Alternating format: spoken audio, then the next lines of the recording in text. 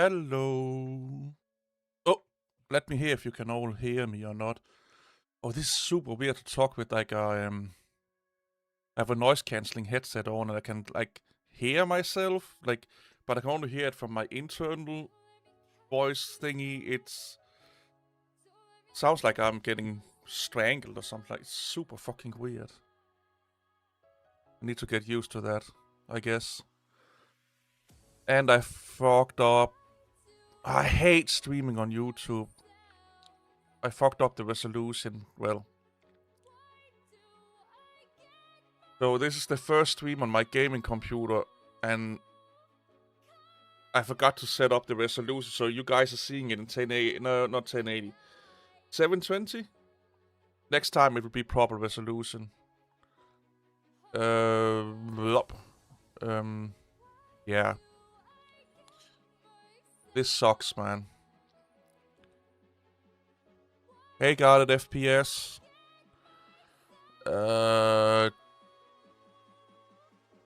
Let me hear if the music/voice is okay and all of these things.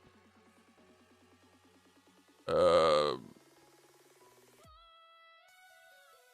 you go.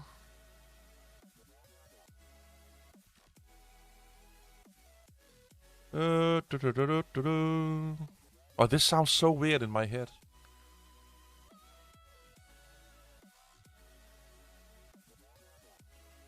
Where should I put you?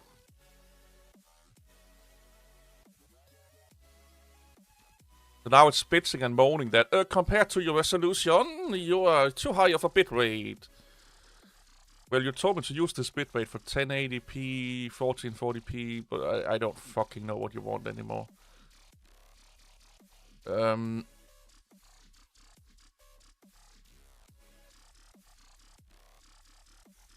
widgets. No, I'm already looking at it. Streaming on YouTube is always like a... It's like you click go live, and then it's like, okay, what algorithm or what parameter or what setting am I pissing off today? What checkbox did I not tick correctly? Because they changed the what is it called? The requirements all the time.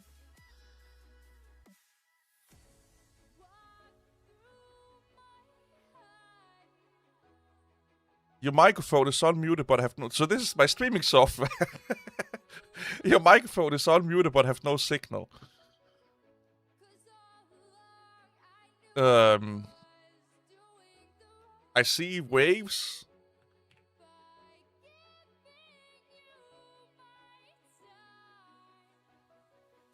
But that's 3 minutes ago. What the fuck?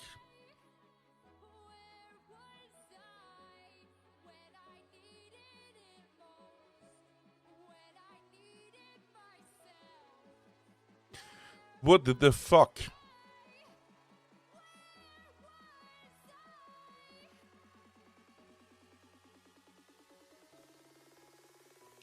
What the fuck?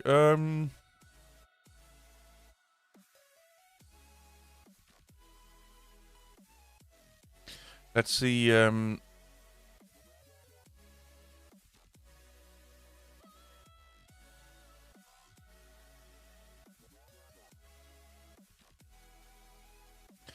what am I doing?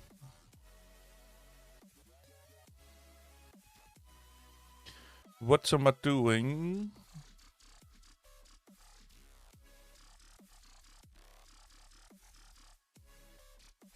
I hate streaming software.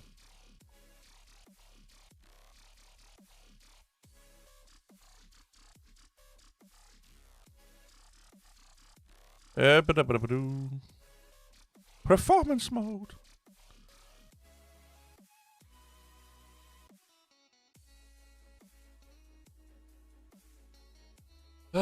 You keep telling me you're on track.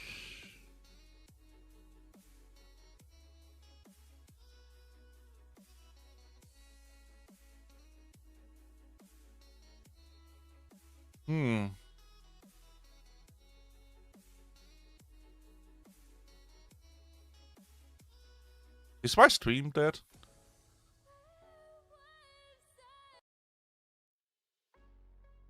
Oh, what? Something happened.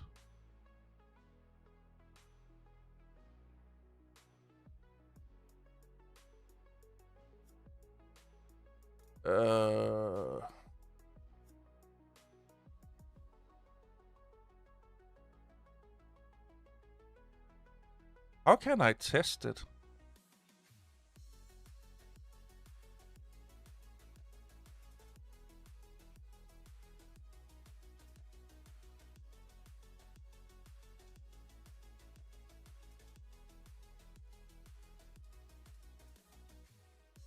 Monobo, yes, don't be a biatch.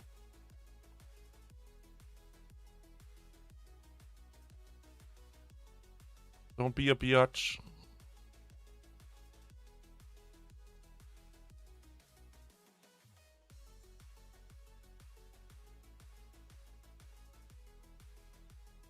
Ah, I know how I can test it. My phone. YouTube.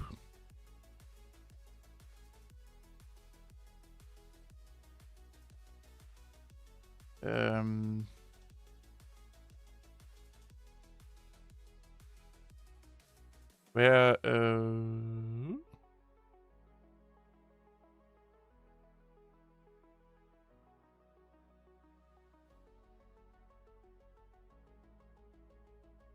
Hello.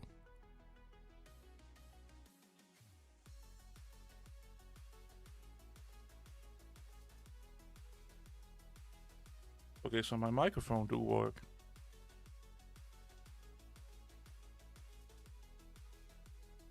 Huh. It would be nice if software actually just stop hallucinating like a fucking AI.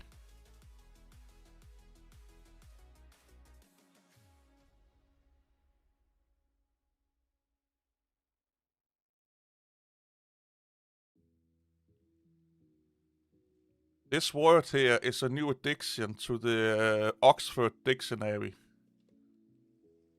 They just introduced slob as an official recognized word by the Oxford Dictionary.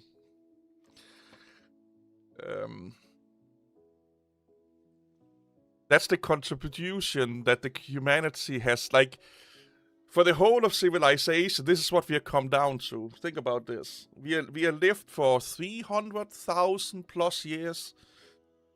We have evolved from cavemen throwing shit at each other, fucking every girl we just want to fuck, to advanced civilization with computing and stuff like that. And one of the biggest contributions right now to society is the official recognition of the word slob in dictionaries. I wonder why the aliens are not coming. Well, I don't wonder, I know why. They're looking at those monkeys and be like, as much technology they have, they've just gotten more stupid and more stupid and more stupid. Think about that. Think about that. The fuck was the other word that they got in last year? Was also some weird ass fucking word. Oh, what was it?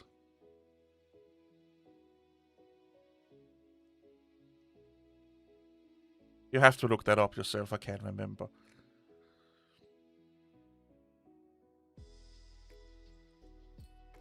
But yeah. We are degrading to a humanity of weirdness.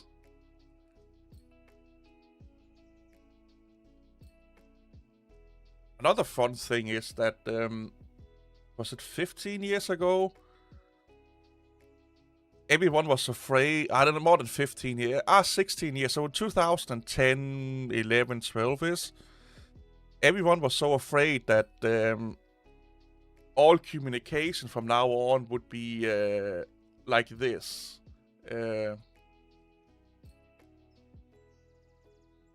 What else can I...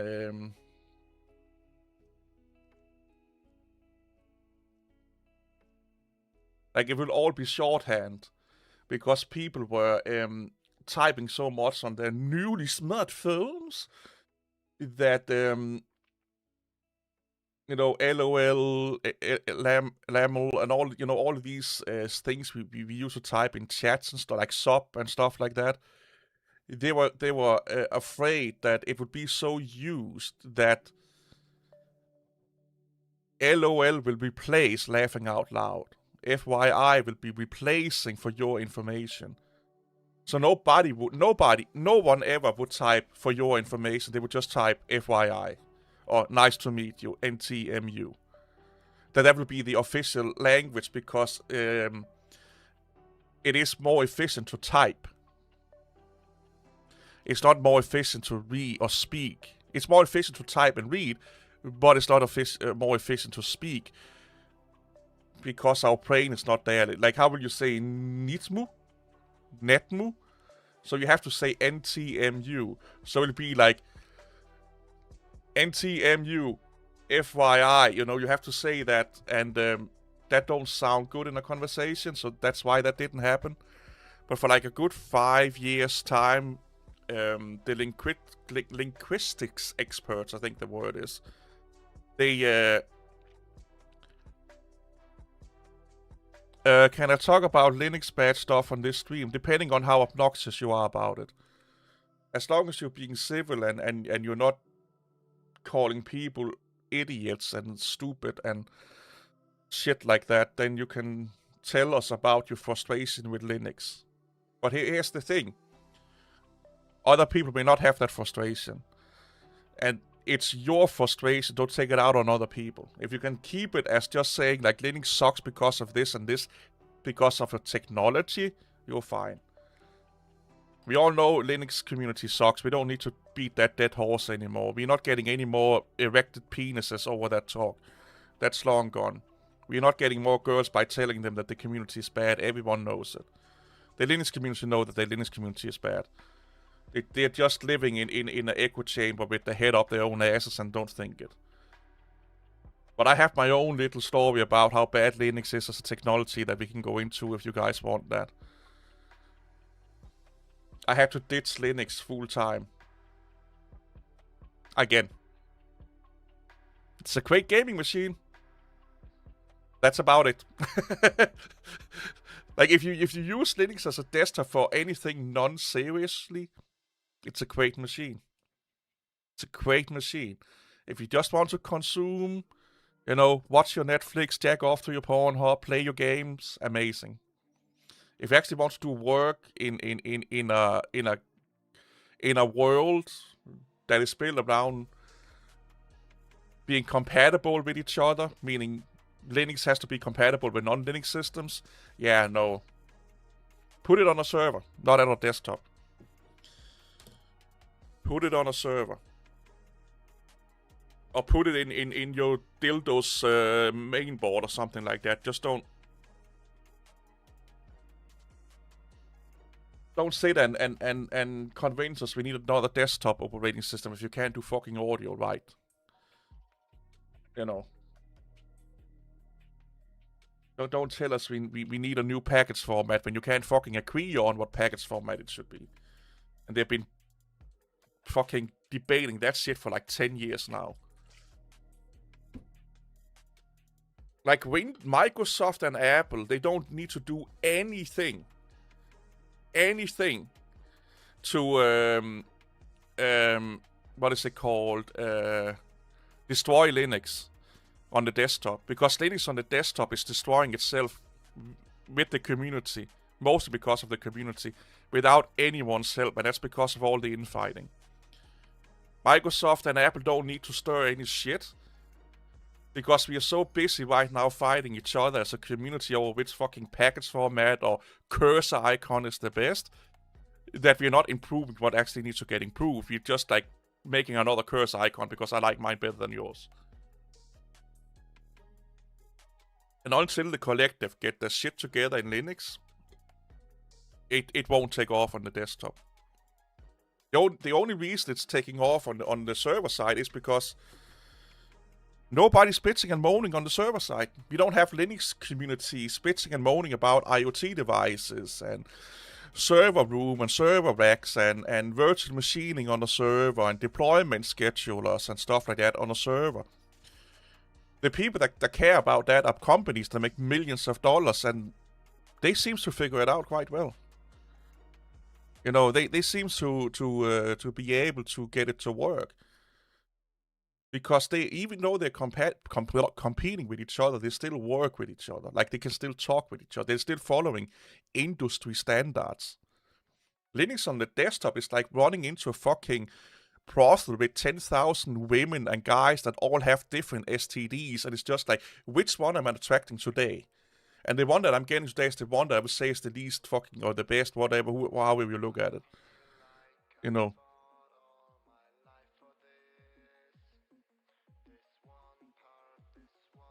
Yeah, banning people for ask about age verification is just a super immature thing to do.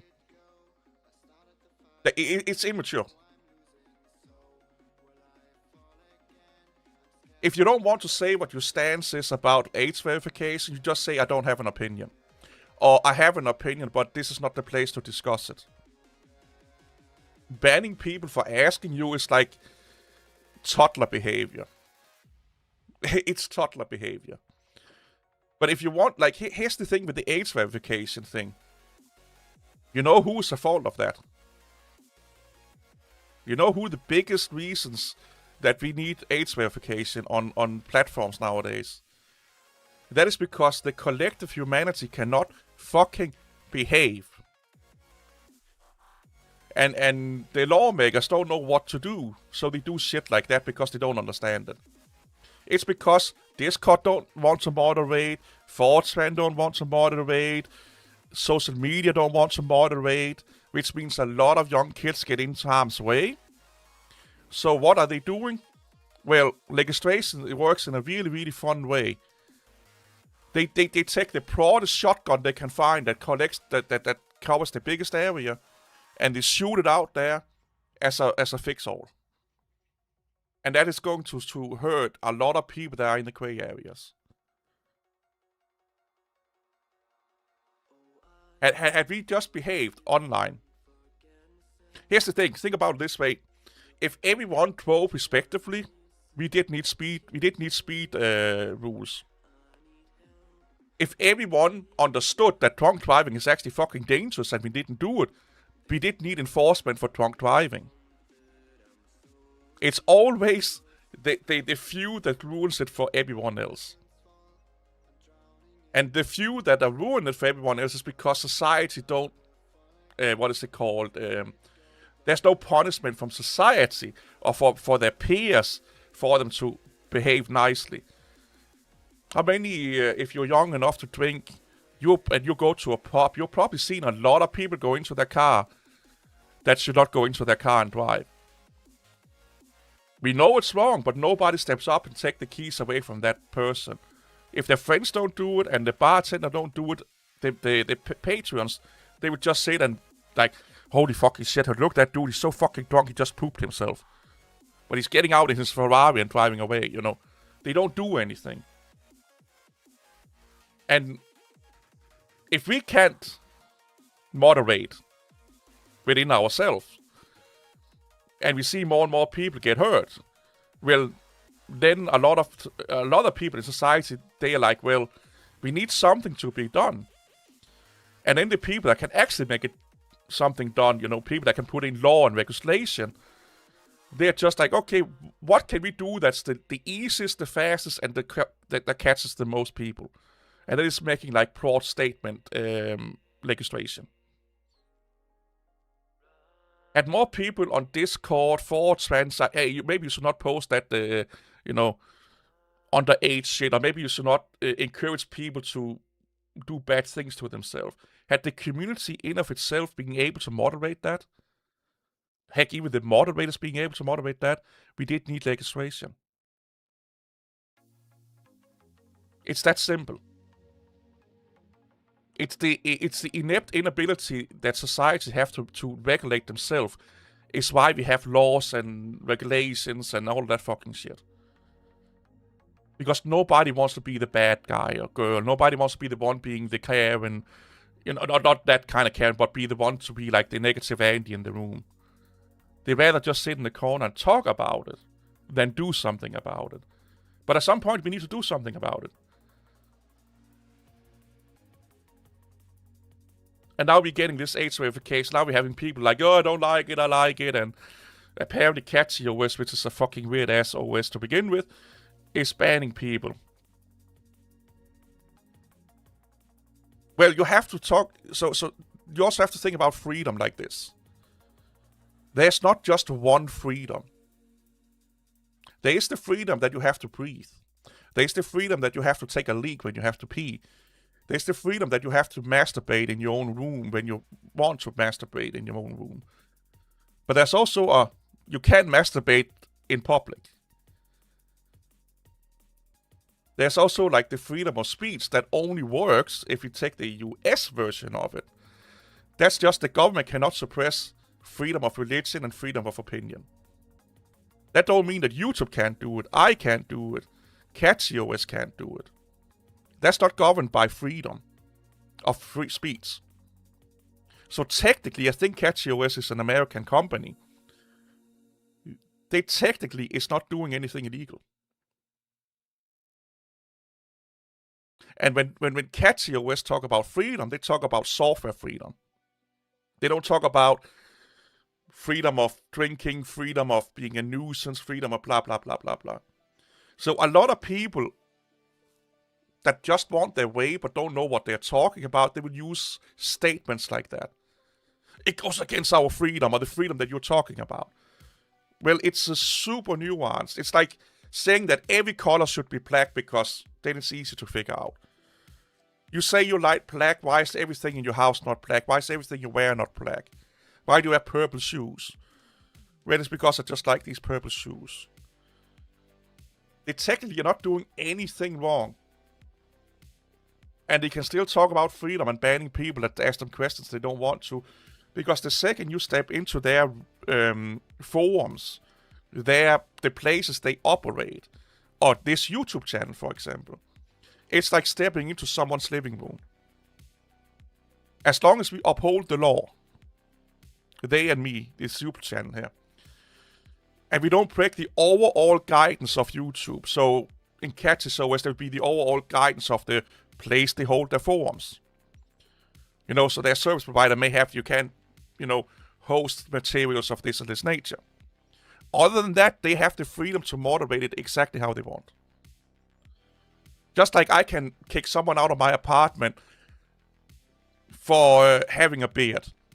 I don't like redheads with beards. Get your fucking skinny ass out of my apartment.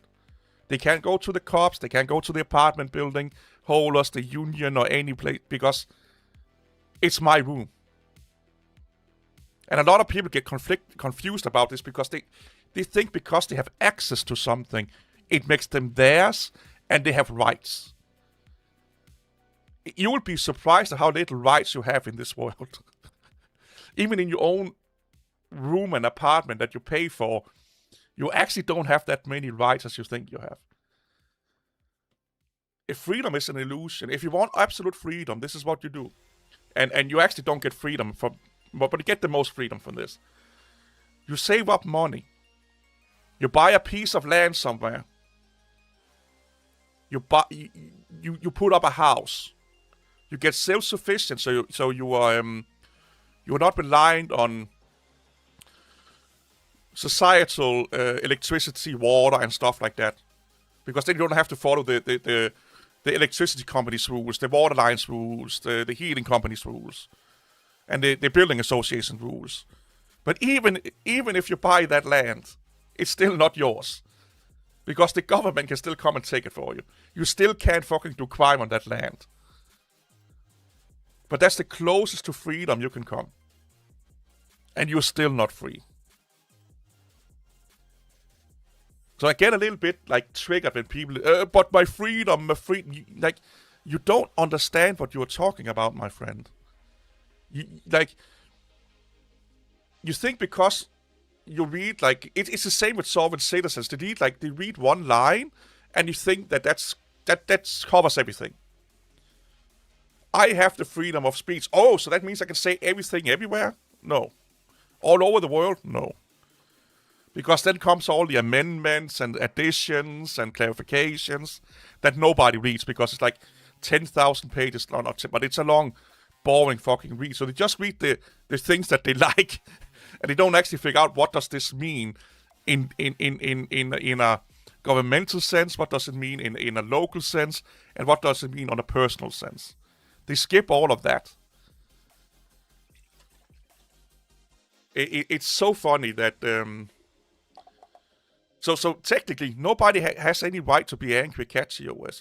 I think personally it's sucky to do it, but that's just my personal opinion. And they could do it in a more polite way, more neutral way, you know.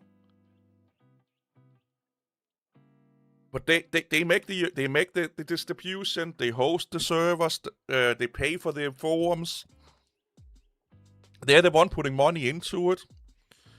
They can ban you if you have, like, if your little toe is too fucking crooked or weird, they can ban you for that. And you can't do anything about it. That's the world we live in, man. I'm sad to say it, but it's we all love to think that we that we live in this really just, really free, really amazing world. No. We are not. Oh no, this is not what I want. Why can't oh, it's not doing erase entire strokes. That's the one I want. Ah, look at this. I don't know why this is so satisfying, but it really is. Whoop, whoop, whoop, whoop, whoop, whoop. But yeah, people, they get a weird... it's almost like if you can do something. Like, let's say, oh, I can go in this store. Oh, I'm allowed to speak. So therefore, I can do these things. No, a lot of the things you do on a day-to-day basis is because someone else allows you to do it. It's that simple. The second you step outside of your door, you're more or less in the mercy of how everyone else around you, or what everyone else around you accepts. That's the world really, and it's been like this like forever. You know, like kings and queens when you had that tribal what they call like tribal leaders. Like, it's a way to keep a population controlled. It's a way to keep a population happy to some degree, because most people will not function well in a non-structured environment. They really would not. So when you see some of your friends like, oh, I'm an anarchist and stuff like that, they would be the first one, if anarchy erupts, they would be the first one to be a victim of it. Because if there was no rules of the land, law of the land, you need to be able to defend yourself. You need to be able to do heinous things to defend yourself. And you need to be able to network, because if a group of 30 people get together and want your shit, it's just a matter of time before they get it, man. Hey, Rebo man. Yeah, we are just talking about freedom and societal things and AI. Well, we're not talking about AI, but I just said that AI is slop. And then, do anyone know what 8008 stands for? Because it's actually really, really... And I'm using a noise-canceling headset, so so in my head, it sounds like I have like a fever, not a fever, like I'm cold. I have a cold. Because it's canceling all the noise coming from my mouth and out, but it's not canceling the vibration that I hear from my skeleton. So when you hear your voice, it's a mixture of two things. It's what your ear hears from the sound waves coming out of your mouth, and it's the vibration from your skull. And if you put that's why a lot of noise cancelling headset, they have like a little bit of a pass through, so you can still hear your own voice. So that's also how those like bone conducting headsets work. They take the vibrations from your skull and then project them. But the way that you sound in your ear with your skull is really, really fucking weird compared to how you hear yourself when you're speaking. If you are not have anything over your ears, basically. But yeah, does anyone know what this means?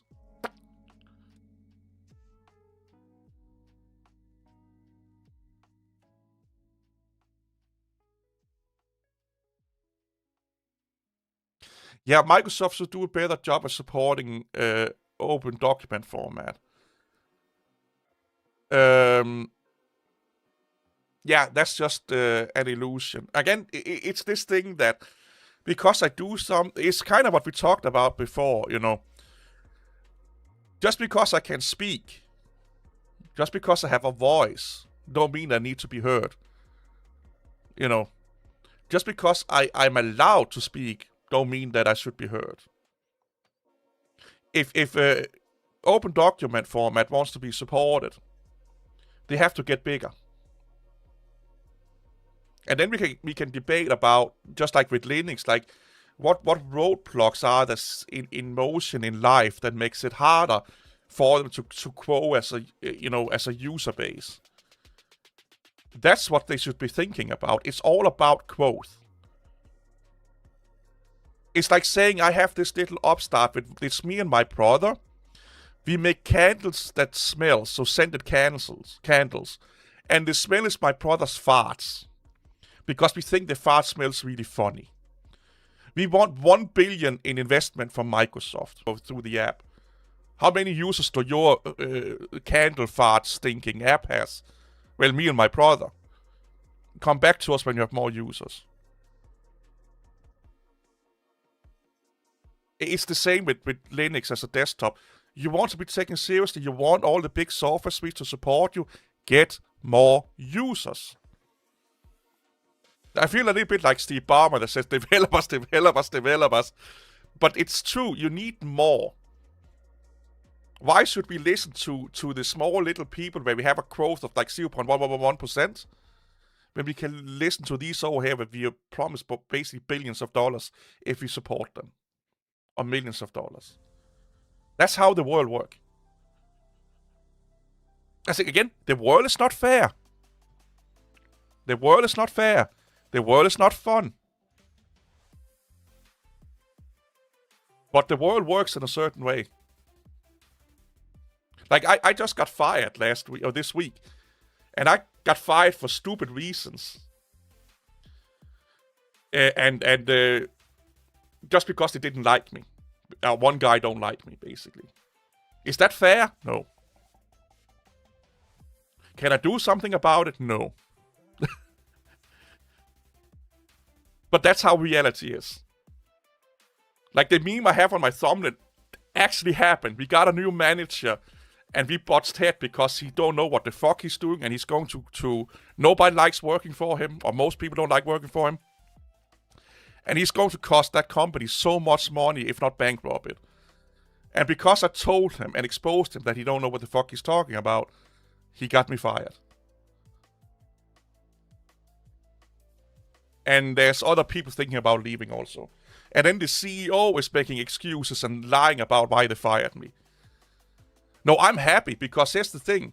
Had they not fired me, I would have asked for like a 14-day leave. A sick leave, because I was at my doctor's and they say I was stressed out of my mind. So I would be asking for a 14-day sick leave to then figure out what I can do, how I could get out of the company. Because I can't. So there's a few things that I can't stand. I can't stand people that don't do the best they can. That just, I don't care if you're good or bad, but at least try and do the best you can, according to your ability, like your skill level, and do the best you can. If you do the best you can, we will be fine. But if you just sit in a corner and drink coffee all day and just like do the absolute bare minimum, I don't like that. And I don't like people that don't know what the fuck they're doing, pretending and misguiding people that don't know what they're doing. Especially if they are managers or leaders. If a leader or manager wants to do something, they have to be better than everyone else, in my opinion. And sadly, the last place I worked, let me put it this way, and here's the fun thing, they are so stupid they never got me to sign an NDA, so I can talk about any fucking thing you guys want because I don't work there anymore. The only scrupulations I had was I cannot talk about company while I was working there. I can tell you how much they make a month. I can tell you how they're structured. I can tell you how they do their software, hardware, how they make money, where they make money. And if anyone wants to pay me for that shit, I'm an open fucking book. Because this is how stupid that company is run. I never signed an NDA. Other than what I make at the company is company's property. And I could not talk about company procedures and work while I was working there. That should give you an example about the quality of leaders that was at that company. And I can't stay. So I want to work with A players, A+ players, or whatever you call it.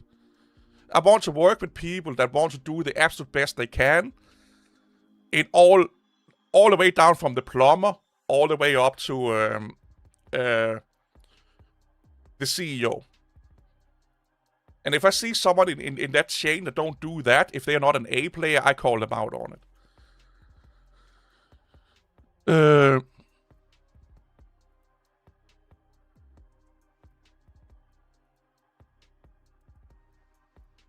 Yeah, so the company that I work for, they want heavily to focus on AI.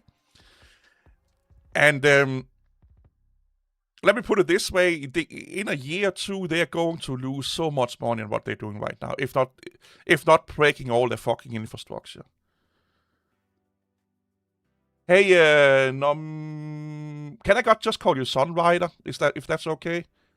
Hey, Ernest, it's been a fucking long time. Hey, how are you, man? Yeah, so the reason why I haven't uploaded much lately and doing a much of live stream is because of work. I was just too stressed out, like mentally stressed out to. Because every morning I came to work, you just got slapped in the face with incompetence. Like here's how stupid they are. I'm not joking. They built offices, right? They have 2 windows. 2 doors. And there are between 4 to 6 people in those offices. And then the boss comes in, it's like, oh, the air is super heavy in here, it smells a little bit dank and stuff like that. And I'm like, yeah? Yeah, you should open a window. You do know it's the middle of January, it's like minus 10 degrees outside. Yeah, open a window because we need some air circulation. So we open the door and a window so air could go, you know. And then they come in like, you know what you need? You need a CO2 monitor. So you know when to open your windows. And you again looking at our boss be like, what again if it's snowing and raining and super cold outside? Yeah, but then you just open it a little bit. But it still will be super, super cold in the room. And you know why they have this problem? It's because when they built the room, they didn't put like a fucking $50 ventilator in the roof. So there was some air circulation in there. They built 4 boxes or 3 boxes. None of them thought about, maybe we should put a fan, you know, just a tiny little fan in the room so we get some air circulation in there. And their solution is, let's get a CO2 meter up there so you know when to open the windows. This is the stupidity that I worked under. And when people like me start to say something, we were naysayers, we were negative, we got, you know, it was not lazy, they wanted to save money. It was all because they want to save money. This is just like the top of the ice. I can talk forever about how fucking stupid that company were gone. But yeah, you build a box that's not 100% sealed, but it's still a box, okay? Where you have people sitting in a small space. I think a fifth grader would be like, I think we need some ventilation in here. And if the solution is, well, it's minus 20 degrees outside, let's open a window. Yeah, that's going to make people sit in their fucking coat inside and get sick and whatnot. I have a picture, maybe post one day. But yeah, I will read some comments and I have another fun story. So the latest news about AI, arguing with AI is too where they were to hire personals. Yeah. Yeah.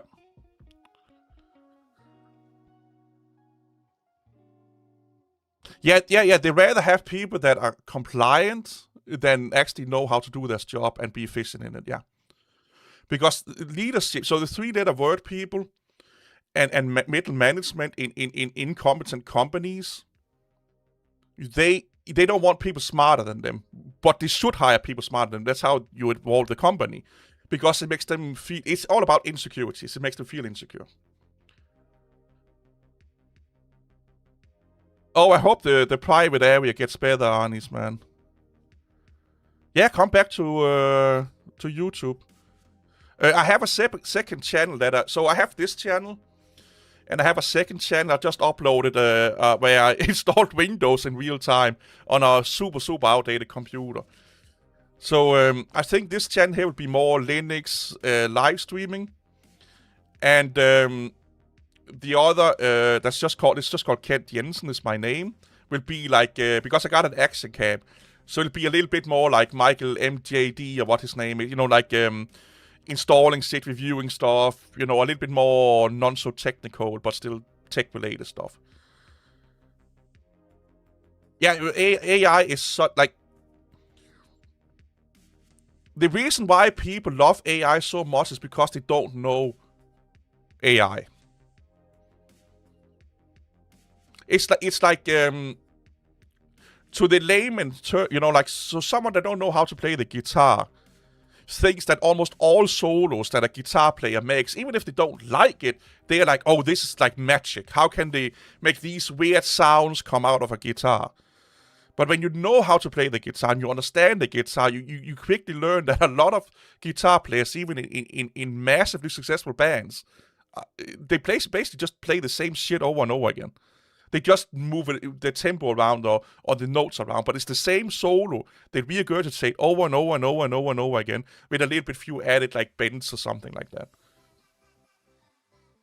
Versus the guitar players that are like can fucking play anything and make it sound amazing. But for a layman that don't understand how to play the guitar, they can't distinguish between that, and that's where we are with AI right now. Because if you put the name AI in your firm or in a meeting or something like that, everyone will listen to you, and you will get money, and you will get, oh, you're so advanced, and blah, blah, blah, blah. No, AI is stupid. AI is nothing more than auto-completion for developers. And if you think it's anything else than that, you are setting yourself up to fail in the future. It's so bad that Amazon is starting to hiring developers back to fix the shit AI have made. And Meta is doing it, but they're not talking about it. You have to hunt it down in the news section to find this. That a lot of people are hiring engineers back to fix AI slop. So on my Discord, I found some really good white papers about AI and how bad it is, and how good it is. And I will post them after this stream. So if you want to see them, join my Discord.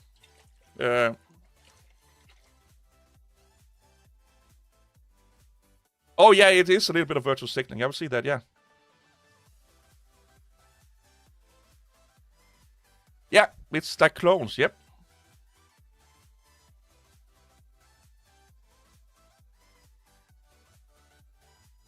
So I asked Cloud, build me a website that do this. I want a local JSON database. Basically, let's say, I think it was like, build a website a user can use to rate, let's say, a picture or something like that, where the information is stored on a local JSON database. So it made the website. None of the interactive part worked on it. It looked amazing, but when you clicked on button, nothing worked. And then I was like, the buttons don't work, nothing works on it, and there's no connection. I get connection errors to the database. And it's like, oh, it's because it needs to be run in a browser, so let me rewrite it. It rewrote everything. Still don't work. Same problem.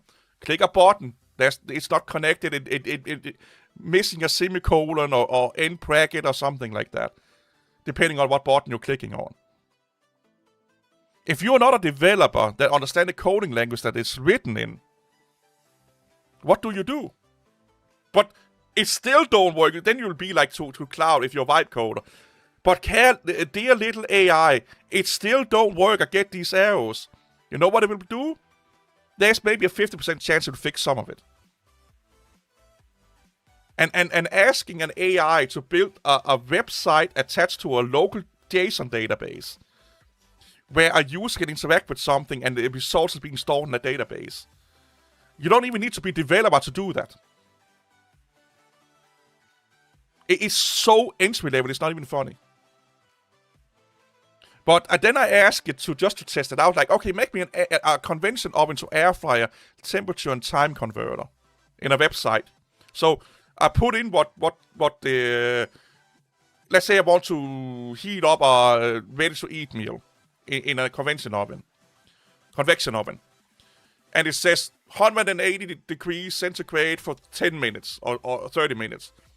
I put that into the website and it tells me how long and how long it takes in an air fryer and how much heat it should use. That worked. Why? Because it's super simple. It's basically just basic math. An air fryer is about 10 to 50% more efficient, so you just take that away from the degrees. And it's about 3 or 4% more efficient in time, so take that away from the time span. That's shit AI can figure out. It's so funny how stupid AI is.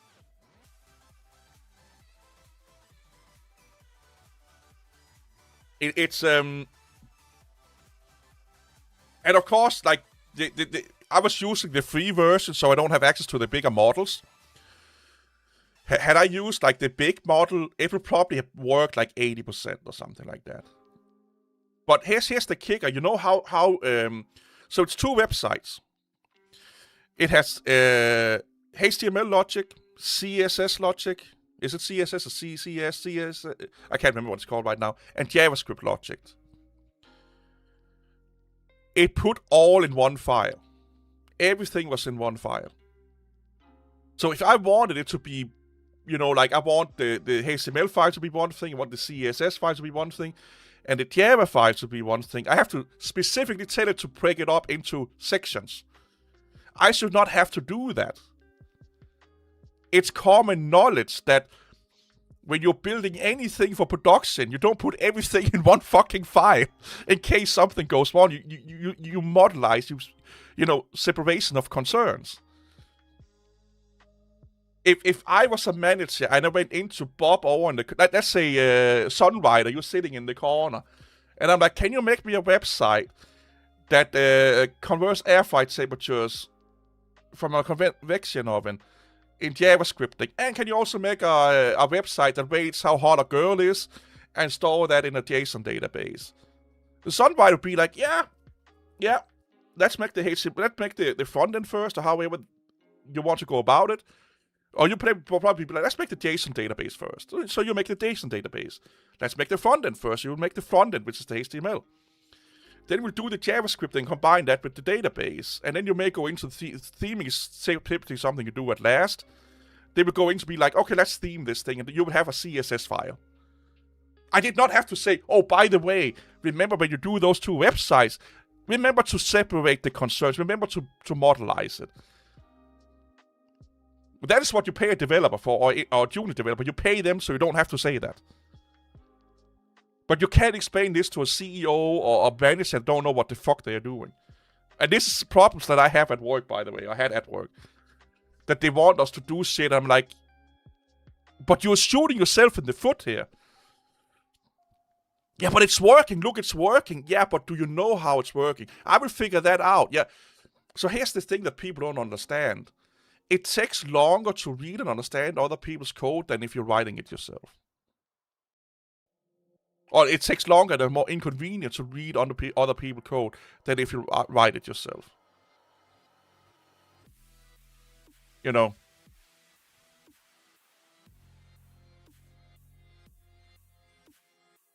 So AI can be good as... So this is how you should look at AI. It's auto-completion for developers is one thing. So when you want... Let's say you want a for loop, and it reads your text and say, okay, you probably want a for loop that do this, and it auto-complete you for you. Or you want a method, and it's like, oh, well, according to the other stuff you have in your document, this is probably the method or function you want. And the other part of AI, how we should use it and look at it, is it's a fast and clever way of getting information. You should always, even if you're Googling or Alta Vista or Bing, or no matter if you're searching on your own or using an AI, you should always somewhat verify it. But AI is really good at basically just being a clever search engine. So let's say I can't remember so I'm learning Go right now. So I will be like, how do I make a function in Go that takes an int and a string as a parameter or argument, and then return those two values? I can't remember how to do that. That you can ask the AI for. Because then you're asking for a really, really specific, simple thing. So that's instead of Googling, ask Google, how do I make a function in Go that takes two arguments and return them? It will get me to Stack Overflow or some article or a tutorial video. That's how you use AI. You use it as a auto-completion, and you use it as a reminder or help, guide. Search engine. If you let it do all your work, you should not be being used. Like, here's the thing. The whole term of, I'm a vibe code or prompt engineer, whatever the fuck you will call it. A fucking teenager can do that. Heck, if all a company needed was prompt engineers, the managers would do it themselves. Because they love sitting at meetings and pretending how clever they fucking are. And they would just be, look, I'm building a fucking infrastructure of 10,000 database, and they would just prompt engineer at the meeting. They love meetings. They don't need you then. Or that's what they think now. They don't need developers. But trust me, like, in a few years, if you know how to code, you will be the savior of humanity. Because you are going to fix all the shit AI has done. There are videos on YouTube where they got a vibe coder to code something. And when it returned an error message, you know what the AI coded it to do? Well, in case of a error, like an exception, catch the exception. Put the error code back into OpenAI or what AI they are using, and then implement the answer. And because the AI was the one writing the code in the first place, it had a really hard time of actually telling itself what it did wrong. So it's fixed now, and then another error message come up, and they try to fix it, and it was just eating itself with errors and errors and errors and errors and errors. It's like, if you work in a place where they want to force AI into your workloads, it's because they don't know what AI is and what it's capable of. And they're buying into all the hype from the people making billions of dollars of it.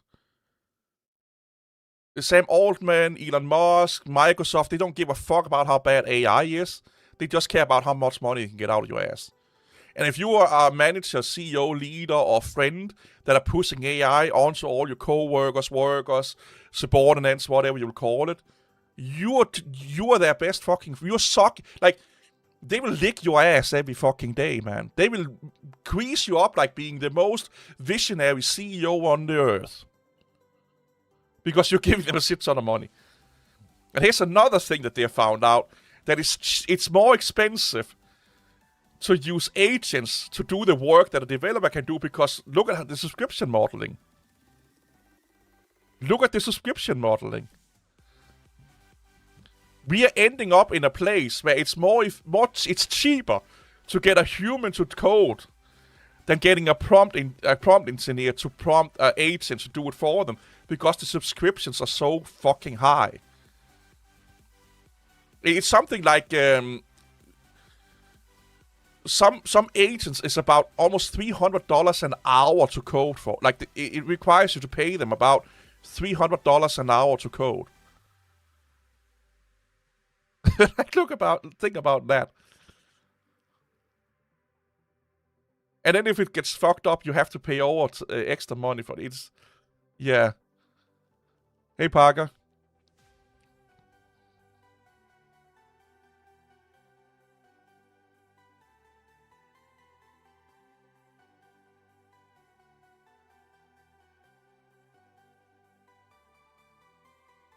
No.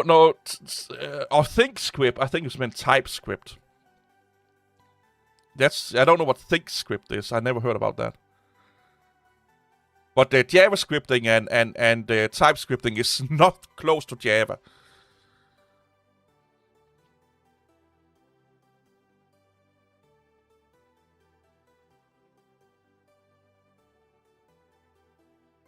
But yeah, it's it's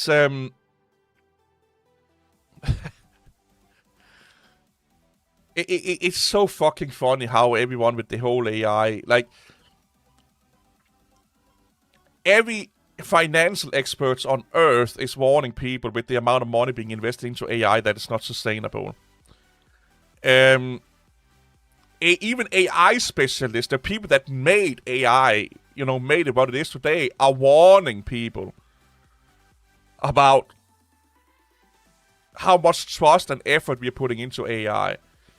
The only one that don't want or don't that don't warn other people about AI is the people that make money off AI.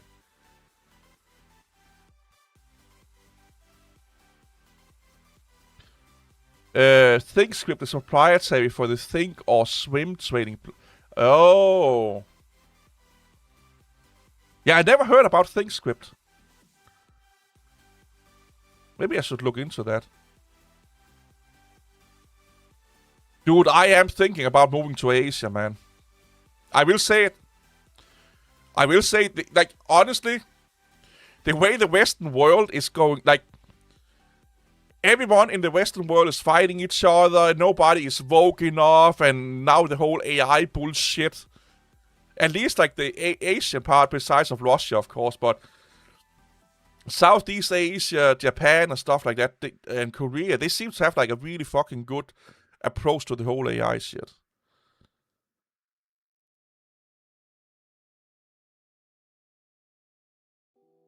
Yeah, like, so the the FOSS world, they love to say that they're such an open and friendly place.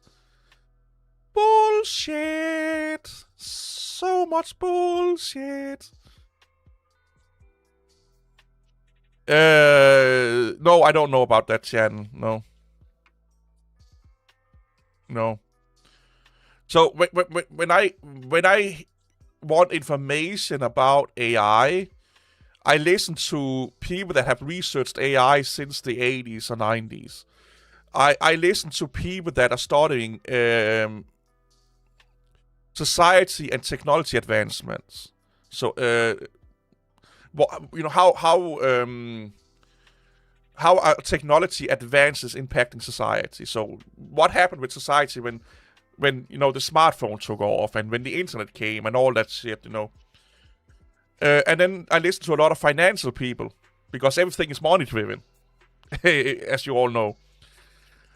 if I want to know about AI, I don't listen to the one that plain out hate everything about AI, and I don't listen to the people that try to sell me AI or sell me a service that they are providing with AI. So that takes like 90% of all YouTube channels out, and 90% of companies that put AI in their fucking in somewhere in their description of the company. I will never listen to a CEO if part of their service is providing an AI agent. Don't trust Anthropic, OpenAI, any Google, Mike. Don't trust any of them. One is so Anthropic is probably the better of them all, but don't trust them because their main objective is to keep the company alive and get more users. So they will sell you horse shit. They will downplay a lot of things. There is no, even with Linux and FOSS, there is no such thing as, oh, we're doing this for the end user, for the user, if their business model is making money of those users. Which is 99.9999% of all companies, organizations, blah, blah, blah, blah. So if you want to have a balanced approach to something, you listen to people that are studying that language, coding language, technology for 30 years. That don't work for a big company. And you listen to evolutionary psychiatrists, for example. You listen to economists and economical people. I can't say that word. Because they have no skin in the no bone in the fight. It's not benefiting them if AI wins. It's not benefiting them if it loses. They're just observing. So if you want to have a balanced approach or opinion about something, you don't listen to the people that are in the fight. You listen to the people that are observing from the outside, have no skin in the game. All they're doing is analyzing, observing, and taking data. Those are the ones you should listen to. So technically, if you want to listen to about the Linux kernel, don't listen to Linus Torvalds. Listen to a company that uses the Linux kernel, for example. But don't listen to Linus Torvalds. Listen to researchers that are studying the Linux kernel in lab environments and stuff like that on MIT, whatever it is. Listen to those. Don't listen to Linus Torvalds. Because he has a bias towards that kernel. No matter what the fuck he says, that will cloud his opinion, judgment, and of course he wants you to use it. He is, as much as he don't want to admit it, Linus Torvalds is a traveling salesperson for the Linux kernel. Every time he speaks publicly, he is associated with the Linux kernel. If you like it or not. So therefore, take everything he says with a grain of salt. The same with Richard Stallman. They have an agenda. I do like Linus Torvalds, don't get me wrong, but anything he says, take it with a grain of salt. Because he is... It's in his best interest to make Linux look as good as possible. Because it's pay his basis bills. No, Linus is not overly mean. He's mean to people that don't like what he say. So here's the thing. A lot of people that are getting, they moniker, oh, they are mean people. A lot of times it's because they're telling other people or confronting them with stuff they don't like to be confronted with. And because you don't want to deal with it, oh, you're just a mean person because you told me to stop drinking. You know.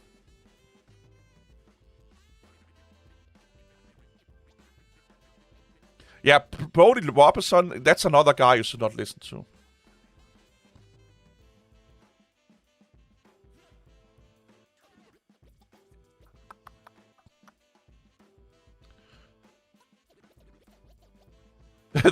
The only one that is from Scratch team.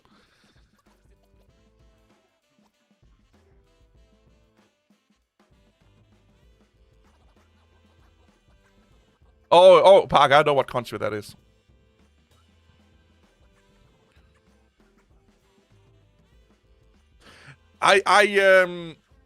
Just give me 1 second.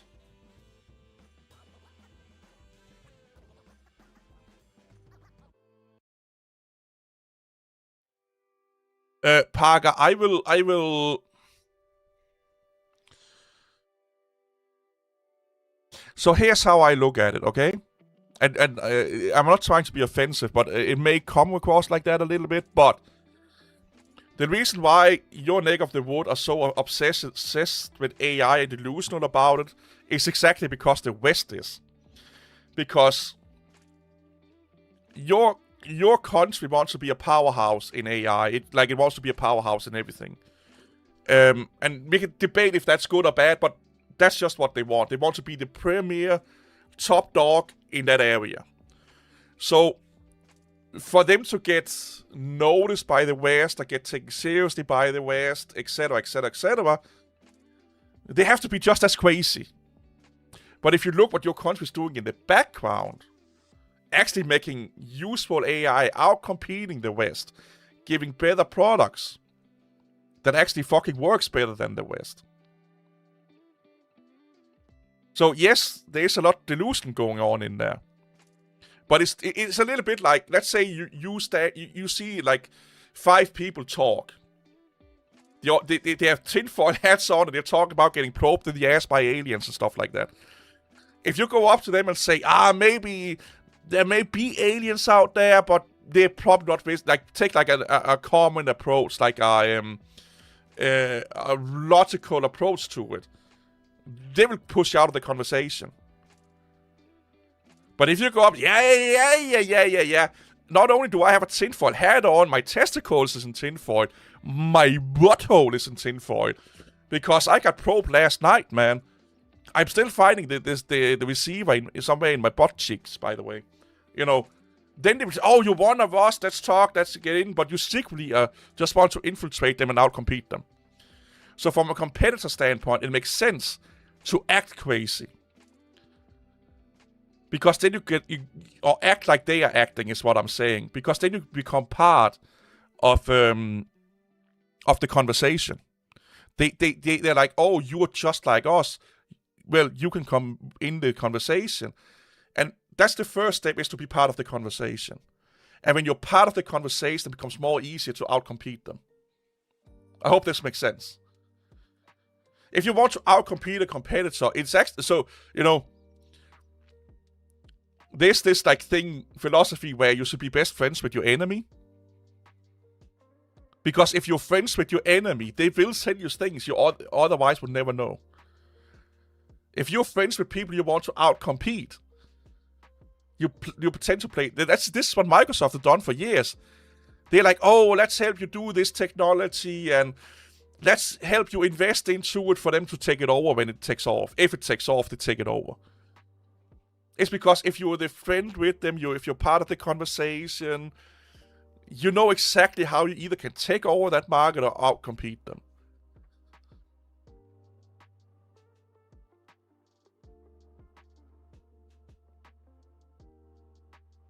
No, it's just like, Parker, you know how tribal some people are, they are like, you can't say anything negative, because it is negative to say that one country wants to be the alpha omega in all areas of tech and production in the world. It is not seen as a nice thing to do, because with that comes power. And when you have that form of power, you can control political decision making in the world. And some people, they get super uncomfortable when they get told that. On both sides of the aisle. Super uncomfortable. Super, super uncomfortable.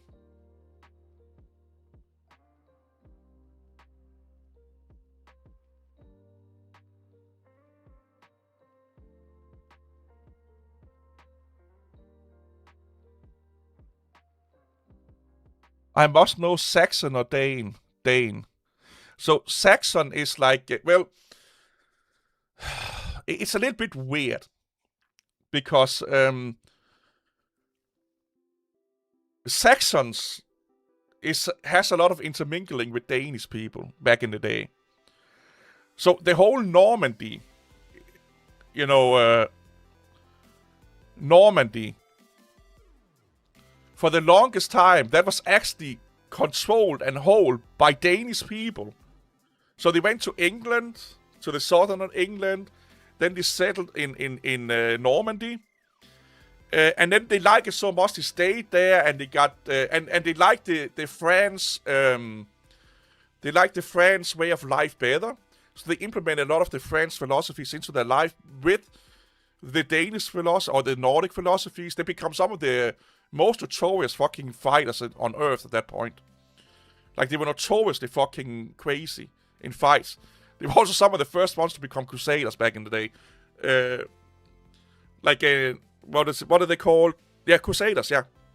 There's a lot of people from Normandy was some of the first crusaders. And then that whole thing, Yeah, exactly. Yeah.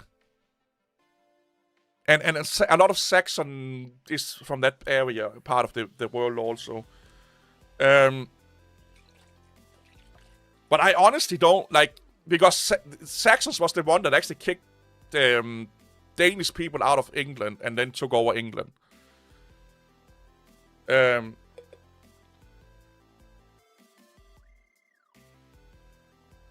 But I'm not, even though I live in Denmark and I am a Dane, I don't particularly, I'm not a super nationalist, if that's the word. It's not like I'm super proud of being from Denmark and a Dane and Viking and all that shit. I think,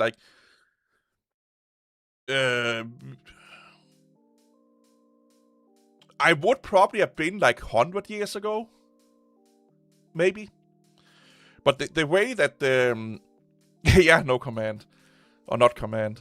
But the way that EU is acting, the way that Americas, USA, Canada, Mexico, that whole peninsula, the way that the West is acting, just in general, the way that we are acting in general, makes me not so proud of being part of that collective, if that makes sense. Because people, they think that America is the only one acting fucking crazy. No, England is almost on par with them. With Mr. Streamer, what the fuck his name is. And EU, almost all the countries in EU is almost as fucking up their own asses. And it's all about power and fuck the poor and make the rich richer and celebrate in how diverse we are. We are no fucking better. We're just not that crazy. But we're close to it. Germany is one of the worst countries in EU right now.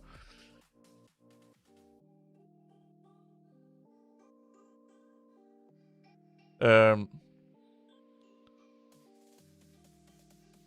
yeah, it's just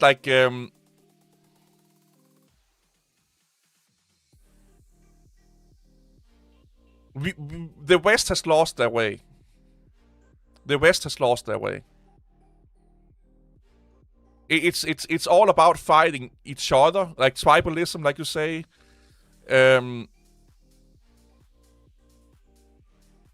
That's why I really, really want to move to Southeast Asia, Korea, Japan, that area, because luckily enough, they seem to somewhat have this. With all the problems that they have there, they seem somewhat to have their fucking shit together. Even in as small as a fucking place as Denmark, we are more obsessed about fighting each other than helping the collective. When I was a kid, before the whole internet bloomed and all that shit, some of your best friends were the people you disagreed the most with. You had totally fucking opposite opinion about almost anything.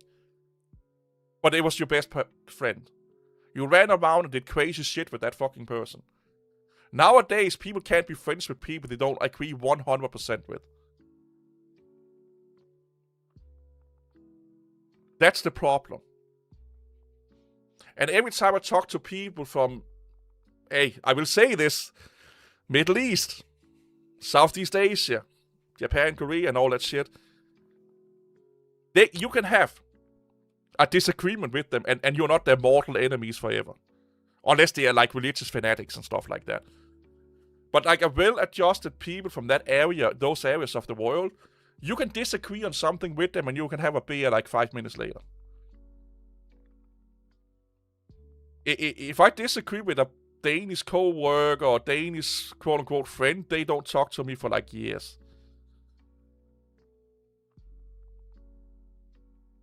You know?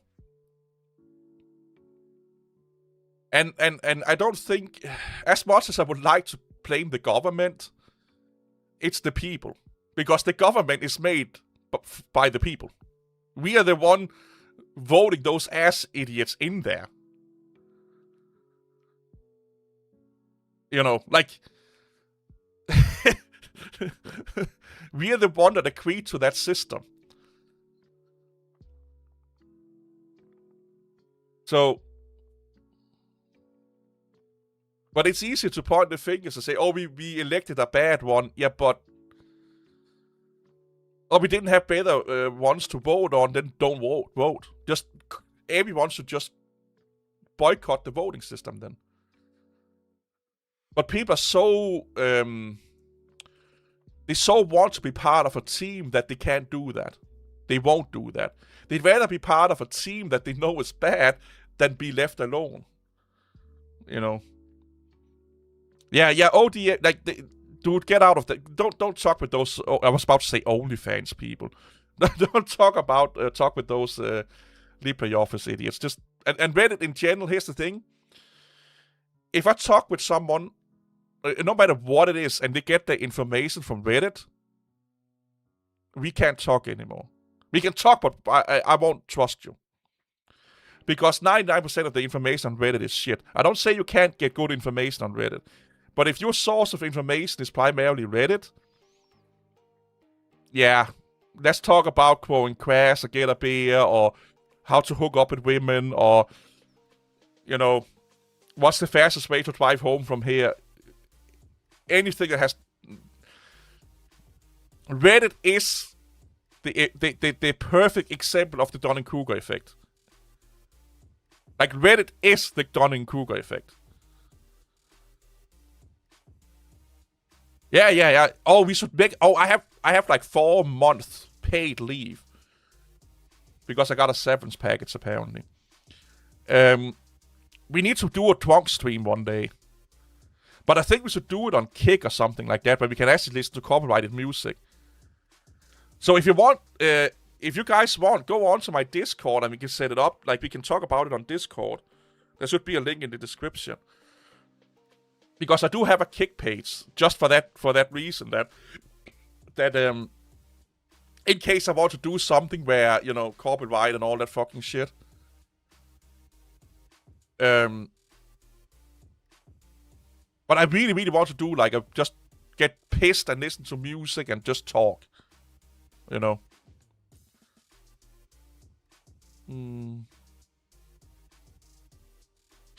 Yeah, Parker, like...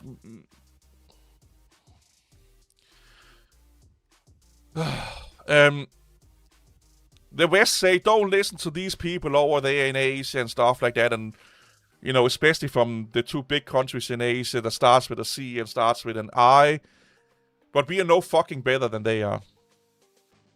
We do the same amount of mis-fucking information.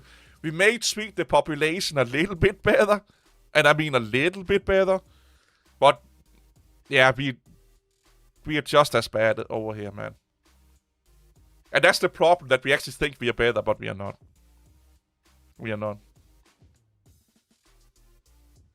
Yeah, Germany, yeah, I know that, yeah.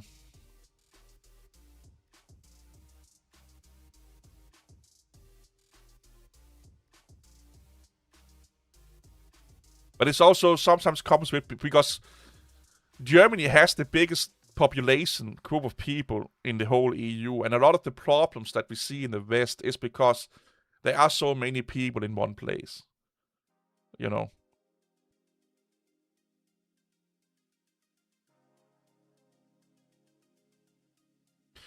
Yeah, so a lot of those articles you see about EU moving to Linux is false.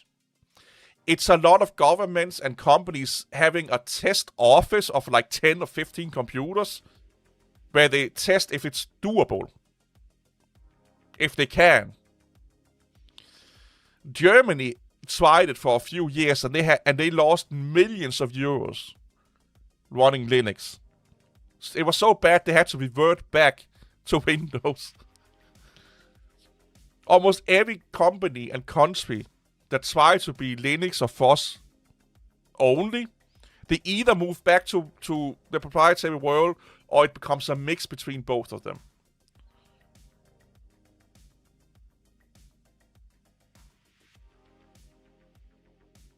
Oh yeah. I do like the Italians a little bit. Like, if I should pick a place to live in Europe, it would probably be Spain or Italy. Yeah, I know about the whole Roman Empire kind of thing. But it's mostly because of the weather, the nature, and the food. Maybe even Greece. I wouldn't mind living in Greece also. You know. But if I could choose right now, like if I made like $1 billion tomorrow by making an app about farting on the App Store, Kuala Lumpur, like in Malaysia, seems really fucking nice.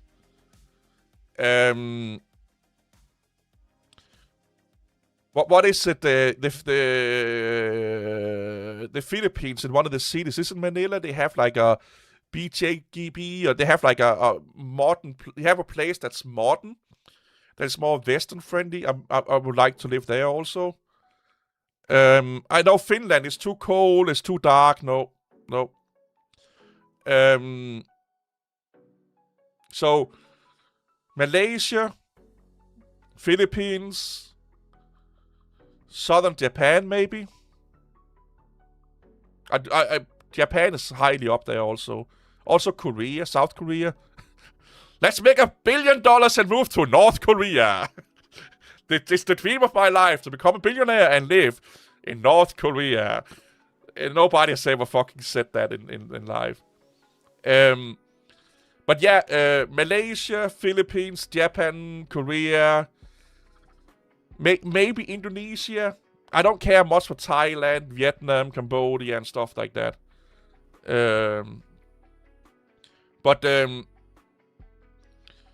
So right now, the top two contenders is Malaysia and Japan. And then it's either South Korea or the Philippines. Maybe Indonesia, you know. But so here's the fun thing. Now we're talking about AI. So if you want to have the same temperatures like we have here in Denmark, Parker, you have to live in the northern part of Japan, like in what the fuck is that island up there? What is? I can't remember what it's called up there. It's where Sapporo is located, I think. Any place besides that, underneath that, is actually overall warmer than Denmark. They have overall shorter winters than Denmark, and longer summers than Denmark. So anything from some, what is it called? Give me 1 second. Because I track their forecast. No, I don't. It's on my Mac. I do that. Oh, fuck me. Give me a second. So I track the weather on all the places I kind of want to live.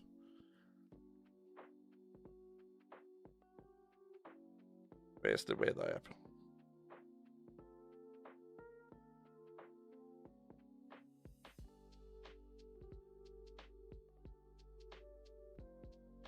Just give me a second.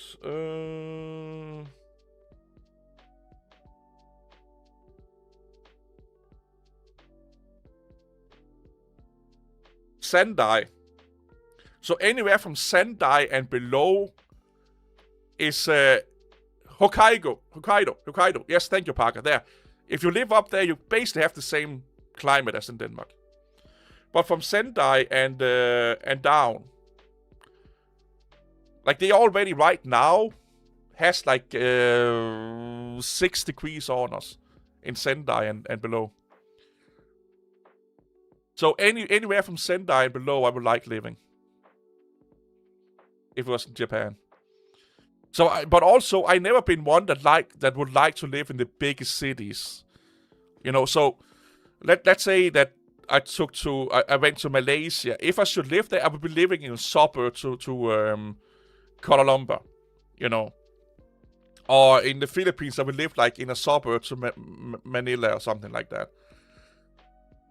Like that park I was talking about is, if I should live in Japan, I would not live in Sendai or Tokyo, maybe Odessa or what the fuck it's called, Osaka or something what it's called. You know, I'd be living like 30 minutes away from the city. Because I don't care so much for all the people and all that fucking shit. But I also don't want to live so far away that if I want to go in and experience that it takes me like 10 hours to do that, you know. So, if I should move to Asia, I would be living like 30-40 minutes at most away from a medium to big city.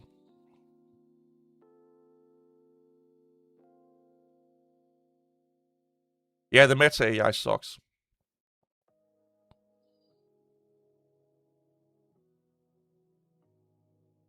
Copilot has gotten so bad. So bad with coding.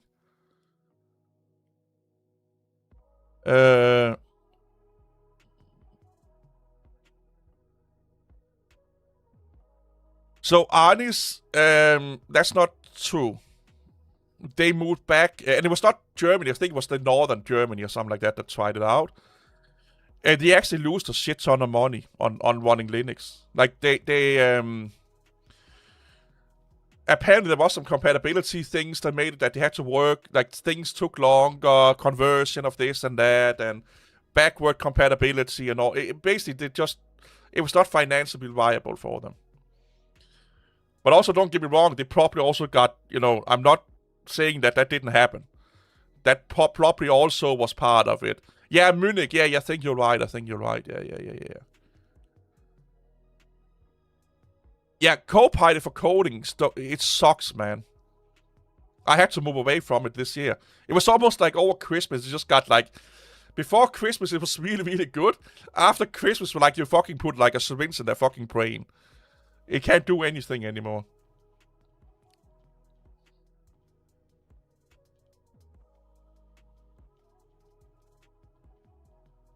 So I haven't tried the Git version either, no.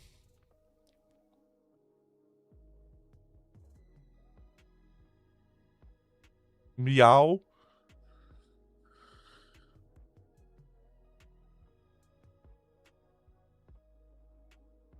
Yeah, I think for like general conversational searching, I think Copilot is fine. Yeah.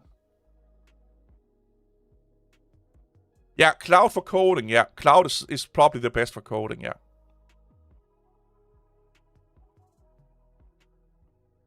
Yeah. I kind of like that quite a lot. Yeah.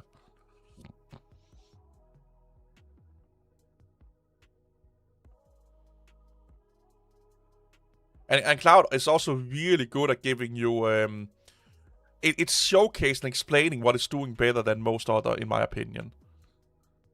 Because that's what I loved about Copilot, is that it was really, really good at explaining what it was doing.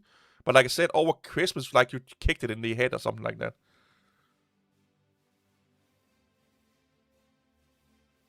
Oh, Sunrider, that could make sense. Okay, that will make sense then.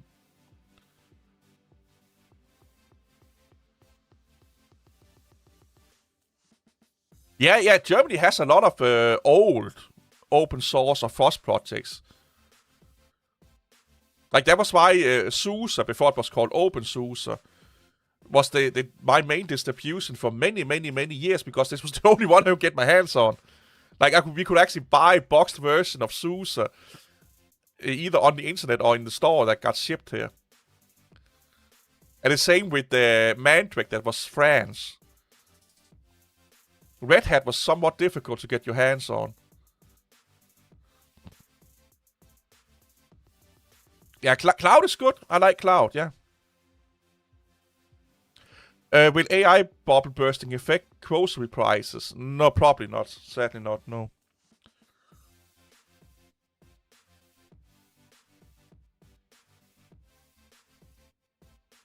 Yeah, Germany has had a really good stronghold in FOSS and in the EU. Oh, I still have.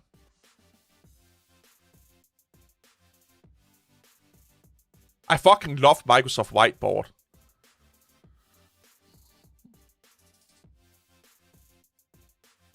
So I don't. I miss the old SUSE. I don't like the new SUSE. The new SUSE is too bloated. It's too. It's like a semi truck. It's super great, super stable, does everything great, but you're dealing with a lot of legacy shit. You know? Yeah, Plasma is a great desktop. I do like Plasma quite a lot.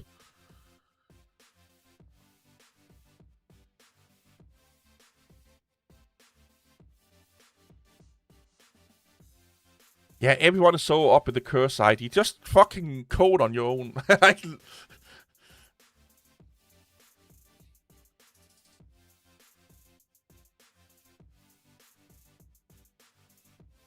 What I love about Plasma is that you can make it exactly how you want. Like it can look. It's the most customizable desktop on earth. That's what I love about it. And it's super fast and stabby. It's also the best for resources, funny enough.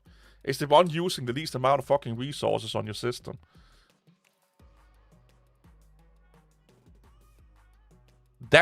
If I should go back to Linux again as a desktop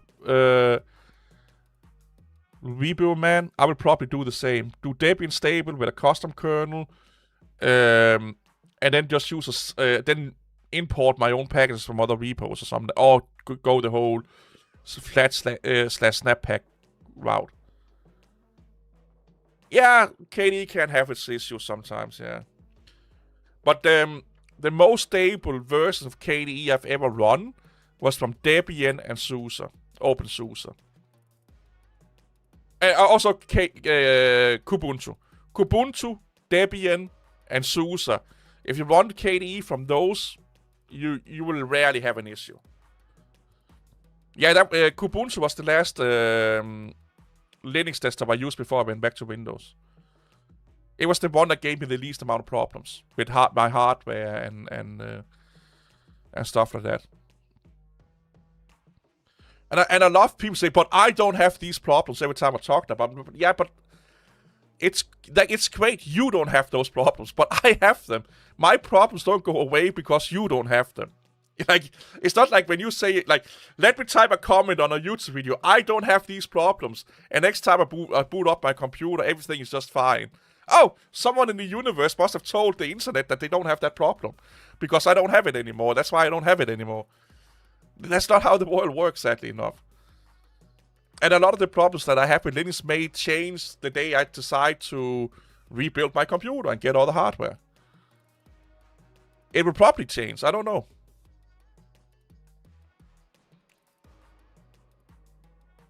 Yeah, but I'm in a place right now where I don't want to work on my OS anymore. If I have to maintain my OS to use it, I don't want to run it. I don't mind the once in a while crash, the once in a while, like once a month something happens.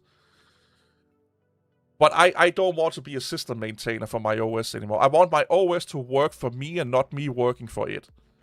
And with Linux, even with the most user-friendly and usable Linuxes, you still get into a lot of things where you have to fix a lot of fucking things for it to get it to actually work.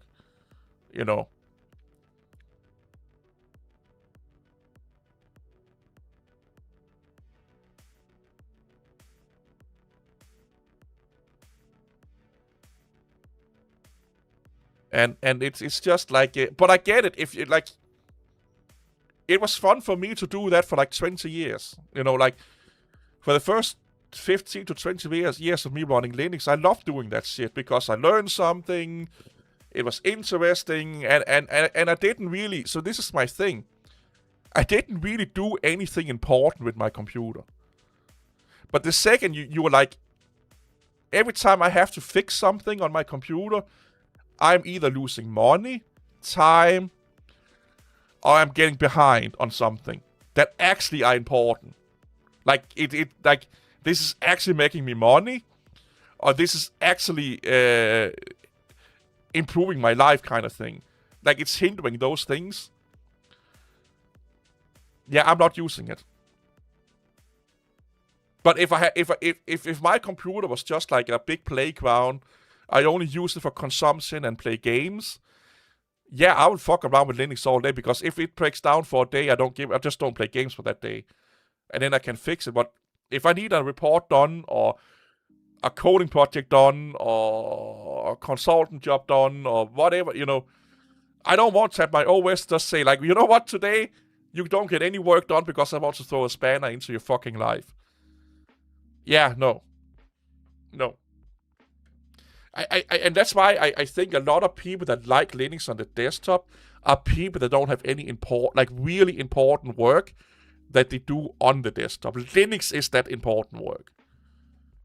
That's their important work, is Linux. They don't actually use Linux to do important work.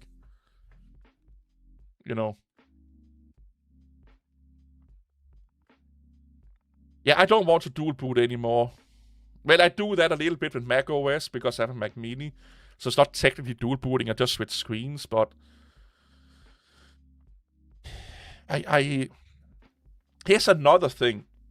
So I have two monitors. I have a monitor here and I have a monitor here. So for the longest time, both of them were running Linux, of course. But this one here also had Mac OS, or a Mac Mini. So sometimes I will switch input for this one here. So this would running Mac, and this would run Linux. And I noticed something really fucking weird. And that is like the picture quality on the Linux machine looked like shit compared on my Mac machine. And this here is a mid gaming monitor. So high refresh rate, color accurate and stuff like this. This is a low end production monitor, Dell monitor. So it's like, it is color accurate, but it don't have the same gamma range and stuff like that. So technically, this should be the better monitor. This should be like the top. But every time I boot up macOS on this one here, this just looked like shit compared to this one. This one become top.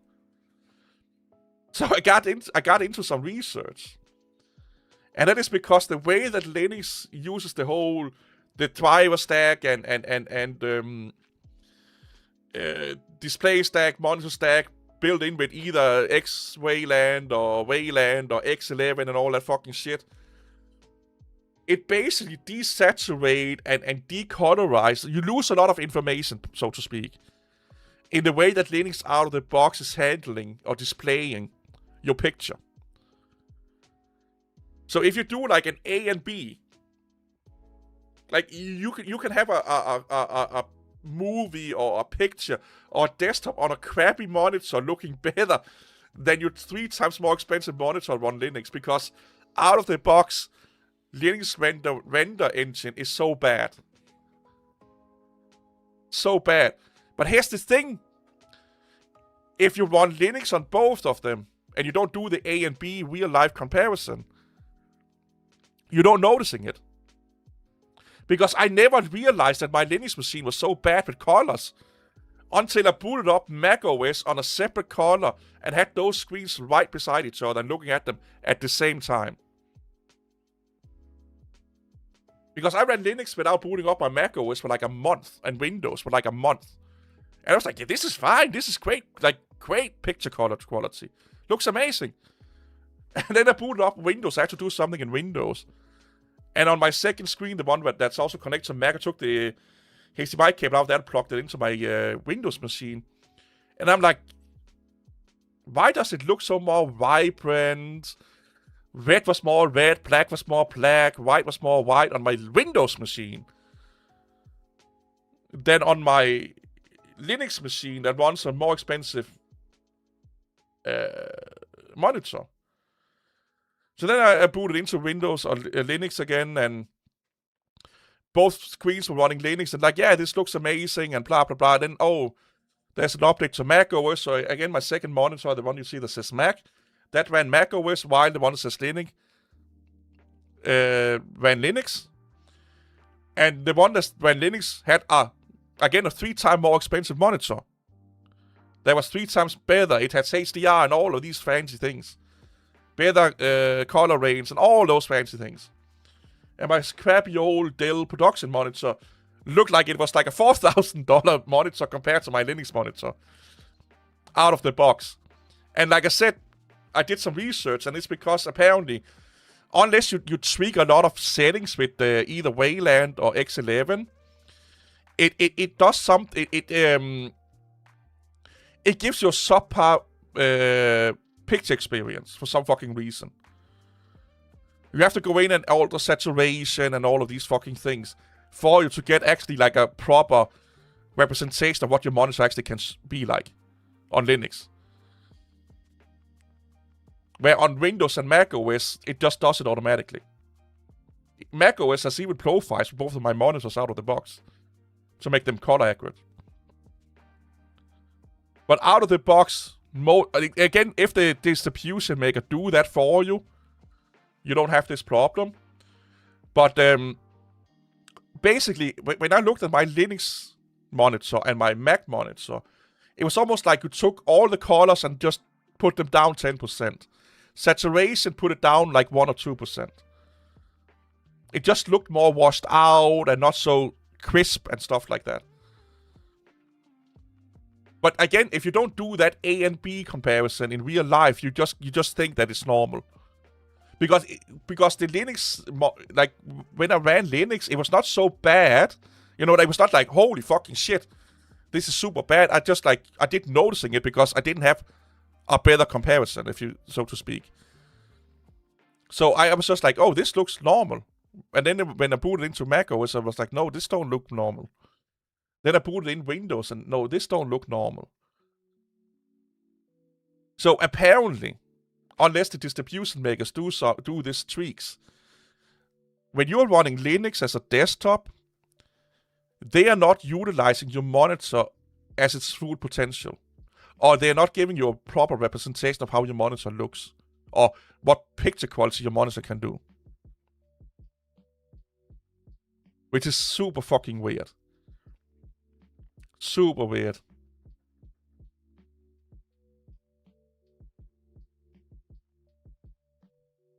Do you have a Mac Mini? And you had 2 screens, one running Linux, one running Mac OS, side by side in real time. Because that's what I did. I booted my Mac Mini up, connected it to one screen, booted Linux up, connected it to another screen, and put those screens right beside each other. You did Windows versus Linux like that. I do know that Windows is not as well optimized with pictures like Mac OS is. Because my Dell monitor does look a little bit... It's like 1% or 2% worse on Windows than Mac OS. Like, you know, it's like... You need to know what you're looking for to see it, but it is a little bit worse. But again, it's because, like, Mac a lot of times have defaults for almost all monitors for some fucking weird reasons. Windows, you sometimes have to download the config files for your monitor. So for me, on Windows, to get HDR working, all that fucking shit on my gaming monitor, the expensive monitor, I had to download, like, a config file for it. I didn't have to do that on Windows and on Mac and Linux. It just worked out of the box. But again, on Linux, it just looks like shit.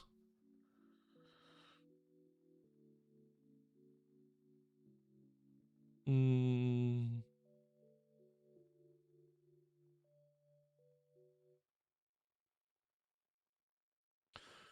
Oh, Motorola G5. Holy shit, I didn't know anyone was still running those.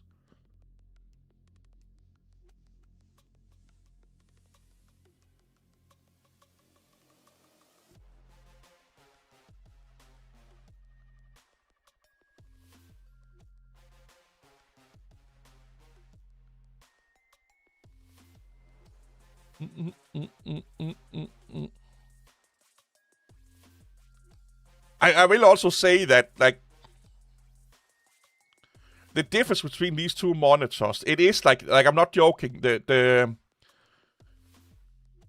My gaming monitor is about 2.5 times more expensive than my Dell monitor. So the difference between those two monitors is massive. If you get what I'm like, the technology that they're using is massive. So that's probably why I saw that big of a difference. Let's say I had two of my gaming monitors side by side. My Mac machine would probably be like 2 or 3% better out of the box. Picture quality. If you get what I'm saying here. But I just found it funny that my cheaper monitor looked better than my expensive monitor on Linux. Like, my cheap monitor running Mac OS looked better than my expensive monitor running Linux on a Linux machine. And again, you can tweak this. If you know how to do it and tweak your display drivers and all that shit, you can tweak it so they look identical.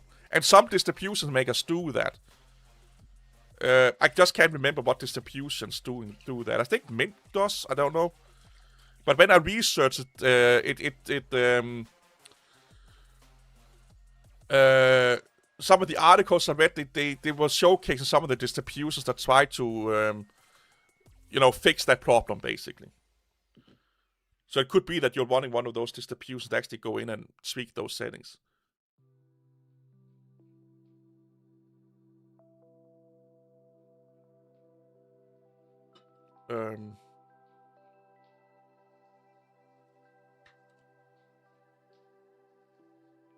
Oh yeah, your Steam Deck, yeah, that could probably be it can be anything from the technology on your USB-C port to upscaling being fucking weird, and yeah.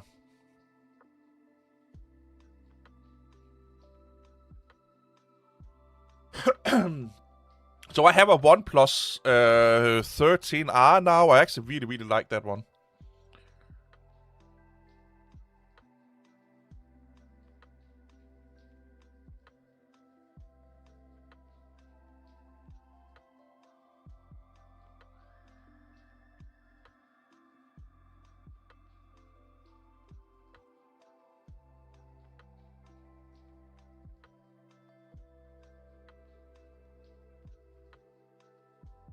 Yeah, I don't know about Steam Deck because I don't know if I want one. I am thinking about getting a Switch just to play some Nintendo games, but I don't know. I don't know.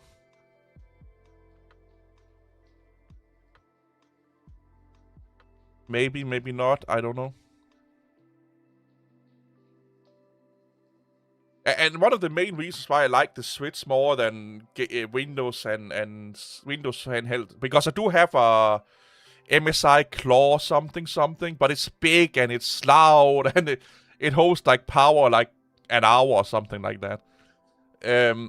But what I like about the Nintendo Switches is that they are somewhat compact compared to like a Steam Deck or Windows handheld.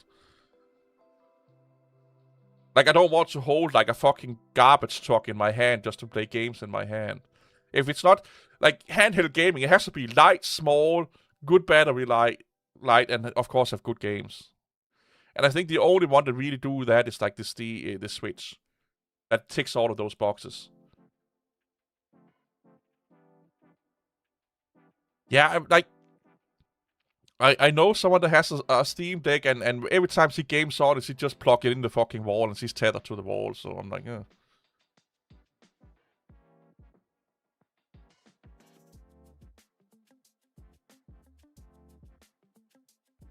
Yeah, maybe Nokia and Ericsson have something to do with that. I don't know.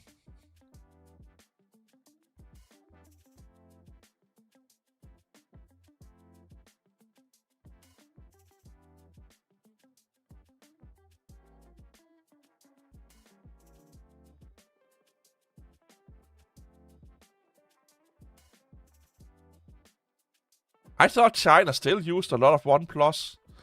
Yeah. So OnePlus is not where it was like 5 years ago. It is starting to get a little. So OnePlus here in the West was a lot for like the nerds, you know. But OnePlus in the West feels like it's become more corporate. It's become more like Samsung and iPhone. They do the safe stuff all the time. At least the last 3 or 4 generations. But it's still.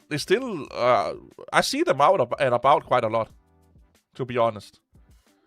But I will say, at least here in Europe, it's Samsung, iPhone of course, but on the Android side, it's still mostly Samsung, maybe Sony. But it's mostly Samsung.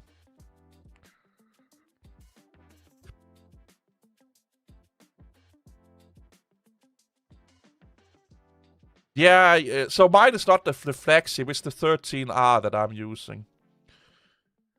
And on that one, I get like a fucking week of battery life on it. So on my iPhone 14 Pro, I get 2 days. On my Nothing 3 Pro, I get 2.5 days. 2 to 3 days. 2.5 to 3 days.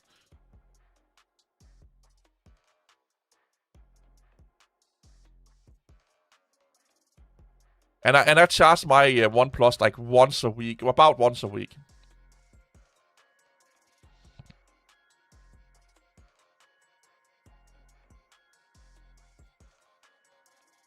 And I like the OS. Oxygen OS is quite iOS-like, but so is Samsung. So, but yeah, like let's just take Denmark because this is what I can talk most about. If I don't see an iPhone, I see a Samsung. It's kind of like that. Like either a Samsung or an iPhone. Yeah. How Bluetooth? Yeah. Xiaomi is some. I see that once. Xiaomi and Oppo, I see them a little bit here, but yeah.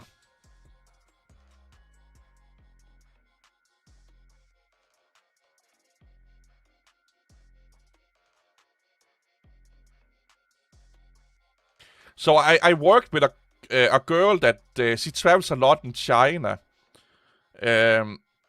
And she also she took part of her education over there. She fucking loved it over there, to be honest. Like, every time she's been on a China trip, she like can't stop talking about it. I don't know if I'm putting on some watch list right now for saying that or getting flagged by like government agencies for saying that, but yeah, like we had like every time I talk with her, I always ask about China, and she's like, "Oh, I've been there like a month ago," and she fucking loved it. She loves it so much. She lived there for like 6 or 8 months or something like that. And then she, like once a year, I think it is, she goes over there like for a month. And it makes me curious, you know, like how it is to live there. Because, like I said, a lot of propaganda is, like, it is what it is propaganda. Like, even like what you hear from the so-called experts in the West, they don't tell you the whole picture.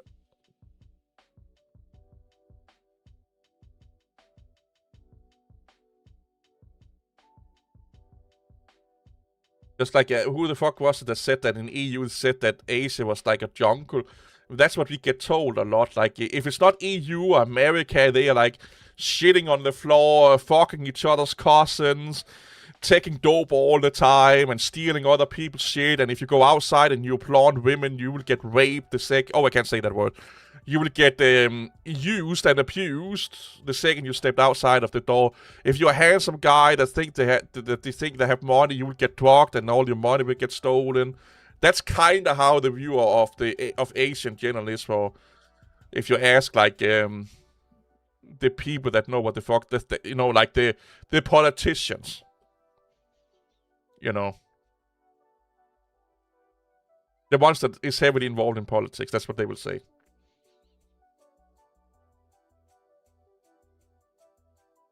In the knitting community, yeah, I could imagine. Well, it is the UK stereotypes also nowadays, yeah.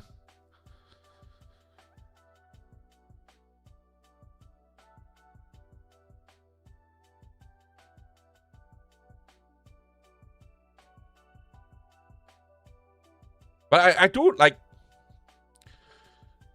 again, if I had a lot of money, I would definitely fucking travel a lot in Asia just to experience that area.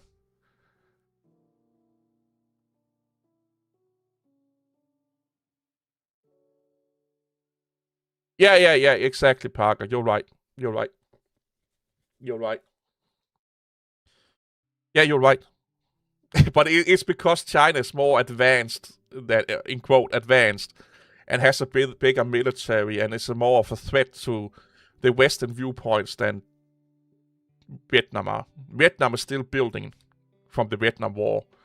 Vietnam, Cambodia, and all those places. They're still in the building up phase.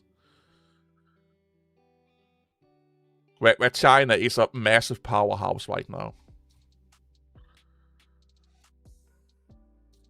And that's why you can't like them, or you should not like. And the fun thing, like all these like American and European countries bitching and moaning about China, they have no problems fucking getting shit produced over there. They have no problem getting all their fucking medicine, technology, light bulbs, tires, or what. Everything is fucking made in China. And I'm like, if it's that big, if China is that bad, why the fuck do you allow companies in your country to get this shit produced over there? Because apparently that must be a security risk if China is that bad. Like, if you believe the politicians about how bad China is, they should not allow any companies to deal with China. But you see big companies fucking spending billions of dollars to get into the Chinese market with their products. And to get things produced over there. Like, I'm like, what do I think about Taiwan? I don't know. I think they should have the options to do whatever the fuck they want. If they want to be a separate entity, they should vote. Vote.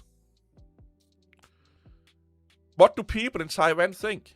If they want to be independent, then vote. And then acknowledge that. It's that simple. But Taiwan is also a big producer in a lot of important technology, so I think that's why China don't want to, let them be, so to speak.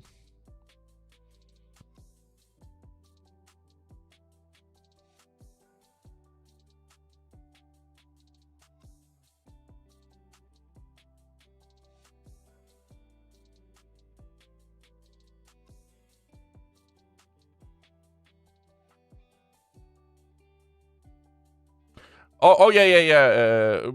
Reapy boy, man, you're so right. Yeah. So here's the thing. I get patriotism, okay? I get that you want to support your country and all that fucking shit.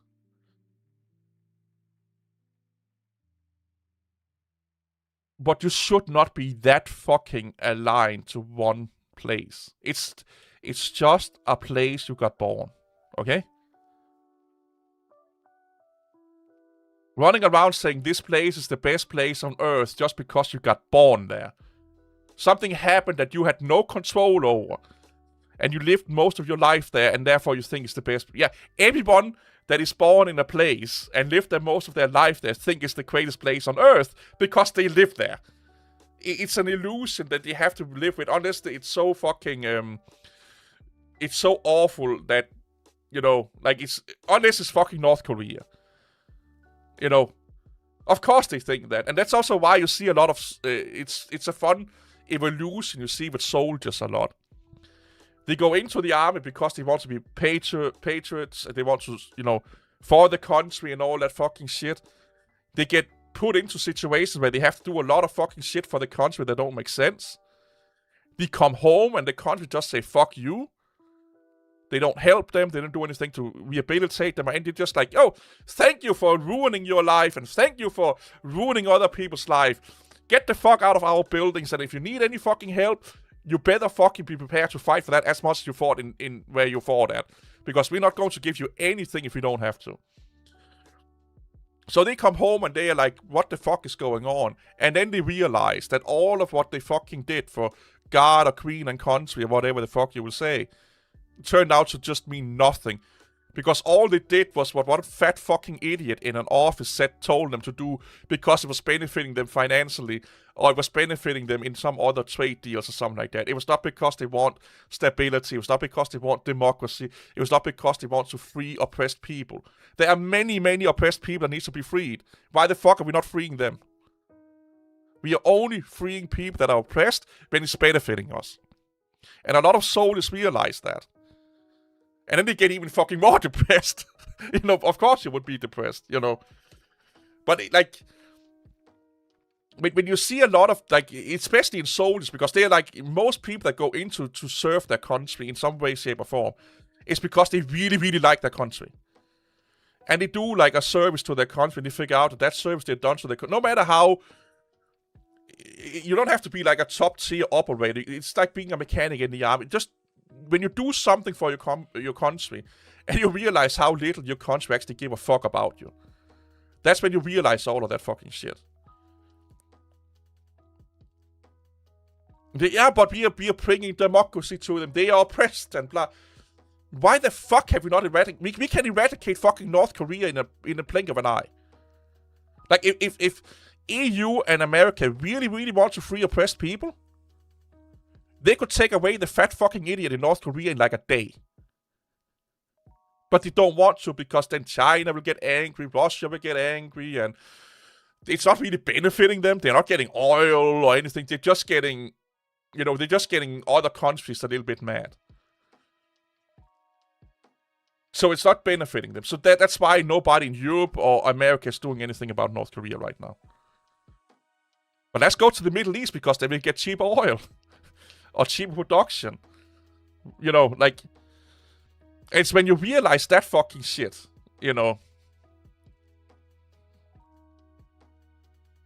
That's why I said, like, yes, I'm a Danish person. I live in Denmark. And I will defend the place that I live in, but I don't do it for the queen or the king or the country. I do it for the people in my city, in my town, in my area. I couldn't give a fuck about who's the queen or who's running the country because they don't give a fuck about me. I will defend this place that I live in for the people next to me. For my friends and family members that live in the same place like I do. I will do it for them. But not for some politician or make-believe fucking king or queen that runs around like a puppet. But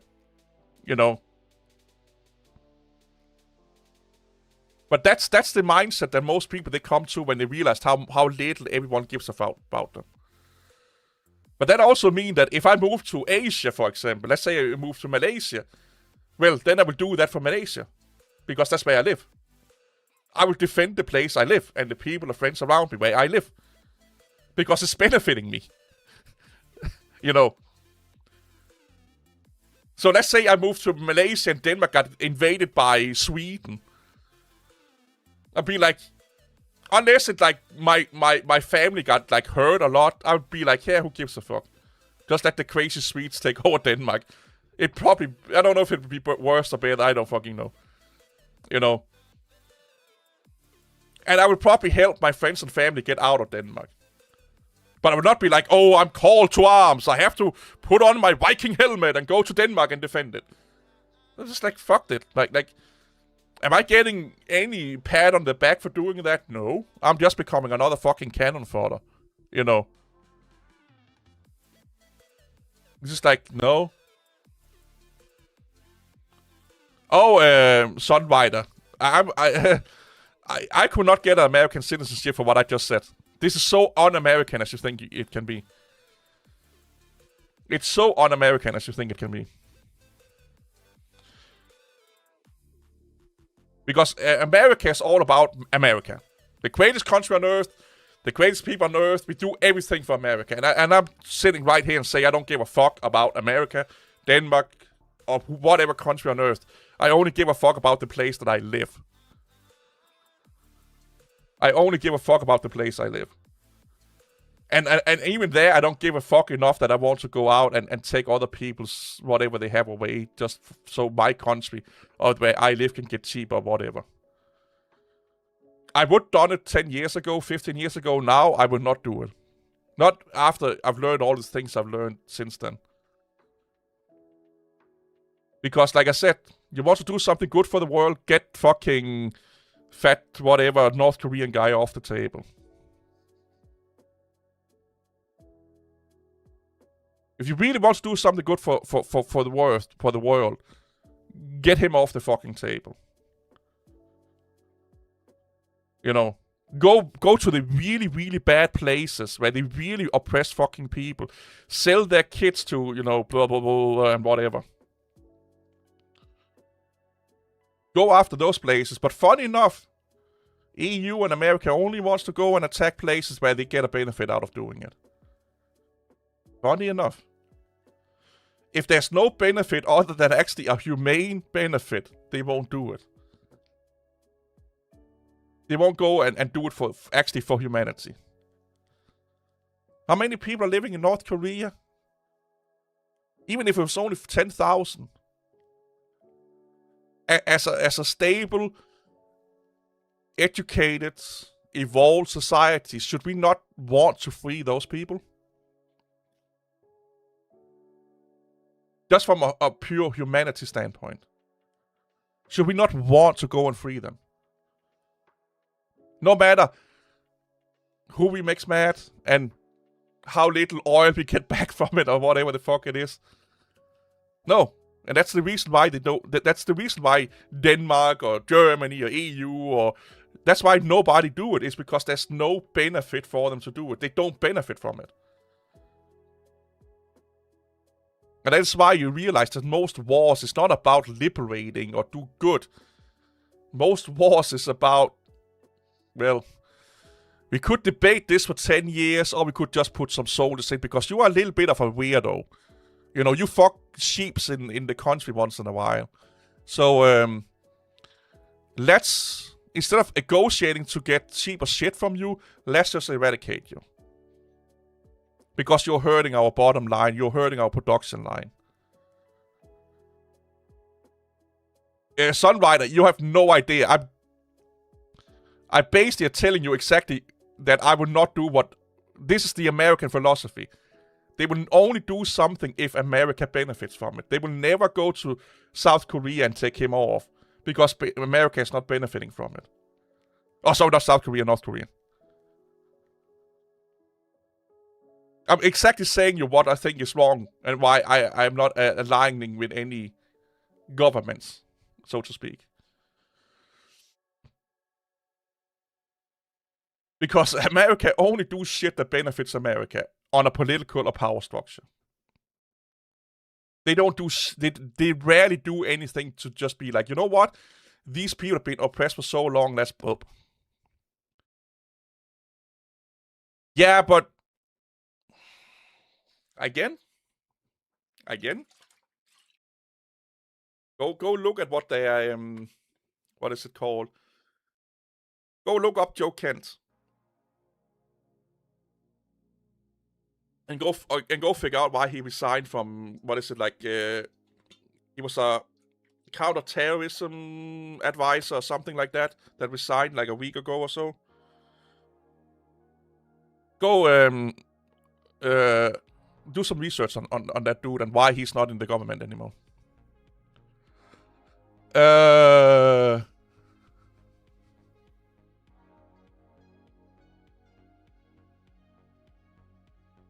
Yeah, so the whole Taiwan thing, again, Park, again, it's a power thing.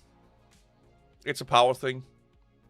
You know, Taiwan is producing a lot of the... He's not a trader. No, he's not a trader. No. Then you have not done your research on him.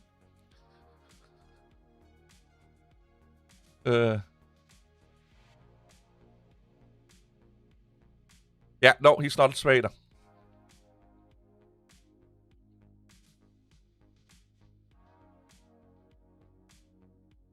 Yeah, no, you don't know what you're talking about.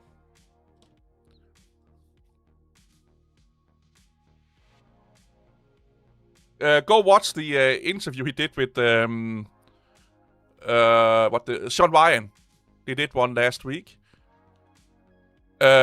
Go look up how many investigations he's been under, because nobody's investigating him. It's all talk. It's all talks. He has never been... He himself say he has never been investigated. He's never been called into anything. But it's only a 2-hour video. Go watch it. Go watch it. No, go watch it. Go watch that video. Go watch that video.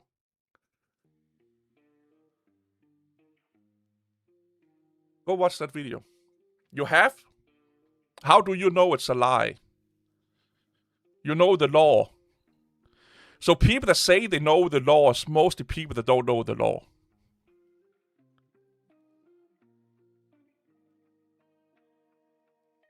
How many times have you seen a body cam footage where someone's getting dragged out of the car? You can't do this! I know the law! And then they're getting chased in the testicles for like 10 times or something like that. Because they read some fucking crackhead on TikTok about that. They read like one line of the law, you know. Yeah, just like, no.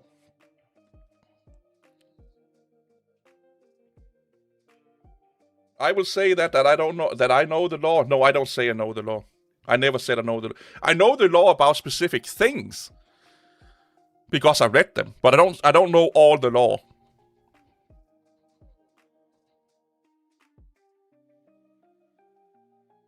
And also, here's the thing: like I said with Linux and FOSS and AI, who do you trust the most? People that have no bone in the game or no skin in the game versus people that have.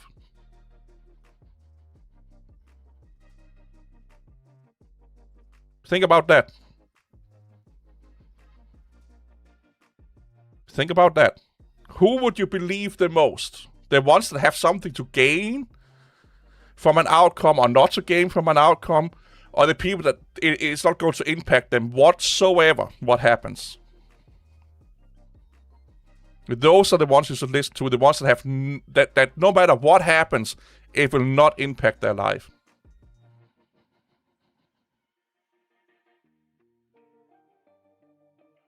Well, okay. I can 100,000 fucking % agree with that. I can see that.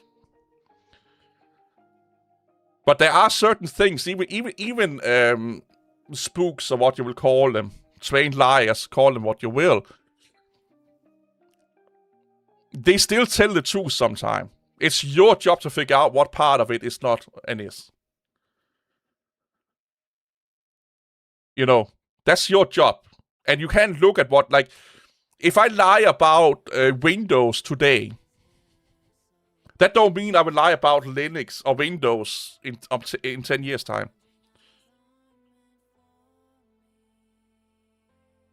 So you have to take everything as it is in the now. Let's say you had a bad time, okay? Your girlfriend just broke up, a boyfriend or whatever, your dog just died or something like that. And you take one beer and you go out of the driveway and randomly you got stopped by the cops. You blow into the fucking on-site testing thingy and it says that you're drunk. You get a DUI. Does that mean that you're a drunk driver for the rest of your life? Let's say in 5 years it happens again.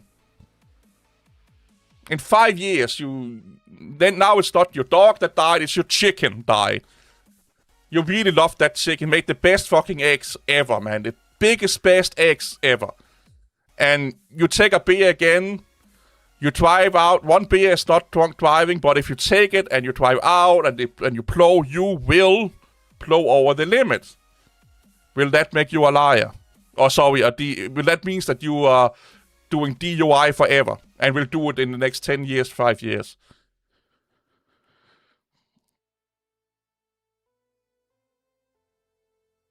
I do. I kind of like Trump. I said it. I don't mind him that much as other people do. I think he's a narcissistic lunatic that don't know what the fuck he's talking about. But I also think he's done a lot of great things. I don't like the way he handled the Epstein files, by the way. But I like how he handled some other shit. You know. I don't say that Joe Kent is a saint. I'm just saying in this situation here, why he resigned. You look into why he resigned, right? And what happened when he resigned. Like, if you know a little bit about how that world works, that they don't do anything. They don't do anything to him until he resigns. That's, it's like you ask 5 people who stole the cookies, and one of them starts to wipe their mouth. There's a lot of coincidences there that don't add up. That's all I'm saying. I don't know if he's done what they say he's done or not. I'm just saying that the way that it's all been presented and the way that it's all been handled is massively superstitious on the other side and not Joe Kent's side. There's just a lot of things that backs Joe Kent up more than that backs the other side up. In this right now scenario. In this scenario.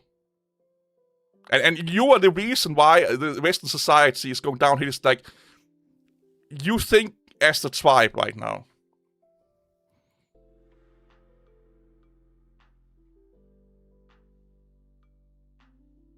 Who, Henry the Sixth, or what is it? Scribbers, what is that? We don't... Unless you were physically there. Unless you were physically there, you can't say it. Unless you know exactly what happened, you can't say it. All I am saying is, there is a lot of things that don't make sense. And if you don't want to acknowledge that, and don't want to entertain the idea that he could be innocent, listen to what I'm saying. You don't want to entertain the idea that he can be innocent. No, you did not. He's a trained liar, he's a spook, you should never believe him, blah, blah, blah, blah, blah. You said we will see, but you still are more aligned with that he is. You are still more aligned with that he is. That's the difference here.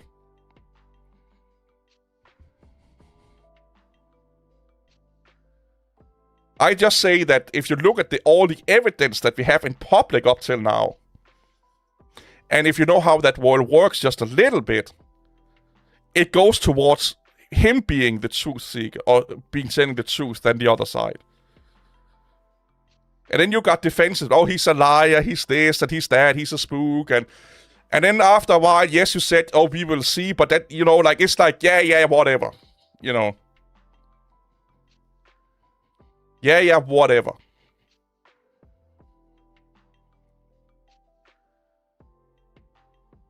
No, you had... No, you again, you have... It's like talking to Linux people.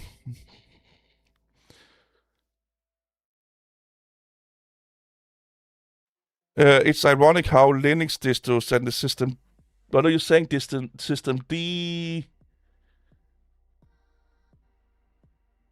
Oh, I couldn't read that. Spreading age verification before macOS and Windows.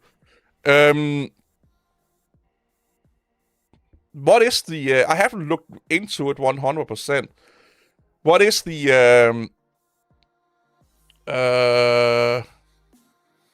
But ain't the... Okay, correct me if I'm wrong here. Is that not just a California law? Because I think, again, I have only like looked into it for like 2 minutes, so I could be fucking wrong. But the age verification thing, I think, is only in California, right?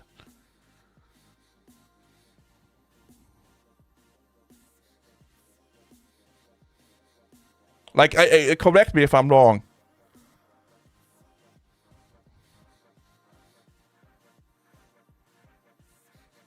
I know you can, Sunrider, because you automatically think that you know more than me and you're smarter than me.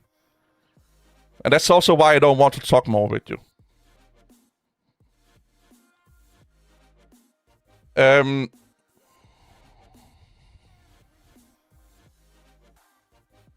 Okay, California, Colorado, New York, Illinois. Oh, so it's... Oh. Okay, so it's something that may become... what is it called? Is it nationally? Internationally?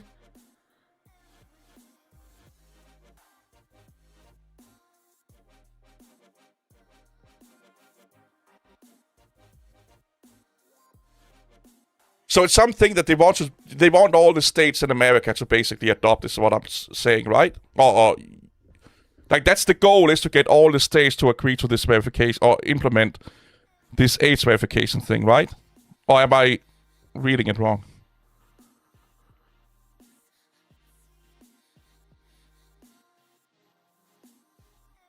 Because I know EU have talked about it, that they want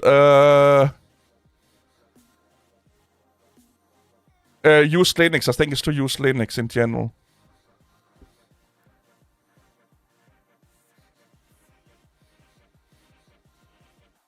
Because EU have talked about...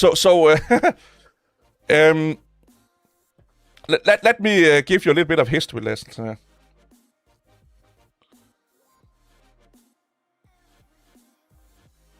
Bum, bum, bum, bum, bum, bum, bum, bum, bum, bum, bum, bum, bum, bum, bum, bum.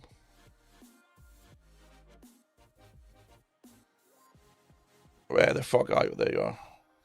So in EU, this is just things that they have proposed but never really got accepted.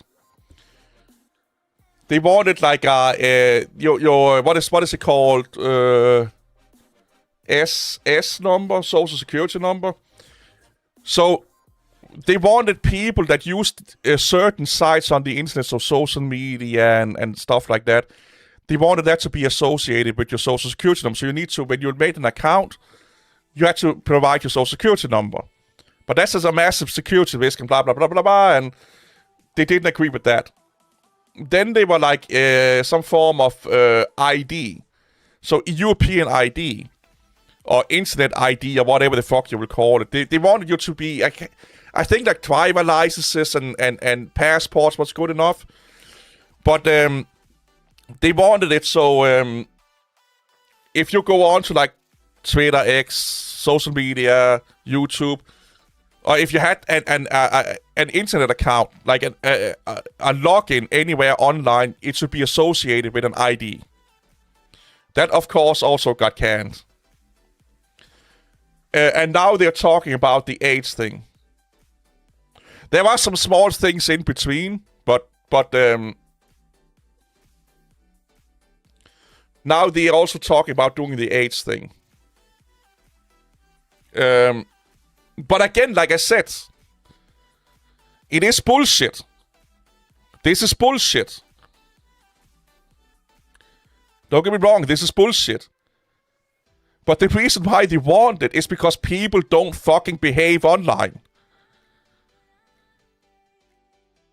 And again, what did I say in the beginning? When legislators have to do something, they do the easiest thing first. But the easiest thing is also the most analog thing, and the one that catches most people in it. And what is the easiest thing? Well, if you're not over 18, you can't do this. That's the easiest thing to do. It is bullshit, but it's because people can't behave. And when people don't behave, enough people get angry. And what do? They complain to the sites. If the sites don't do anything about it, Who do they complain to next? The government. And if enough people come to the government and complain, they have to do something about it. And then they will do the quick and dirty thing. I'm not agreeing with this. I'm explaining why it's happening. Okay?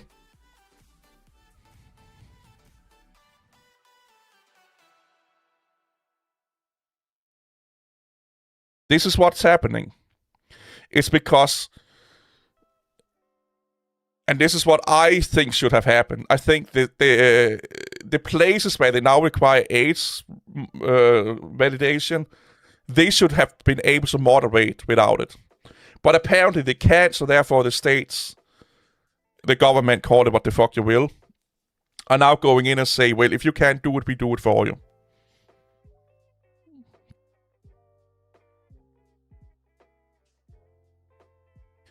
And that is, again, like I said, it's because people can't figure out to behave. And good people don't stand up. The Linux community would not be this toxic if the majority of good Linux users told the toxic Linux community to shut the fuck up. Get the fuck out of here. And then we get these problems there.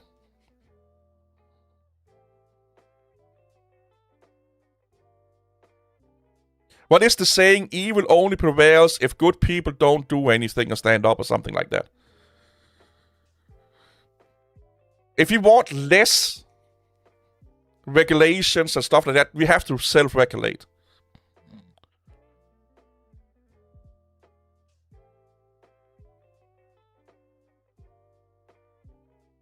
It's that simple. Because we all know, like we all fucking know, that there are things going on public multimedia sites and public places that should not be going on there. We all know that is happening. But most of the users, they don't do anything other than complaining to the site owner. And if the site owner earns a shit ton of money as it is, why the fuck should they do anything about it? And they're not getting into any legal trouble. Why should they do anything about it? Well, now the government is making it so they can get into legal problems if they don't do anything about it. So it's like, I'll put it this way, like with AIDS verification, I would say it's 60% the place owners, so like the site owners, the forum owners, stuff. It's 80% their fault. And 80% their fault and 20% the user's fault. Because if the users with the site owners or the place owners could figure this one out in a good manner, there was no need for the government to step in. And we all know when governments, and no matter where we are in the world, when a government do something, it's never good. It's never right, it's never fair, it's always dirty, and it never works the first 30 times they do it. It takes like years before they fine-tune it so it actually fucking makes sense. So if you don't want the governments to fucking step on our toes, we have to, well, deal with it ourselves in a proper manner. But we all know how society are nowadays. If you're not on my side, we can't do anything together. You know, like I hate this. Don't get me wrong, I hate this. But I can also see why it's there.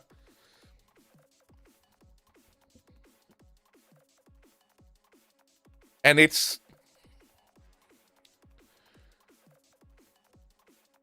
I'm not saying keep using it. You have no idea what I'm saying.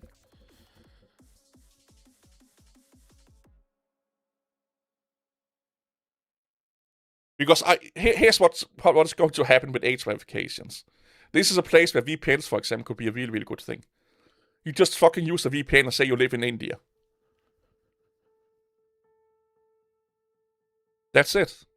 You bypass it. If it's not a law to do that in India, you just live in India. It's that fucking simple. This is going to be... People are going to figure out how to not use this and get around it. But we will not need it if the fucking place owners actually did what they should do. And the users of that place did not allow that shit to go on. You know?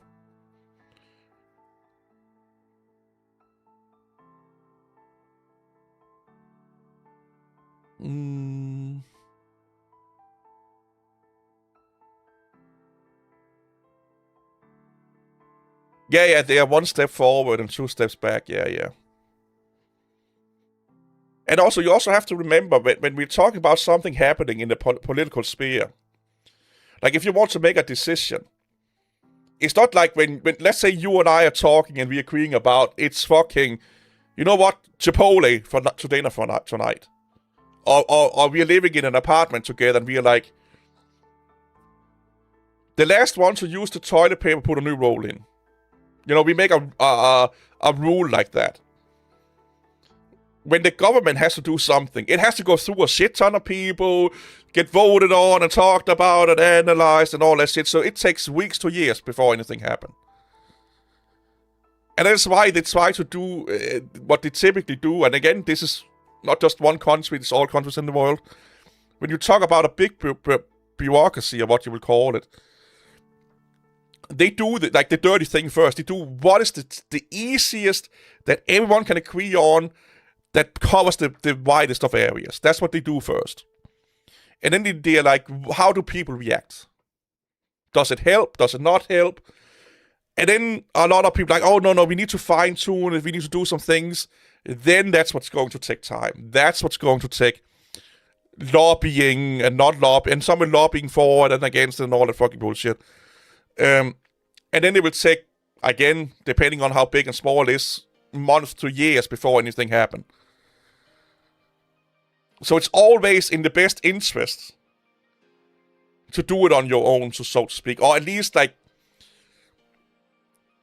if the site owners, the people hosting that shit, or the place, moderated it correctly.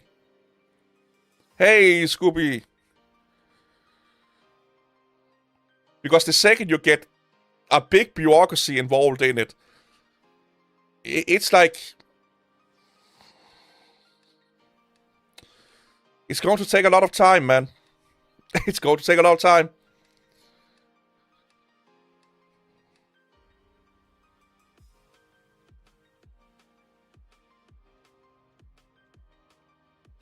I have no idea about India social media. Do you mean indie social media? So what do you mean by indie social media?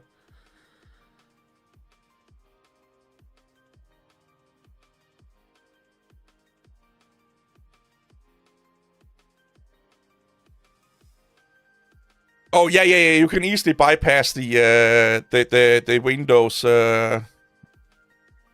online account creation.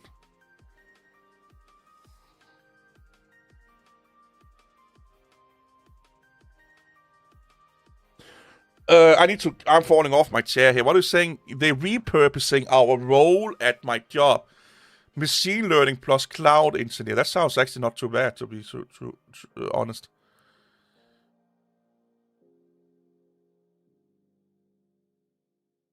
Well, so I do the same. I link my Gmail account to my Microsoft account, but it is still a Microsoft account. It's doing the exact same thing as you made like a proper Microsoft account. You just do the I log in with Google kind of thing. Hey Scooby, do you need someone to work for you? I got laid off this week.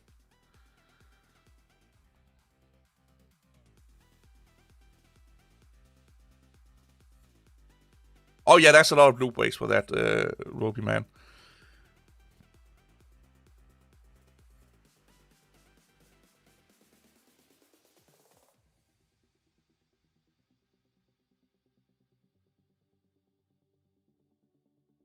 Yeah, I hear a lot of people moving over to AVS from Azure. Oh no, Scooby, that's it's actually a good thing. Because now I can talk about all the batshit crazy thing they do at my work. Oh yeah, cloud and hard. Yeah, I know that's where the future is. I'm looking into checking some courses while I'm. So they gave me 4 months paid severance. So I'm looking into doing some qualification courses while I'm getting paid, basically, to stay at home.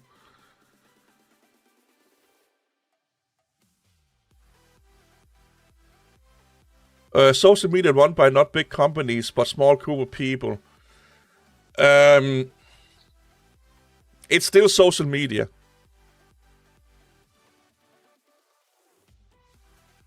You know, it's still social media. Yeah, I know, Mike. I used to use that quite a lot. So, Scoopy, if you look at my thumbnail where it says our department just got a new manager, maybe I should update my LinkedIn. That's exactly what happened. We got a new manager, and he did not like me because I was telling him basically how bad of a job he did. And a lot of the things that they want to do is just batshit crazy and won't work as they think it will. So they just made up bullshit excuses to get me fired, basically. But I kind of want to get out. Like I talked with my doctor last week, and they told me to I needed 2 weeks off because I was stressed out. So had they not fired me, I'd probably just left on my own anyway.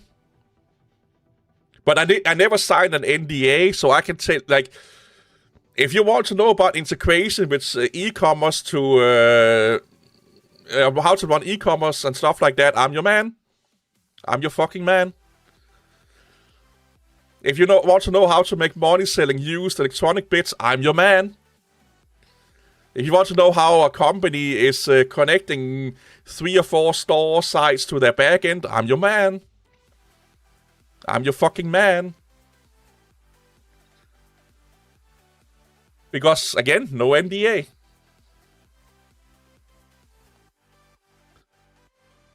Yeah. And not only that, the day after I got fired, the CEO was telling lies to other people.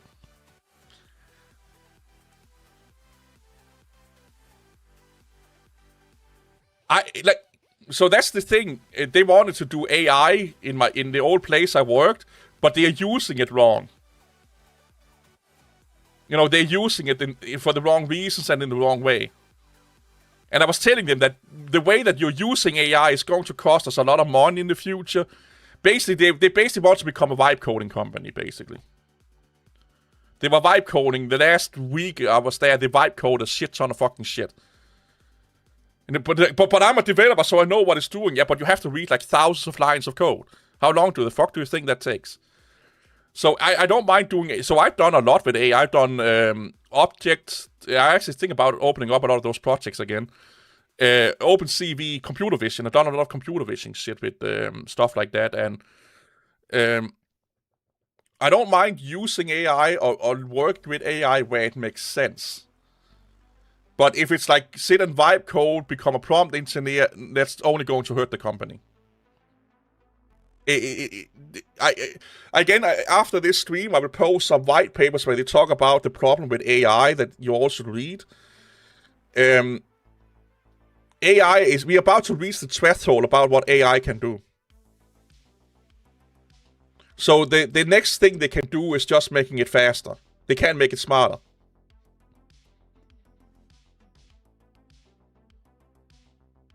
And that's kind of what I was trying to explain to them, you know.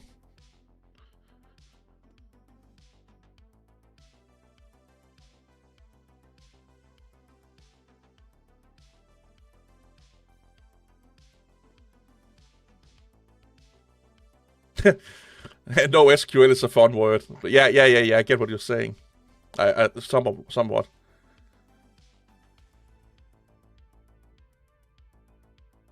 Yeah, that's like what they can do, Scooby, is because to get LLMs smarter, they just do hardware at the problem, and we are at a stage right now where bigger and more hardware and faster and more efficient hardware is not going to help anymore. We don't have the money or infrastructure to do, because it's not like one-to-one scaling. So to make it, let's say, 1% more smarter, they have to like invest 1,000% more infrastructure into it, if that makes sense. So the next thing that they have to do is to just make the tools that you and I use better.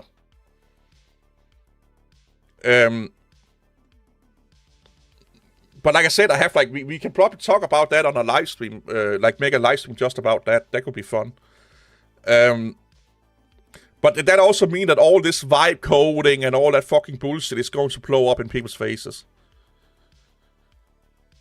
We all know that app rating guys dating for dating apps that was vibe coded, where they had the bucket public because it was vibe coded. I have no problem with AI if it's used proper. Like, where it actually makes sense. But companies spending their whole company on vibe coding and replacing good engineers and their opinion for vibe coding or AI is like the biggest fucking bullshit on earth. You know?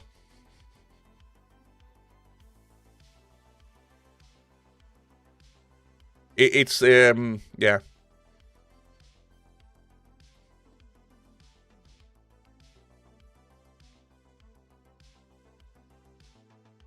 Oh, really?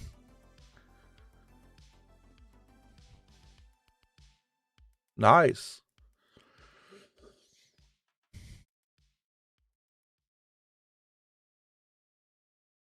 I was so here's the thing. I was advocating a lot for the where I worked for them to use AI as a customer support bot. You know, like when you go on a shopping site, you see that little chat thingy that handles like 90% of your engagement with customer support. AI is amazing for that. And I'm like, you guys can be so good at customer support if your website had this chatbot thingy. No, I don't know what I'm talking about, and blah blah blah blah. Blah, blah. But they want to vibe code a fucking infrastructure. I'm not joking here. A key part of the infrastructure is vibe coded now.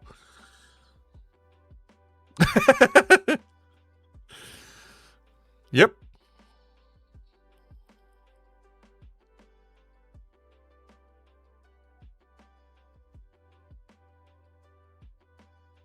Yeah, it's it's an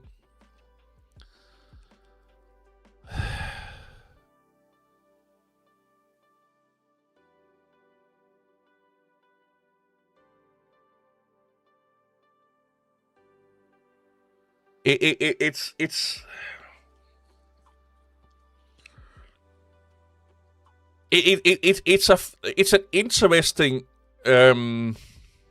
psychological, what is it called, endeavor to see how easy and how fast people have gotten under the spell of the term AI, of the magic of AI.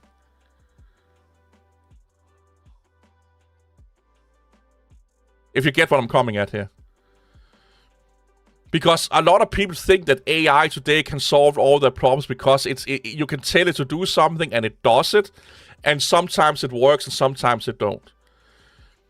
And the dangerous part is not when it works. Oh, sorry, when it don't work. Because then you actually have to put your thinking hat on and figure out why it don't work and fix it. No, the problem here is that we are vibe coding something and it actually works. Then we vibe coding something else and that works. We vibe coding something else that works. Then we're adding to other projects that are vibe coded and that works.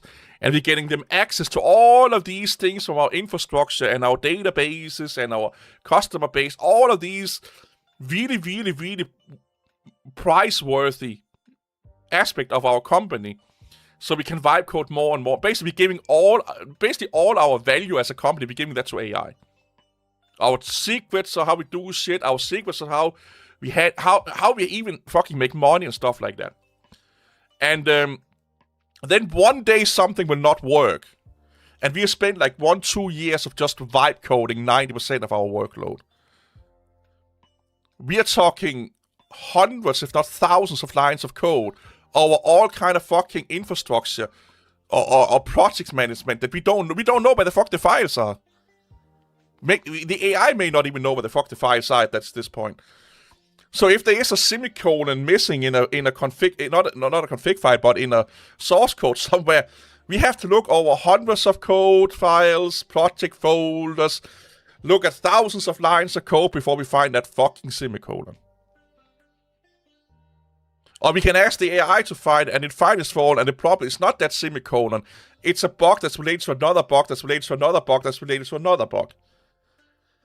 That's the danger.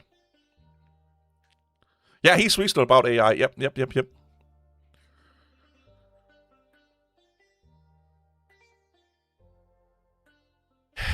When it comes to the hardware side on the AI spectrum, so like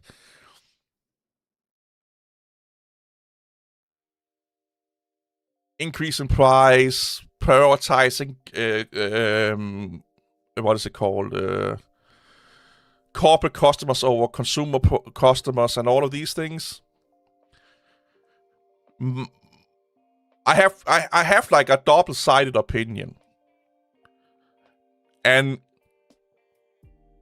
it's so think about like this. It's like the first one is what I wish was happening and would happen. And the other one is like, well, this is the world we live in. It's always been like that. So, I wish this was the world that happened, was that companies actually valued their fucking consumer customers. And they would make an effort that consumer customers still could get cheap RAMs and stuff like that. But if we take the I live on a rainbow with unicorns fucking each other kind of mentality out of my way, the real world is like, why the fuck should they support a group of people that only makes them hundreds of thousands a month versus a group of people that makes them $1 billion a month? Again, like I said before, the world is not fun, the world is not fair. If the world was fair, I would not have been fired, my manager would have been fired. Because he's a really bad manager, and I was a decent fucking employee. I was loudmouthed and I told my opinion, but at least I got shit done. And I was cheaper than anyone else. But the world is not fair, the world is not fun. So whatever Nvidia is doing, whatever AMD is doing, whatever Crucial is doing, and inventing and putting effort into inventing that will benefit their bottom line, I hate it. But again, like we talked about before, I can hate something but also understand why it's going on. So I hate that it's going on, but I understand why it's going on. Well, they kind of already are with their B70 series. So Intel they have their consumer line and then they have their pro line. And apparently their pro line is like super fucking amazingly good for LLMs and stuff like that and AI in general. And they are way cheaper than any AMD and Nvidia card. But they don't have their, they don't have their CUDA accelerators and all that fucking proprietary shit, So what makes Nvidia really good for stuff like this is all that proprietary software that comes along with it, like they have software that works really, really well with CUDA cores and blah, blah, blah. Just like AMD has software and technologies that work really, really well with their proprietary technologies. And Intel still needs to build that up, and they are years from that. But I think Intel is going to do the same as Nvidia does. They're focusing on the consumers until they get built up what they need to then jump over to the prosumer and corporate world. Because that's where all the money is. Because here's the thing. Let's take Linux. And FOSS. There will not be no Linux or FOSS projects if Linux and FOSS was not supported by the corporate world.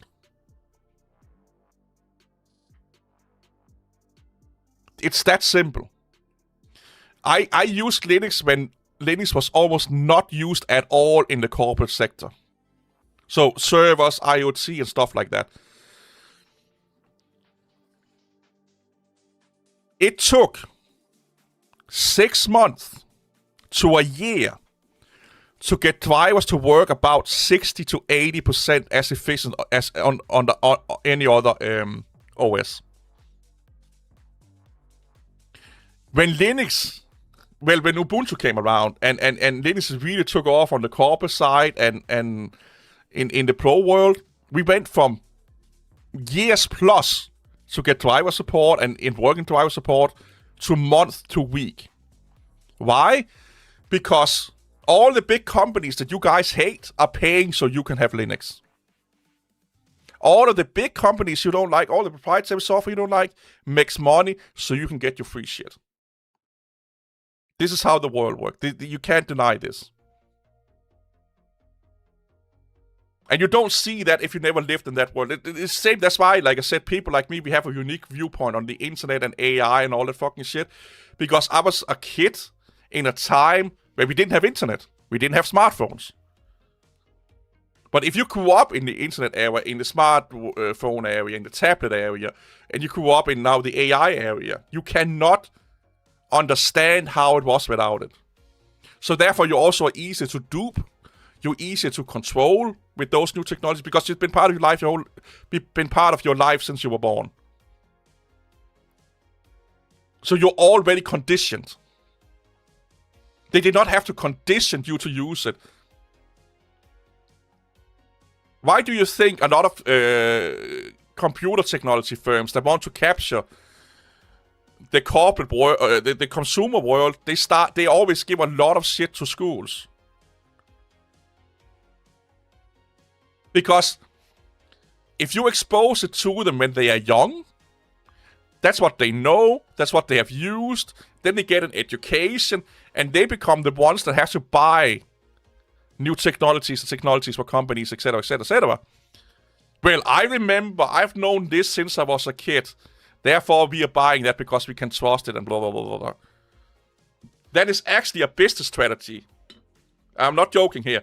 It's one that Apple used quite a lot, and are still are using to this day, if I'm not mistaken.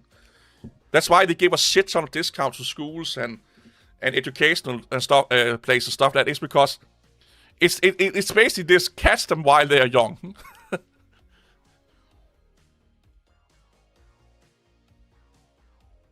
Because then you get conditioned to that brand. So there's another statistic that's really fun. They did a study, and forgive me, I read this like 10 years or 5 years ago, I can't fucking remember. But they did a study, this is a Mac OS study. They want to figure out the vast majority of people, they want to figure out why people are using Apple. You know, Mac OS, Apple products, Mac Minis and whatever the fuck was around that time. You know what, one of the biggest accommodator, or the biggest thing they all had, and most people had in common, that dad or mom or school used Mac products. The biggest reasons why young adults were using Mac products was because their household or their school used an Apple computer.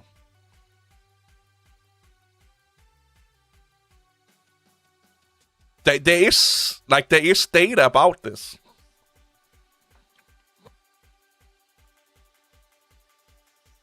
So let's say, again, we go on to the Linux world here. If you really, really want to spread the word of Linux, you just use Linux in your household. Because then there's a higher chance that your kids will use Linux. If you want to have an even bigger chance of your kids using Linux, get their school to use Linux. Get their universities to use Linux. It's such a predictable pattern that it's not even funny. Apple is big in the corporate world.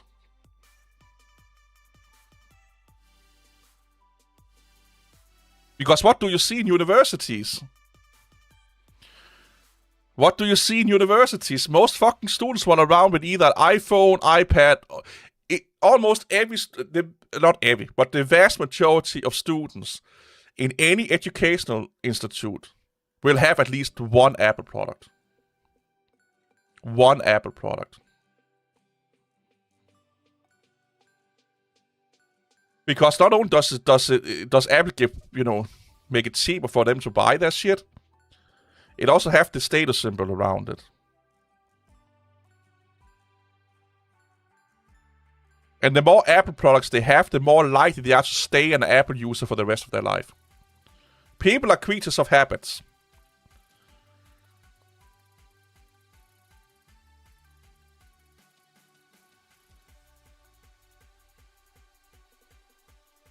Oh, yeah. Microsoft, IBM, yeah. Without them, we would not have much fuss in the world. No. And here's the thing with Android. They are locking down Android even more and more as years goes by.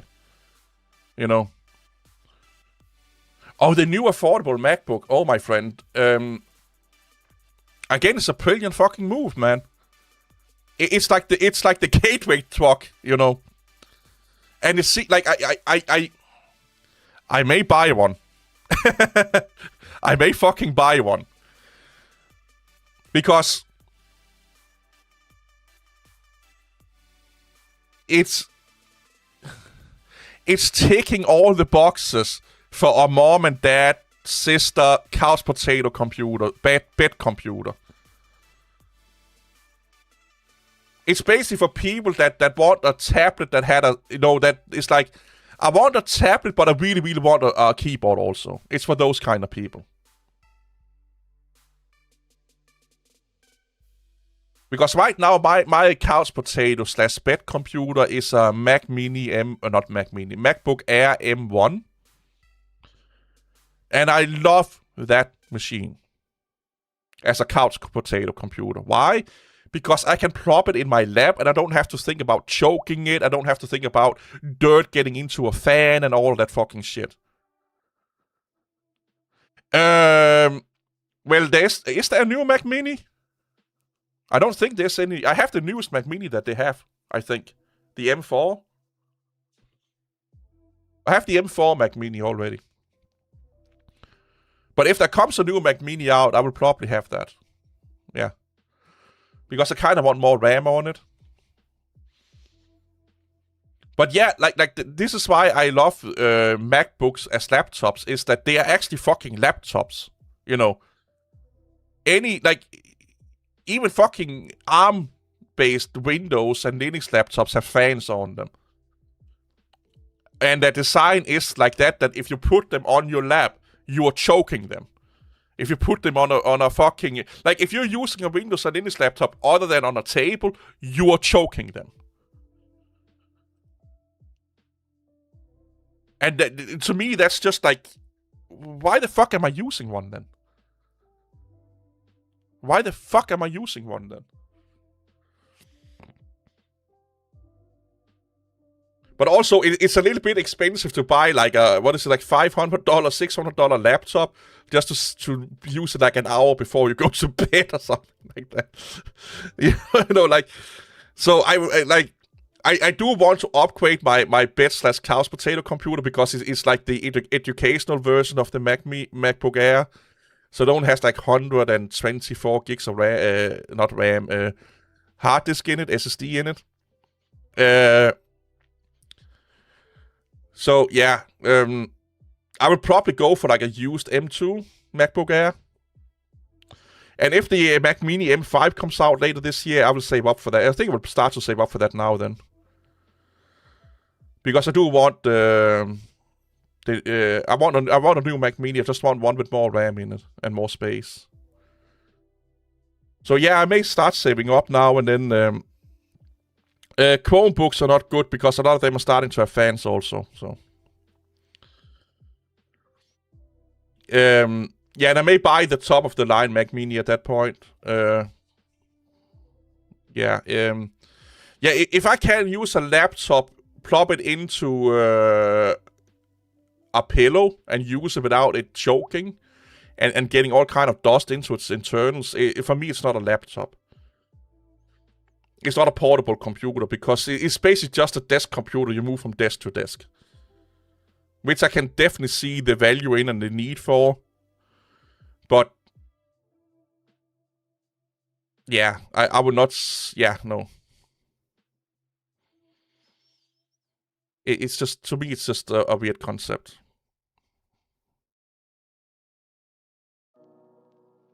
Oh, Scooby, I have to show you a picture. So, you're an infrastructure guy. You like infrastructure. So we moved offices, and they were using an old Dell Optiplex, or what the fuck it was called, to host key infrastructure services. And it was standing on a table in our old office. When we moved out, they of course moved everything out besides that computer. And for almost 2 months, that computer was just standing on the floor. On the floor. With like cables all around it. And it was so dusty that you could draw your name on the floor. There was so much dust in there. That was how they treated key infrastructure items. And when I tell them we need to do something about it, I was like, oh, no, maybe later, and blah, blah, blah. I don't know what I'm talking about, and we have other things to do, and nobody did anything about it. Luckily enough, the day before I got fired, they moved it into like a proper office. But still, they are still hosting key infrastructures on an Optiplex or Dualplex. Yeah, the old small form factor computers, yeah. And other key infrastructure point are they running on an old, not ThinkPad, IdeaPad laptop. Because they did not want to either off-host them or actually buy a proper server rack with everything in, which I think they're going to do now, but when I ask for it, again, Kent don't know what he's talking about, blah, blah, blah, blah. Well, we was thinking about do on-premise virtualization and Docker containers and stuff like that, but I did not want to do it unless we did it on the proper hardware. Like, I did not want to do it on your mom's grandmother's old laptop, for example, if you get what I'm saying. And they did not want to do that. Because I explained to them that if you do that, you need someone to be accessible 24/7 if this computer goes down. Because you're now holding important stuff on it. And that means you have to pay someone a lot of money to be available. So that never happened. Oh, Scooby, you want to know, did I tell you I did not sign an NDA? I can tell you what, like... yeah, I can do whatever the fuck I want. I can tell you how a company that makes about 1.2 million Danish crowns a month are doing that by selling old electronics. All the way down from how they're acquiring customers, to how they're doing customer support, to how they're shipping it, what tools they're using, how they're using it. I can even tell you about the purposely built in-house software and stuff like that, because I did not sign an NDA.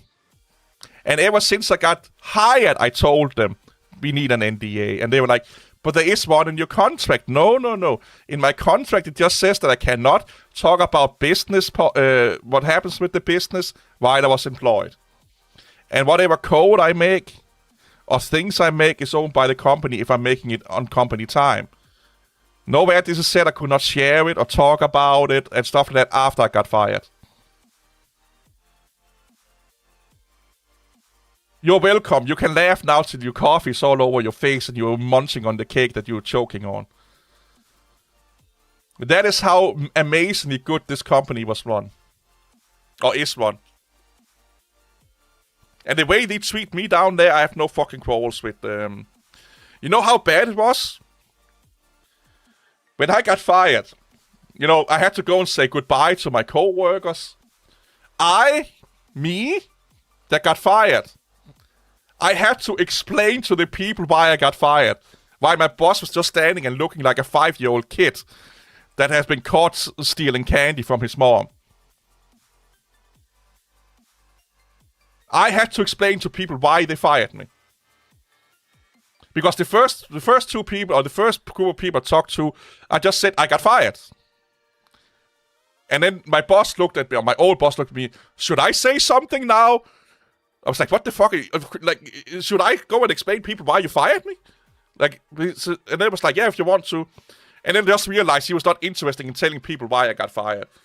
He just wanted to look like the good little innocent boss. So I told them why I got fired. They downsized my apartment, they're outsourcing it, and blah, blah, blah, so I got fired. I had to tell that to like 10 people or something like that. Oh, yeah, I'm so happy I'm out. Like, now I can find... I met my brother yesterday, and I told him, like, the first night after I got fired, I never slept that good in 3 years. It was just like... I was like a newborn baby. All my fucking frustrations in life was just gone.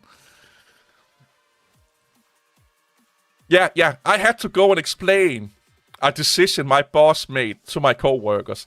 And the fucking next day, he started lying about why I got fired to some people down there.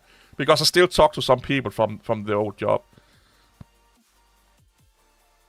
Because they were, why did you not moving over to another department and stuff like that? And it's because he don't have papers that he can do IT and software. And then I just showed like 20 papers that I can do that. I told him so many times that papers on shit, he never want to see it. I don't know if I want to be a Linux engineer. So I kind of low-key want to make a company on my own doing software. I have 4 months severance package to figure. I get paid for the next 4 months without showing up. I kind of want to start my own business. Because I have now been shown all the things you should not do as a manager, CEO, leader, and company owner. And they think just because they make money that they are smart and know what they're doing. And they don't understand that the reason why you make money is because there's not that big of a competition in the market that you're in. So if there's not that big of a competition, they take what they can get. And if you have the choice between 3 other people, well, you don't have much options. So I'm also low-key thinking about starting a competitor to that company. Because I know for a fact there are some people I can get over on my side from that company that can help me build it up. And we can definitely do it better and faster and more efficiently than they're doing it. But yeah, I low-key want to start my own.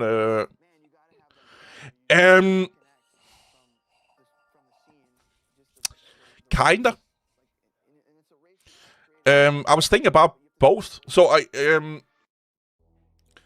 because I don't have any ideas of what kind of software I want to make, I was thinking about having a company that was like where you outsource stuff to.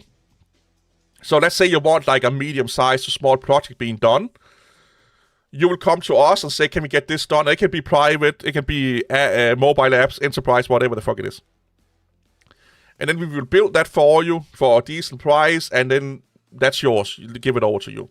Then you maintain it, and you get all the documents and all that fucking shit. And then that will hopefully buy some time where we can then figure out either building in-house apps that can help companies in some way, shape, or form. Figure out some ideas where we can help people on the software side. So it will probably be a mix of those two things. Doing enterprise business application, then also have like a little bit of a consultant side, or a la carte, we need a website up and running. We need, do stuff for upstarts and stuff like that, so they don't have to think about all of them thinking themselves. And while doing that, you easily learn, what are the shortcomings that people need out there. Because when you start to do a lot of things for people, you quickly start to see a pattern. It's like being a mechanic. And the same car brand comes in with the same faults all the time. Okay, so there's a problem there that needs to be fixed. So if you are helping businesses as upstarts, and it all comes and asks you to make these type of programs to help them, do what they need to do. Oh, there is a deficit in the market, so you can jump in and then do that, if you get what I'm coming at here. But yeah, again, I don't know. It's not easy to start a company in Denmark, and I don't know any rich people that will like give me like 2 years of fucking investment, so I can hire like 3 or 4 people, and we can, I need to have something to do before I can make the company. If you get what I'm coming at here, that is the dream, or not? Well, yeah, that's the dream. The realistic point is probably me using the 4-month live streaming, making YouTube videos, or have something to do, and then take a shit ton of online courses so I can get some diplomas and shit like that. And then find another software-related job or IT-related job, I guess. I don't know. That's the easy and probably the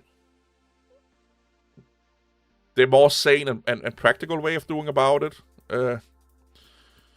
Yeah, I work for Michael. I don't give a fuck who I work for, to be honest. But the dream would be that I could be self-employed, because I'm so fed up with working for other people right now at the moment. And the way I want to do it is that I want the company to be mostly, so the employees should be mostly people that are struggling. So people that have mental issues, that can't, people that can't have a full-time job. Because there's so many people alone in our area that need a part-time job. And if I'm doing that, that also means that I get help from the government. So I don't have to pay their full salary.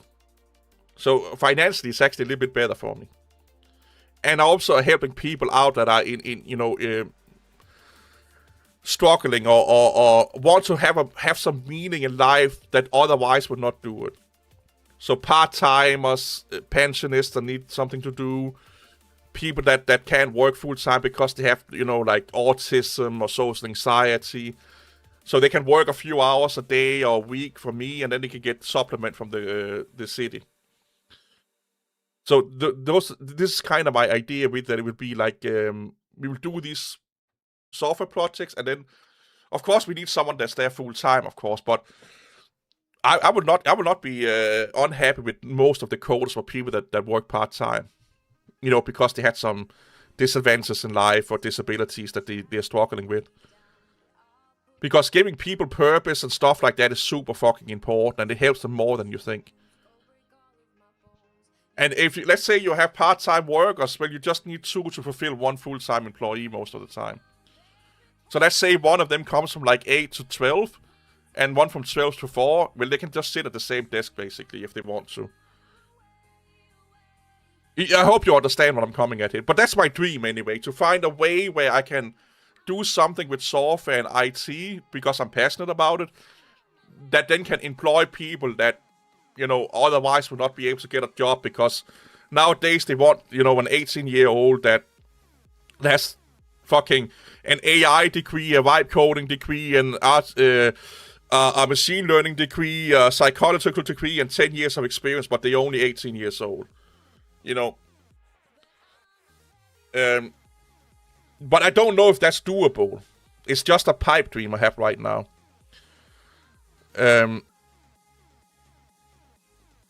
But yeah, I fucking wish I could do that.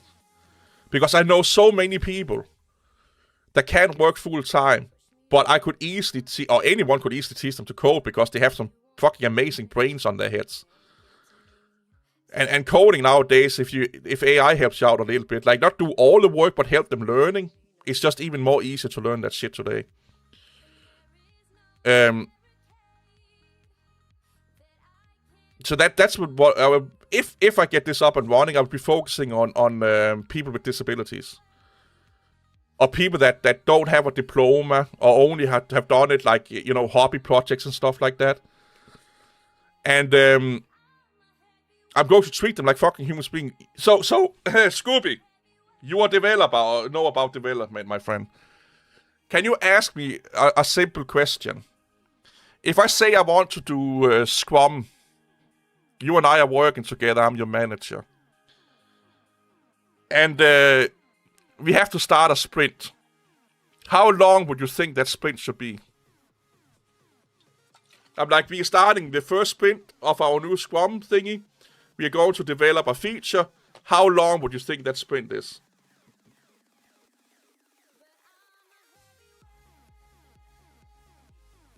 Please let me know. Or anyone can chime in for that matter. How long would you think a sprint would be? So it's a cycle of developing a feature or fixing a bug and stuff like that.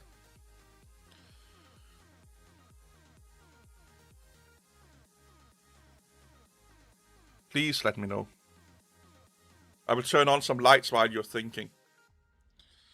If anyone is still in here, that is. There it is. Mehu. Do I need energizing? Yeah, I need some energizing. There you go.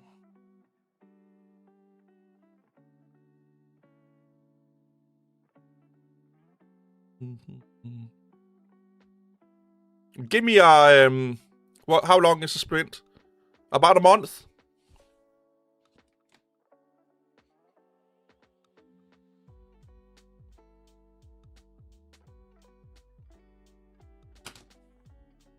One fucking week.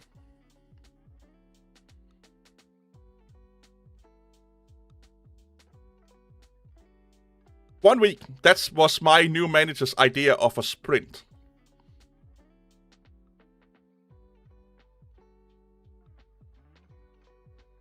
And you know why?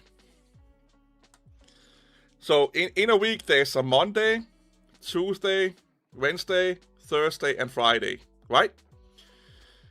There is and this is why you know you're working for a stupid company. There is a company meeting every Tuesday. So he wants to start up every Thursday a new sprint so he can present something every Thursday. Or every Tuesday, sorry. So every Thursday there will be a start of the sprint start-up meeting.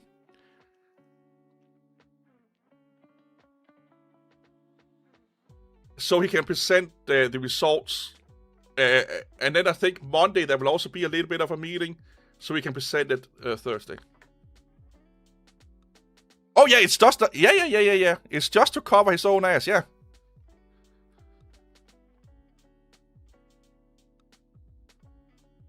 Yeah.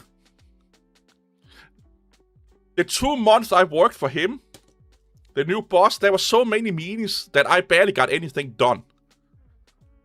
I had to, and this is probably why I got fired. I had to track, I on purposely said, I don't want to be part of software anymore because we don't get any shit done. And this is why they're vibe coding so much. Yeah, he sold me out to cover his ass, yeah. This is why they're vibe coding so much, because they can't do proper fucking coding.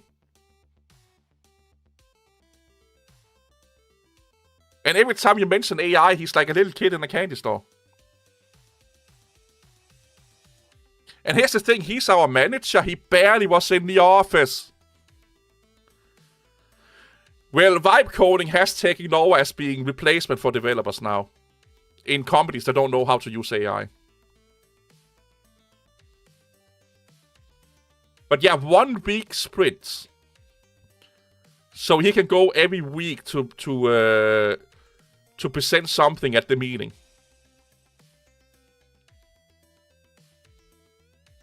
And then he wanted to use technologies, again, where I said this makes no sense. So here's another thing. My friend Scooby, you're a brilliant guy, I love you. So we are taking a mobile app team and a business infrastructure team, and we are putting them together, right? We are putting them together. So a mobile development team and a business backend team are putting them together. And that's 2 different approaches, 2 different technologies that we're working with, right? 2 different ways that you're doing that thing. The business backend also have front ends and stuff, but it's for businesses. It's a business building products used internally in the business. So the new manager is like, we all need to be one team. We need to work together. What do you think he did? Well, let me tell you, my friend.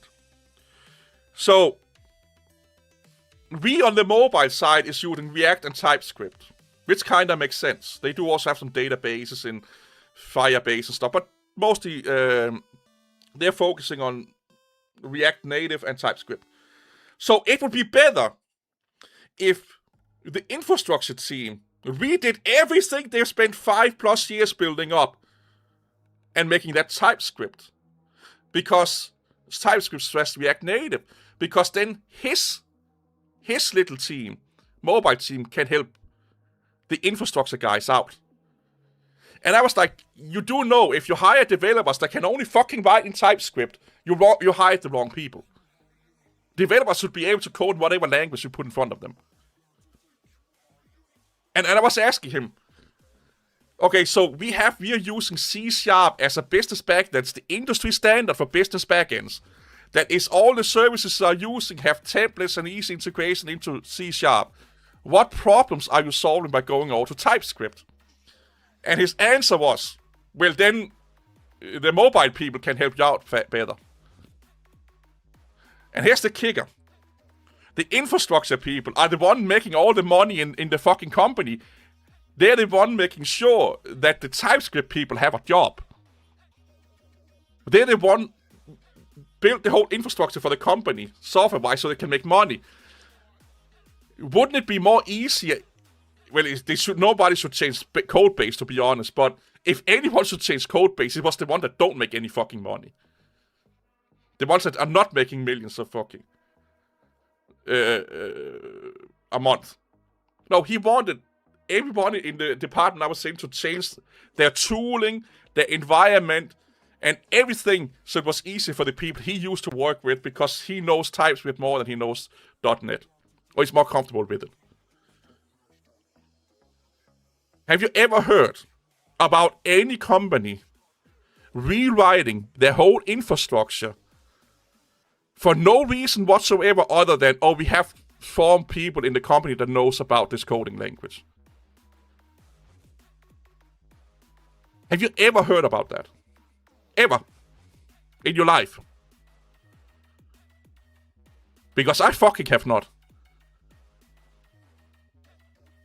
We wanted to go more web-based in the future, but we could still go web-based with .NET in the background. It's built for it.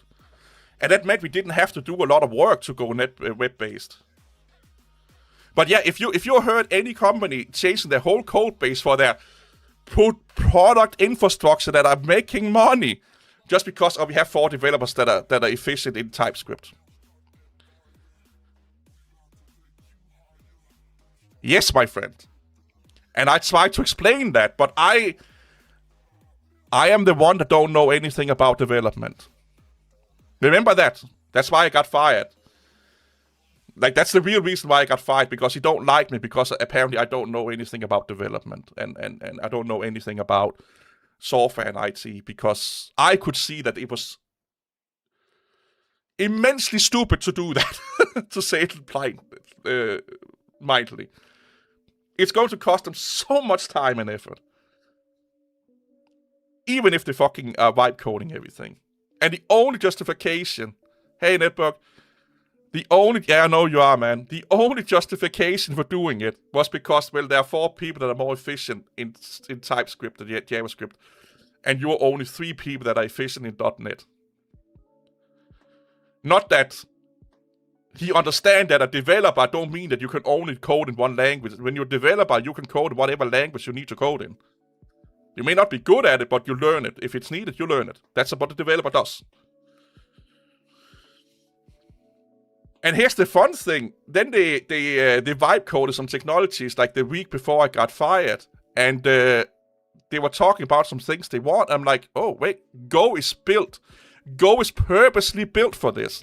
Okay? So I did some research into Go, and I presented like, you know what you want to do with JavaScript, Go is purposely built for it. And Golang works really well as a backend with React Native in the front end. And they all just looked at me and like, but we don't know anything about Golang. It's not fucking... It don't matter. You use the best tool for the job. Honestly, if they went for Golang at the backend, it would become like 10 times more efficient in what the fuck they want to do. And Golang is so fucking easy. If you know JavaScript, you can learn Golang in like a week or 2. But their biggest concern was, or one of the team leader's biggest concern was he could not get that middle manager to sign off the offer on it because he didn't know Golan, nobody knew Golan. Even though he could see that it was amazingly good for the job. Go microservices, APIs, endpoints, stuff like that. It's become basically so basically everything Java does just better. So if you think about Python, but with the power of C++, so Go is really easy to write, it's really easy to understand, it's less verbose, but it's super fast. Serverless, yeah. Please go read up about it. Again, I've only looked into Go for like 2 days, so I'm not that into it. I've done a little bit of coding in it. So Go is done by Google because all of the other coding languages was really bad at scaling, massive project management, and multiple scaling developers. So they made Go, and I think they made it. Yeah. Please look into Go because it's actually like as a backend, it's taking over the world right now. Like it's just like up and coming. By the way, Nerdbog, I hope you're doing well, my friend. But yeah, I'm the bad guy for coming up with shit like that can actually help the company. Instead of just like, well, I have. So here's another thing. Oh, Scooby, my friend. I was talking with said middle manager before they put the teams together, and they were using Firebase. And he was like, yeah, I really want to go also AWS. And I'm like, why?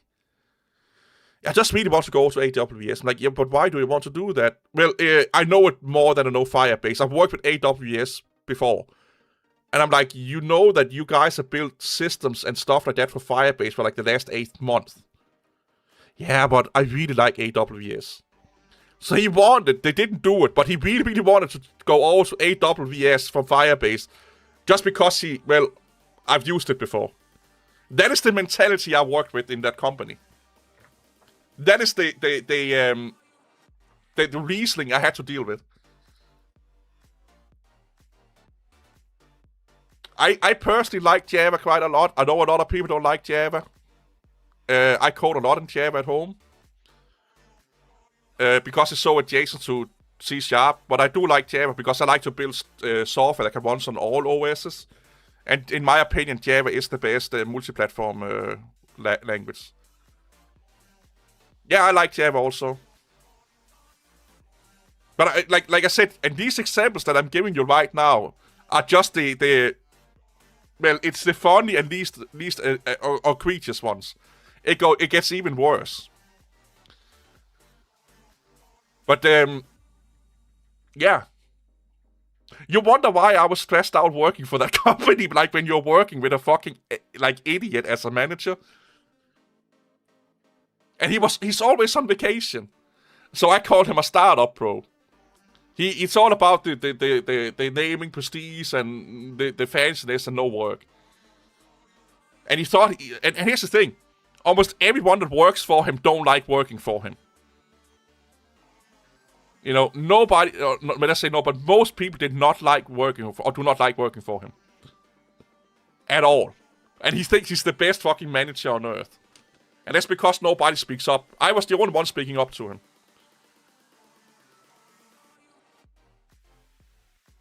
Yeah, and that's how it should be. That's how, Scooby, like, that's how it fucking should be, my friend. That's how it should be. And that was what I was trying to explain to him. That was how we worked before he came in the picture. We worked with, like, what is the best tool for the job? And we will spend, like, a week figuring that one out. And then we will go with the best tool for the job.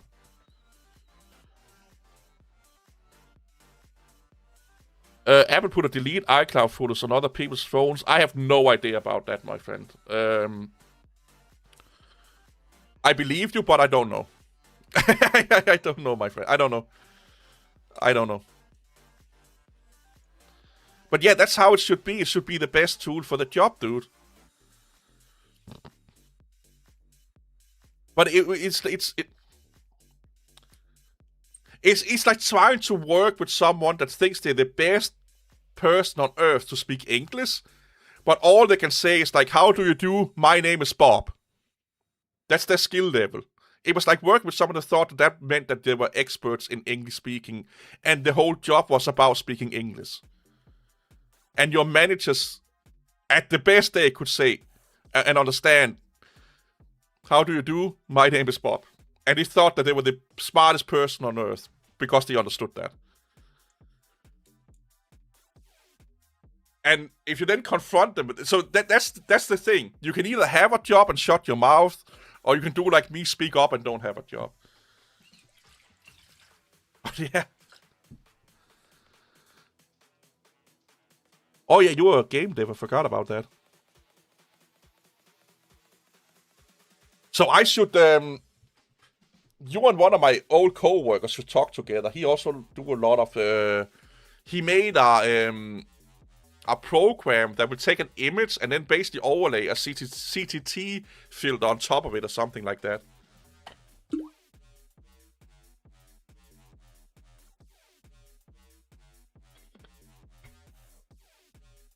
What the fuck happened there?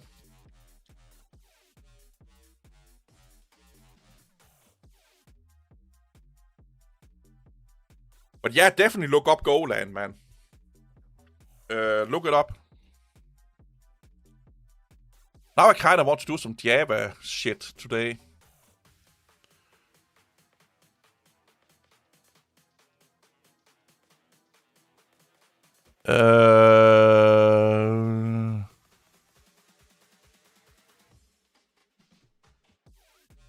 What is DBA? I'm not good with acronyms. What is DBA?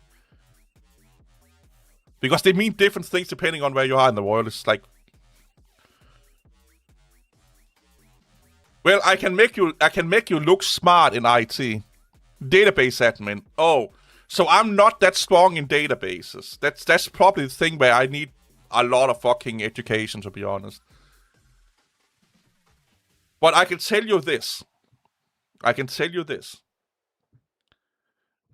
The fact that you're just a database admin means that you know more than 90% of the people using your product or the things that has anything to do with software, okay? And the fact that you're an administrator, database administrator, means that you probably also know more about database than most of the developers does. I'm just putting it out there. They may need to know how to code forward and interact with it, but you probably know more about what it does and how it does, the efficiencies and stuff than they do. Like, I know developers that can't even fucking put a graphic card in their computer.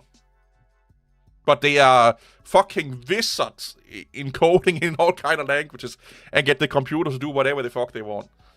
They can make a UI to save their life. They cannot make a UI to save their life. If you get them to make a UI, looks like some Stone Age man put a stone into a screen and wrote some letters on it. That's the beauty of IT and software, is that it's so vast that, first of all, you will think that, oh, if you're in software, you know everything about software. No, you don't. Like, if you're a software developer, you know everything about software. No, you don't. Most software developers, they're really good at back-end shit. And then there's some that are really good at front-end shit.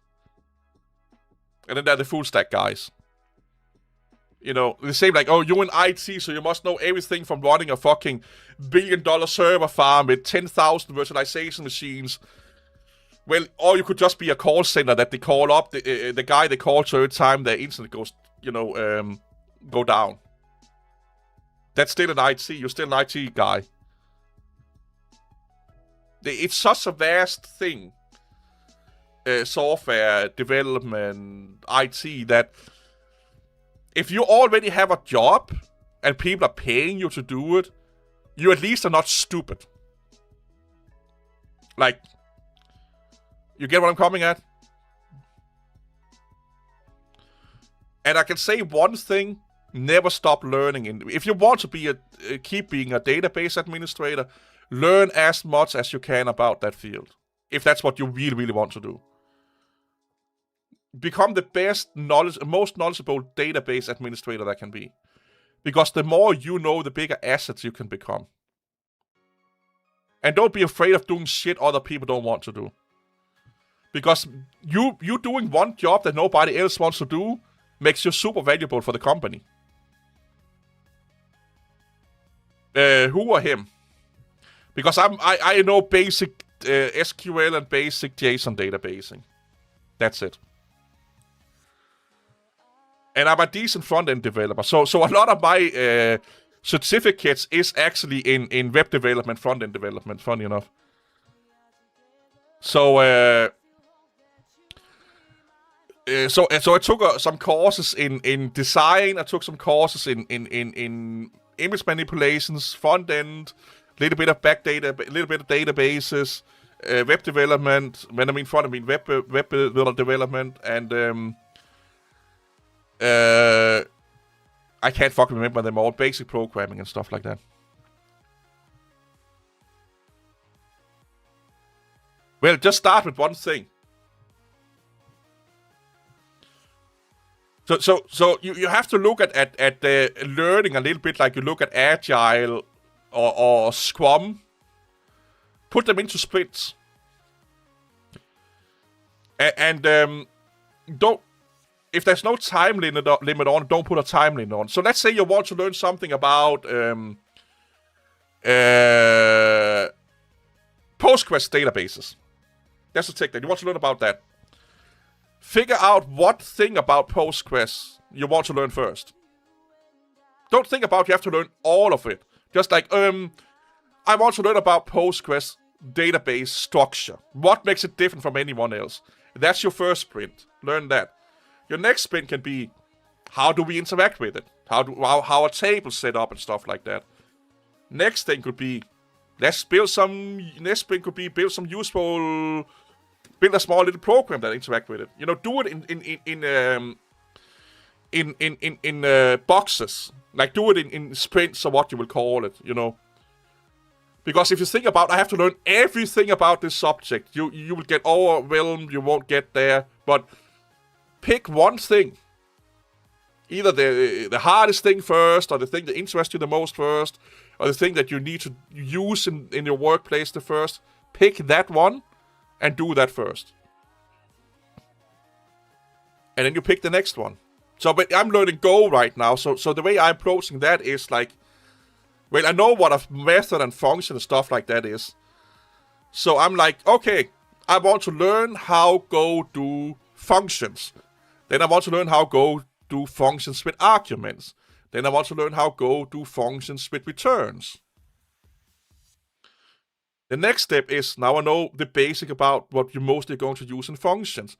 Loops. How to Go do loops. How to Go do for loops, for each loops, while loops, if they have that. Let's learn that. The next thing is, how do they handle classes and non-classes? Because Go don't have traditional classes, but you can still do structs. So, okay, what is Go structs? That's the next thing, and then I learn about that. That's how, in my opinion, that's how you should learn stuff. Put it into small, break it up, and then take one thing at a time. And before you know it, you've learned everything you need to learn. You know.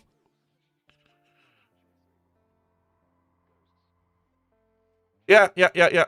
Do that, man.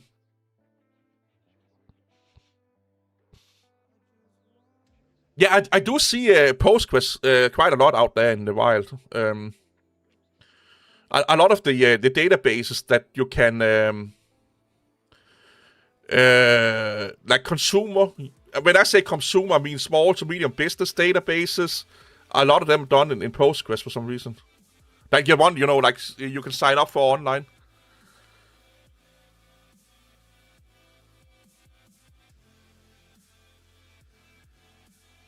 Yeah, so I'm not good with that rigid structure. I don't use timers and stuff like that.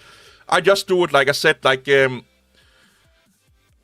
want to learn this thing, and I want to learn this part of this thing. And until I've learned that part of that thing, I'm not going further. And if it takes a day, a week, a month, it takes however it takes. Because you also have to factor in work, life, partying, and all that fucking shit. How can I become the next Pirate Software? Are you still working for, is it Lockheed Martin, or who the fuck are you working for? Just mention that every time you are in a conversation.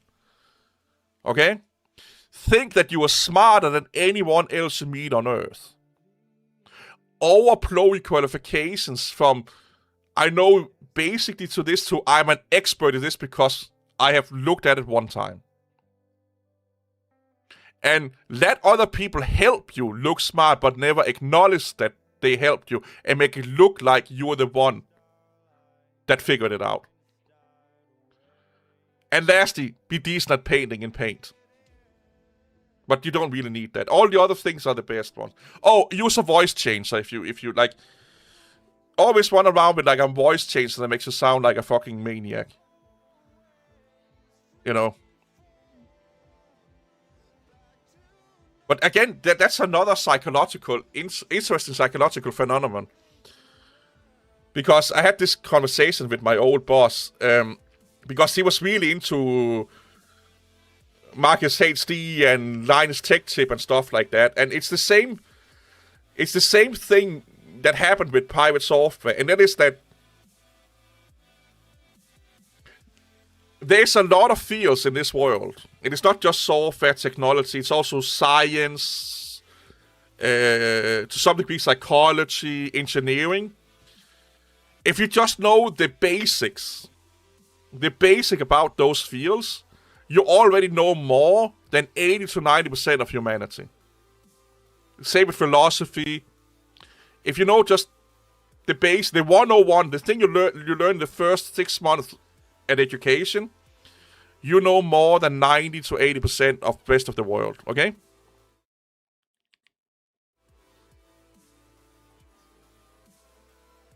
So that means that to 90 to 80% of the rest of the world, when you say something, you actually sound smart. Okay? Because you know more than 80 to 90% of the world, because you know the basics. And that's how Pirate Software become popular. That's why Linus Tech Tip is popular. And Marcus HD, or what the MKHD is popular. But why are they popular? Well, it's because they know how to... You know the basics. Now you have to be able to explain it to the stupidest person in the room. Which is not hard. Because the more people that understand what you say, the more people will like and listen. Nobody wants to listen to someone speaking if they don't know what the fuck they're talking about.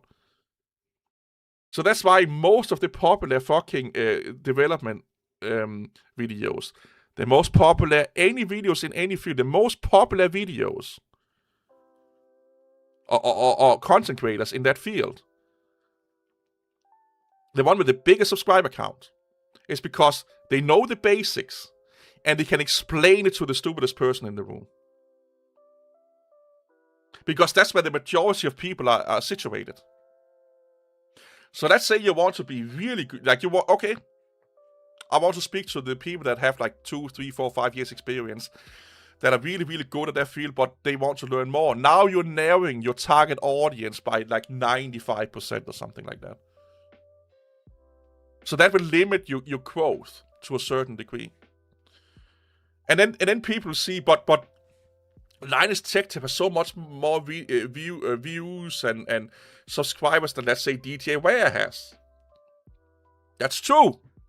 But you cannot watch all of Linus Tech Tip's videos and go in and take a computer science degree. But if you watch all of DTA Ware's videos, you can go in and take a fucking computer science degree. You see the difference here. The reason why you are popular is because you're making content for the broadest audience, and that means you cannot make it too hard or difficult.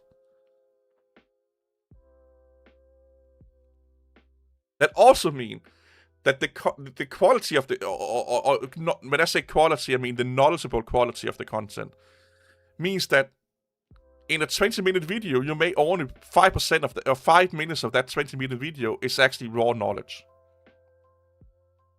And it's so slim and so little that you barely can use it other than sitting at the dinner table and be like, oh, do you know that this new phone has an X amount of million hours battery, so it has therefore, or it's a new battery composition, so therefore it lasts a day longer than the other one. That's the kind of information you get from Linus Tech Tips, stuff that you can tell your friends so they look impressed at the dinner table. If you really want to learn, you go to DJ Ware and all of these, like, other places where it's dry as fuck, it's boring as fuck, but it's information that you actually fucking learn from. So you have to, when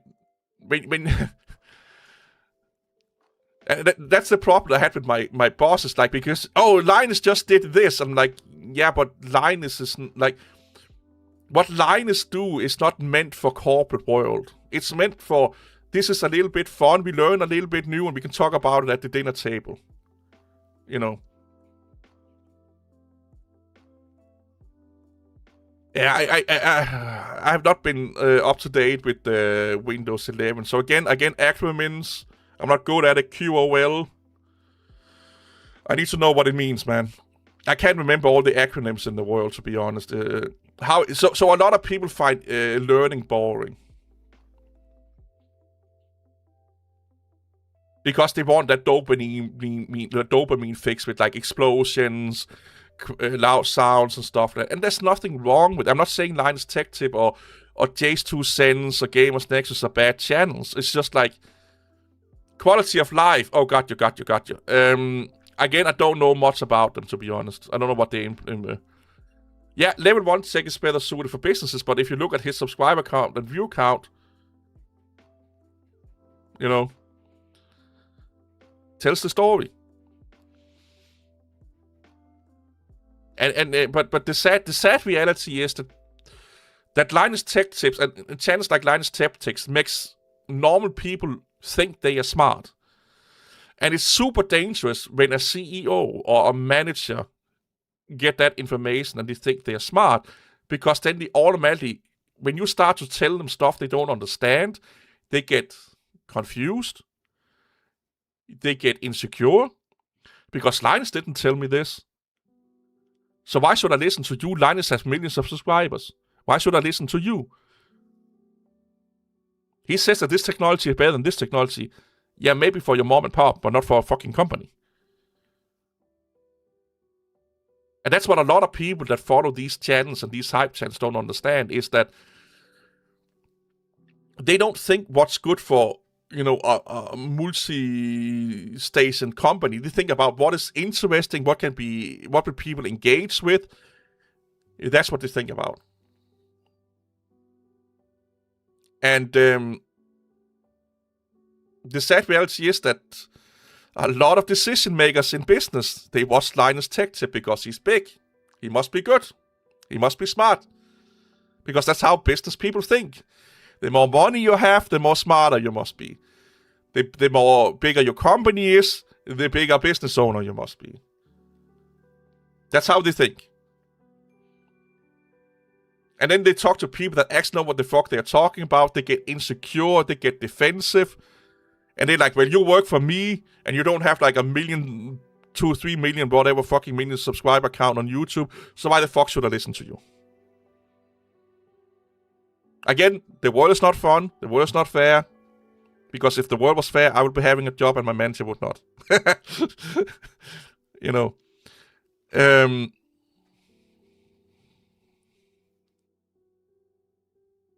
No. They don't want to hear about that shit. Tide pot. I think I've just called you pot. Well, Scooby, you will be amazed about how many middle managers and well, how many people that make decisions in business go to YouTube for knowledge and opinions, and yeah. Again, I can talk about this now. So, there was a current joke in the place I worked, and that is that When the CEO come running into the software department, it was because he had watched a YouTube video explaining something new that he didn't know, and asked us if we can use it, or if we should research it, because he saw a Lions Tech video about this thing or that thing, and blah, blah, blah, blah, blah. And then we had to explain to him for like 5-10 minutes that, well, we can't use it because it's not compatible with our tech stack and blah, blah, blah, blah, blah. And it's not applicable to our company. We're not that big enough, and it's not doing what you think it's doing. And what you saw is basically just a sales speak for a VPN. Okay, and then he will come like, oh, I just, what about this thing? And then be like, did you see that on YouTube? Yeah. That was every time he came with something, it was because he saw it on YouTube. The CEO of a business, by the way. And this is not uncommon. But this is the again, I keep telling people this, just because someone has a fancy title or make a lot of money, don't necessarily mean they know what the fuck they're talking about. They're just good enough to stay in a position that gives them that opportunity to make that lot of money, or to have a business that anyone else could do if they wanted to do it. But most people don't want to go through all that stress, all that hassle. They just want to, work from 9 to 5 and then fuck their wife. Yeah, kid in a candy store. Yes, exactly. I think I had that conversation with him one day, because he was like, I have so many employees and stuff. You do know that most people don't start a business because they don't want to start, because they can't start a business. It's because they don't want to. They don't want the stress. They don't want the reliability. They don't want the investment. They just want to make a little bit of money, some good money, live their life, and that's it. Just because you start a business don't mean that you know more or less than anyone else. It just means you just like doing that. And some don't. That's the only difference. It's like the only difference between you and the person unclogging your toilet is that you like doing this, they don't like doing what you're doing. And that's why they're not doing it. They'd rather focus on something else. Because you don't need to be a genius to start a company, or be a CEO, or a middle manager, or leader, whatever. You just need to have the passion for it. Because if you try long enough, you will find a place where they will give you that opportunity. It's all about, it's a little bit like you see all these investment people that makes like billions of dollars in investment. And they're like, what companies did you invest in? And they show you like 5 companies that they invested in. That makes them billions of dollars. Before they got to those 5 companies, over their lifetime, they probably invested into thousands of other businesses. It's a spray and pray scenario. It's the same with jobs to some degree. You don't know how the fuck it is to work for someone. You're putting out applications left, right, and center and hoping someone will pick you up. And sometimes you get fucking lucky. You get the right job, the right mentality, and they see a really good potential in you, and they will educate you, and you rise from unclogging the toilet to being a fucking manager or department head. Because it happens for people. But it don't happen in all places. It happens in really, really few places. And you have to spray and pray. And it also means that if you feel something is not going for you where you work, get the fuck out of there. If you're getting underpaid, underappreciated, blah, blah, blah, blah, the second you get a better opportunity, another opportunity, get the fuck out of there. Because bosses don't give a fuck about you. Like one of my co-workers was so sick, he could barely fucking stand. But he's like without him, the company would probably not run. So the boss called him to work. And he was so sick he had to sit with a fucking mask on. So not infect the rest of us. It was not corona, but he was just that sick. And I looked at him and he was almost passed out in front of his computer. And I'm like, you need to go home. Yeah, but you need to go home. No, we need to fix this and say, you know what? Your boss, our boss, don't give a fuck if you're here. He's not going to give you a bonus of $10,000 fucking dollars for you to fix this. Now he expects you to come next time you're sick. Your bosses is not your friend. Your managers is not your friend. As much as they like, you can be friendly with them, of course. But the second someone has power over you or control or manage you, that's their job. And they are not your friend. They can be your friend after work, but at work, they are not your friend. It's their job to... This sounds a little bit weird, but technically, for a manager, you're just a machine. Basically, a machine made of skin and flesh. And a manager / leader needs to make sure that you do the best job for you to your best abilities that makes the best sense for the company, and also you like are comfortable and like working there, etc., etc. But the second you don't like working there, or you become too big of an obstacle, like I did, loudmouthed, said your opinion too often, now they're looking at you as a defective machine. You are not doing what we want you to do. And they can like you can like them, but you're not doing what we want you to do.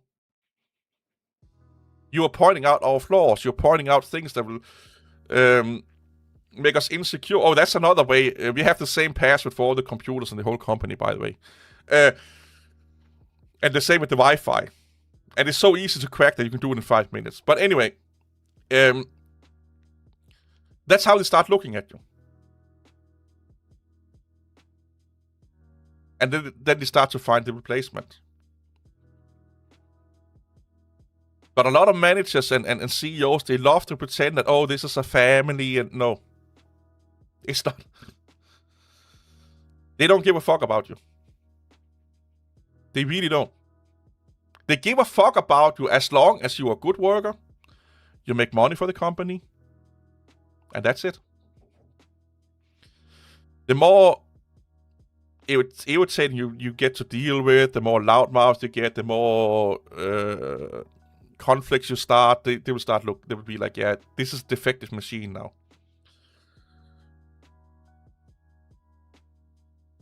And as friendly and as many bonuses they give you and as many PTOs they give you, and in the end, they do that because you're still valuable enough for the company with the work you do that they can do that.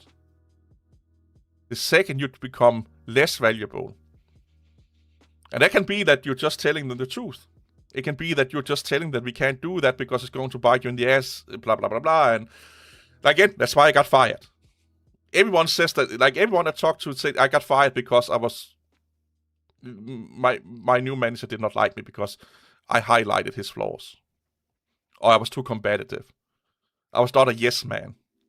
They just bent over and said, yes, fuck me in the ass. Thank you, good sir. Because there's one beside me that thinks the exact same way that I do, but he never says anything. And he still has a job.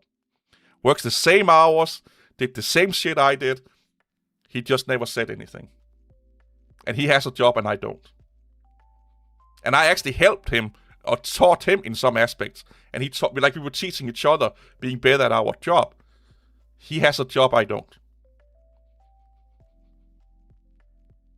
They don't care.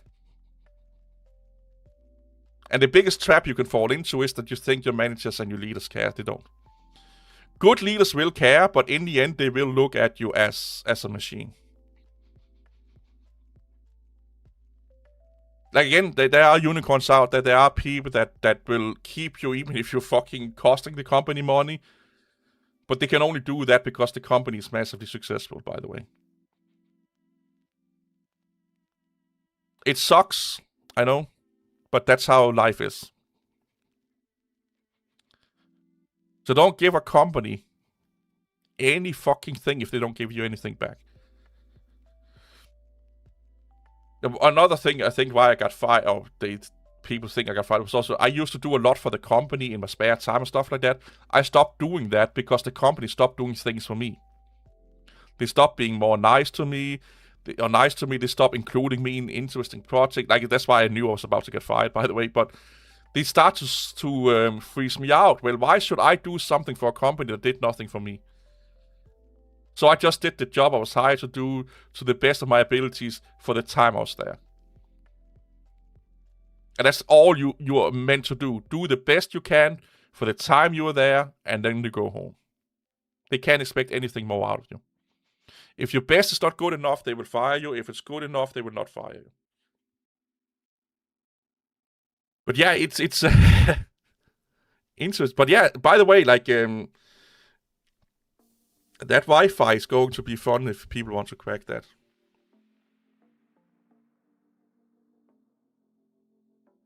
They asked me to this is how stupid they are.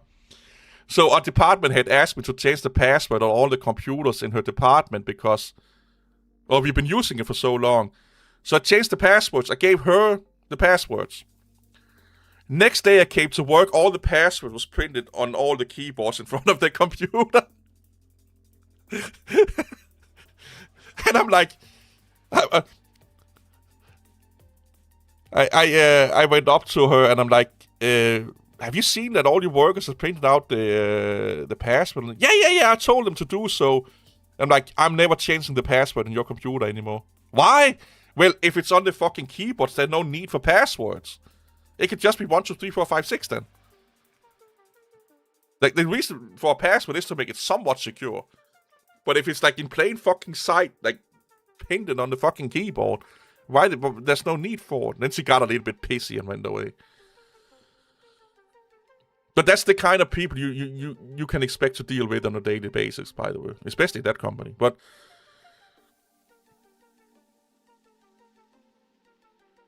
yeah, it's what do you think about small talk? Depends.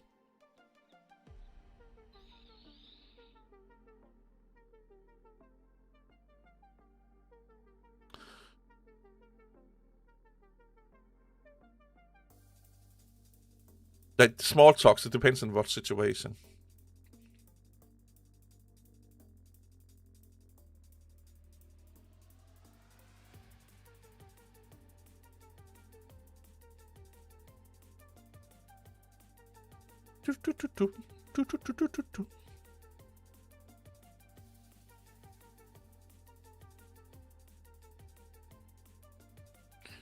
But yeah, it's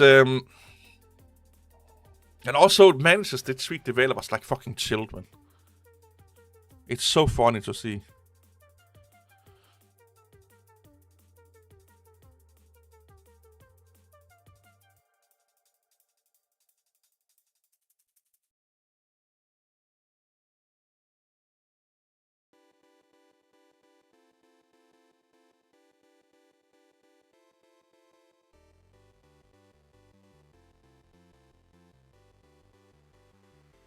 I just remembered another fun thing.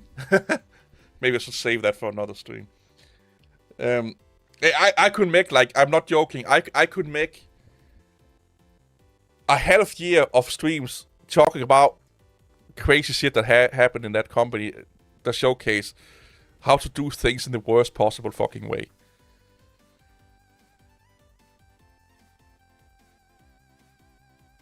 It's so mind-boggling. Maybe I should make a YouTube series called What Not to Do as a Business Owner. And then I can take like a little... I can sneak in one day and while they're doing one of their meetings where nobody fucking sees anything, and put up a little webcam and then just like stream it to the internet so they can see how fucking batshit crazy things are going. It's so funny. But it was an interesting journey, to be honest. It was like, I met some great people there, but it was so funny. It was so funny.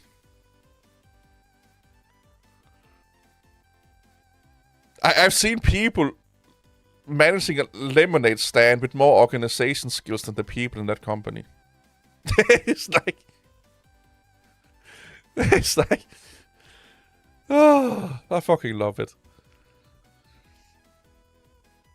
I'm just so happy that I have this much, like, content I can like so much. I don't know if this makes sense, but because I didn't sign an NDA and they basically can't do it. They can't do anything about it because there's no way in my contract that says I can't talk about these things. It just gives me so much material in so many ways for probably the next year that it's unbelievable funny. Unbelievable funny. Unbelievable funny. By the way, I think my next stream will be Monday or Tuesday. So my plan was to stream for a few hours the days I would be at work. But it's in the morning here in Denmark, and I don't know, I think most of my audience is from the States and stuff like that, and Asia, so I may try and do 2 morning streams, maybe Thursday and Tuesday next week. But I kind of want to stream about 4 days a week, and then make some content. Again, this channel here will be mostly what we do now, live streaming, Linux and stuff like that. Hardware and stuff like that will be on my other channel. I have a video right now where I'm installing Windows in real time with updates and everything. It took me like 40 minutes on a T490, I think it is. T490, yeah. Because I got like an action cam with like fucking proper tripods and everything. So I can make more. I need to clean my apartment. That's probably the next thing I should do. And I buy a lot of fucking random shit, so there will also be unboxing on that channel and stuff like that. More consumer-based. So this would be more pro-based, or not pro, but more professional-based, or professional people that works in the industries. And the other channel will probably be more just like average consumer shit. So it depends on what channel I have content for, but I will try and do like 4 live streams a week just to see that out for like 2 or 3 weeks. Just to see if I can build one of the channels up again, because everything has just gotten down the last fucking 6 months, but I also haven't had much time or extra gas in the tank to do all of this. But yeah. Nobody still told me what 8008 stands for. If you went to school when you had the old calculators, you know what this means. You know what this means. It was something everyone would do on their calculator. Because 8 would look like a letter on most calculators.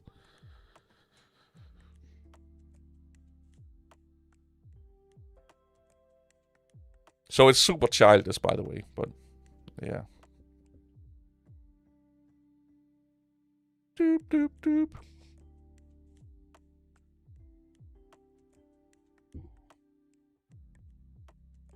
Is there any... I can't even remember what fucking subjects we need to talk about today. Dev jobs, AI vibe coding. Well, we kind of have talked about all of that. All of that.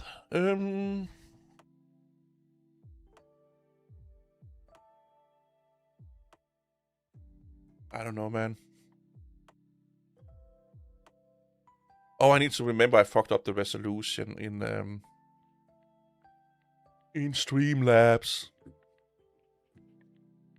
The only reason I use Streamlabs is because it remembers my layout. So the whole overlay shit you see here, that's stored in the cloud. So no matter where I log in on my Streamlabs, it remembers my whole scene settings and every fucking thing. It's actually really, really neat. Really neat.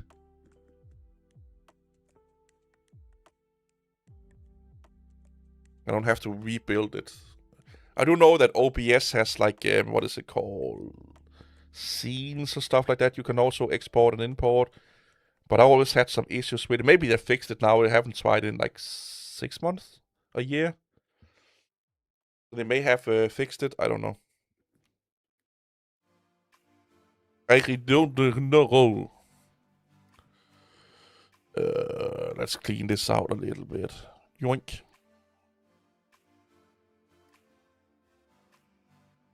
Whew. My speed eraser.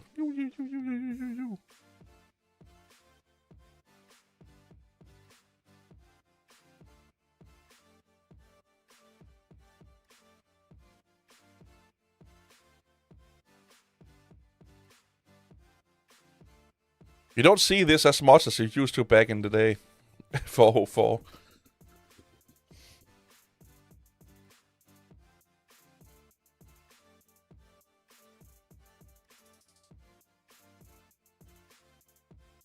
Yeah, it's funny how not funny, interesting is probably the best word. How the internet was like 16 years ago, 20 years ago, versus now. With like, it was not uncommon that sites just didn't fucking work. Or you had to refresh like 2 or 3 or 4 or 5 times before it actually loaded everything. And nowadays it's like seconds and you have like a whole website up. Like it's some of the most reliable stuff to do nowadays. It's like if a website don't load properly, it's like the whole world is going under or something like that because it happens so rarely. Then it's like, oh, something must have gone wrong, massive DDoS attack, the company's going under. People start to fucking get nervous if it don't work for like 2 hours. Where back in the day, it was just like, oh, that's kind of normal. It only works 50% of the time, and if you're lucky, you got all the content loaded in the first try. And then they started to do all the JavaScripting and shit like that. That was so funny. When they figured out that, like, if you think websites is over dramatically with their use of all kind of crazy animation today, when they figured out how to do that with JavaScript and stuff like that, it was just like every fucking website had rolling text with weird colors and things popping up in your face all the time, and it was almost like going to Las Vegas and all these billboards that just fucking attacking your senses in your face. It was such an interesting. There was like for a year or two, like rolling text was like the most hip thing ever, man. Like you just need to have like you see the lower thirds in news, like yeah, Florida man ran naked into an alligator farm and stuff. That's those rolling text kind of thing. There's so much of that fucking shit on the websites back in the day. And they would be like changing colors and background all the time, and sometimes it was fucking unreadable, but it looked funny.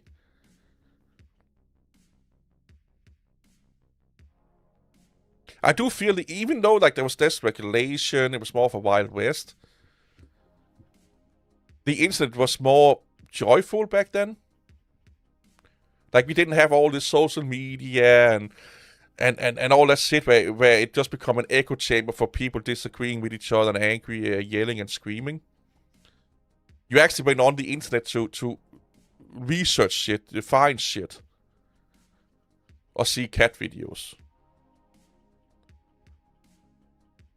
That was what they thought YouTube was about for a long time. Oh, that's the place you go and watch cat videos. And look at it now. Look at it now.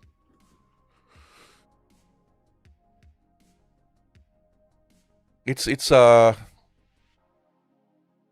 fucking strange journey. But it's gotten corporate again, man. If you're not a big fucking news outlet, a big company, they don't give a fuck about you anymore.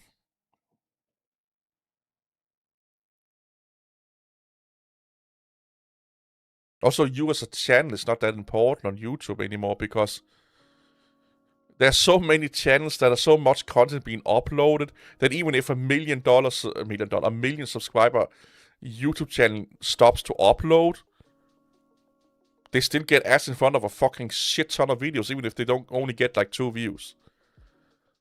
It's kind of the same like thing as like you know, with stock options. Spread out your portfolio. So they put ads in front of as many videos as humanly possible. Because then they're not relying on 1 or 2 or 5 content creators making a lot of ad revenue for them. They can rely on millions of people or thousands of people uploading millions of videos per week. So instead of having 1 or 2 that gets a lot of views, it's actually better for them to have like hundreds of thousands of people only getting 1 or 2 views. It's a fun thing. That more is better. At one point, like, I actually tried this out. If you uploaded 1 video per day, no matter how fucking short it was or how bad it was, 1 video per day, it helped your channel grow so massively. You just have to do 1. It could just be like, oh guys, today I'm doing this, I'm in the garden, remember to watch my Let's Play tomorrow. That alone was enough. And then the day after, you'll do like a proper fucking video. Now it's all about getting discovered via shorts.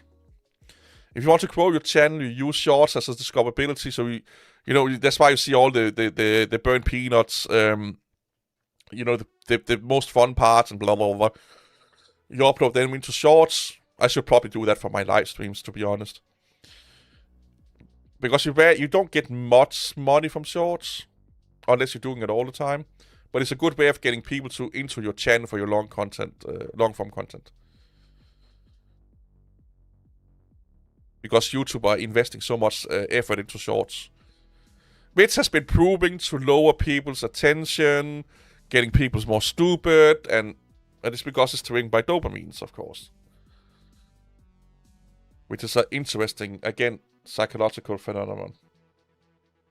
That the more you're driven by your dopamines, the less good it actually is for your psyche, your mental state.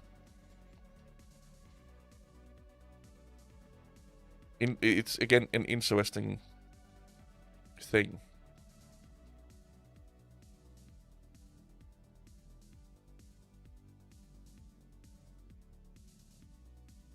But yeah, I don't fucking know, man.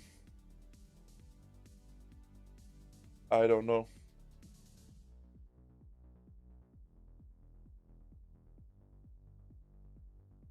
I think it's about it for me today. I'll just throw my body on the fucking couch and watch some whatever. I'm watching Bones right now. I forgot how good that series is. So maybe I should watch some more episodes of that. I forgot how like, a little rant again here. Like, if you compare TV shows, like, from 2010, 15, 2000, so now, you forget how good TV series used to be. You know? Instead of it's like putting politics into everything and make sure we represent the whole world and every fucking nook and cranny of society and make sure everyone gets equal amount of time no matter who and how and where they are. But they actually were focusing on good storytelling, entertainment, and like it's refreshing as fuck to come back and see those older TV series where they actually care about giving you a good product, giving you a good episode, making you want the next episode. When I see like a modern series, most of the time after like 1 or 2 episodes, yeah, I got enough, I need to do something else, I'm getting bored, or it's so predictable. If I watch the old, like I said, Bones, or TGN, like The Next Generation, or Castle is also a good one, Stargate, I can't fucking stop. It's like, just want more. What's happening next time? You know, what's going on? Even the filler in episodes are fucking really good. Like, it's almost like the filler episodes is the standard for how they are today. That's how bad we have gotten with making series today. Because they have to preach to you for the first half of the fucking episode about how bad you are if you're this or that, and how you should think more about these and these people, and give them more and more attention, and maybe in the last 10 minutes something interesting would actually fucking happen.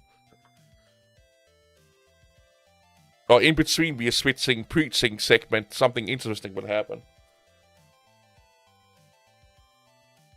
Yeah, anyway, thank you all for stopping by. Have a good day. See you next week. Go do something fun. Thanks for stopping by.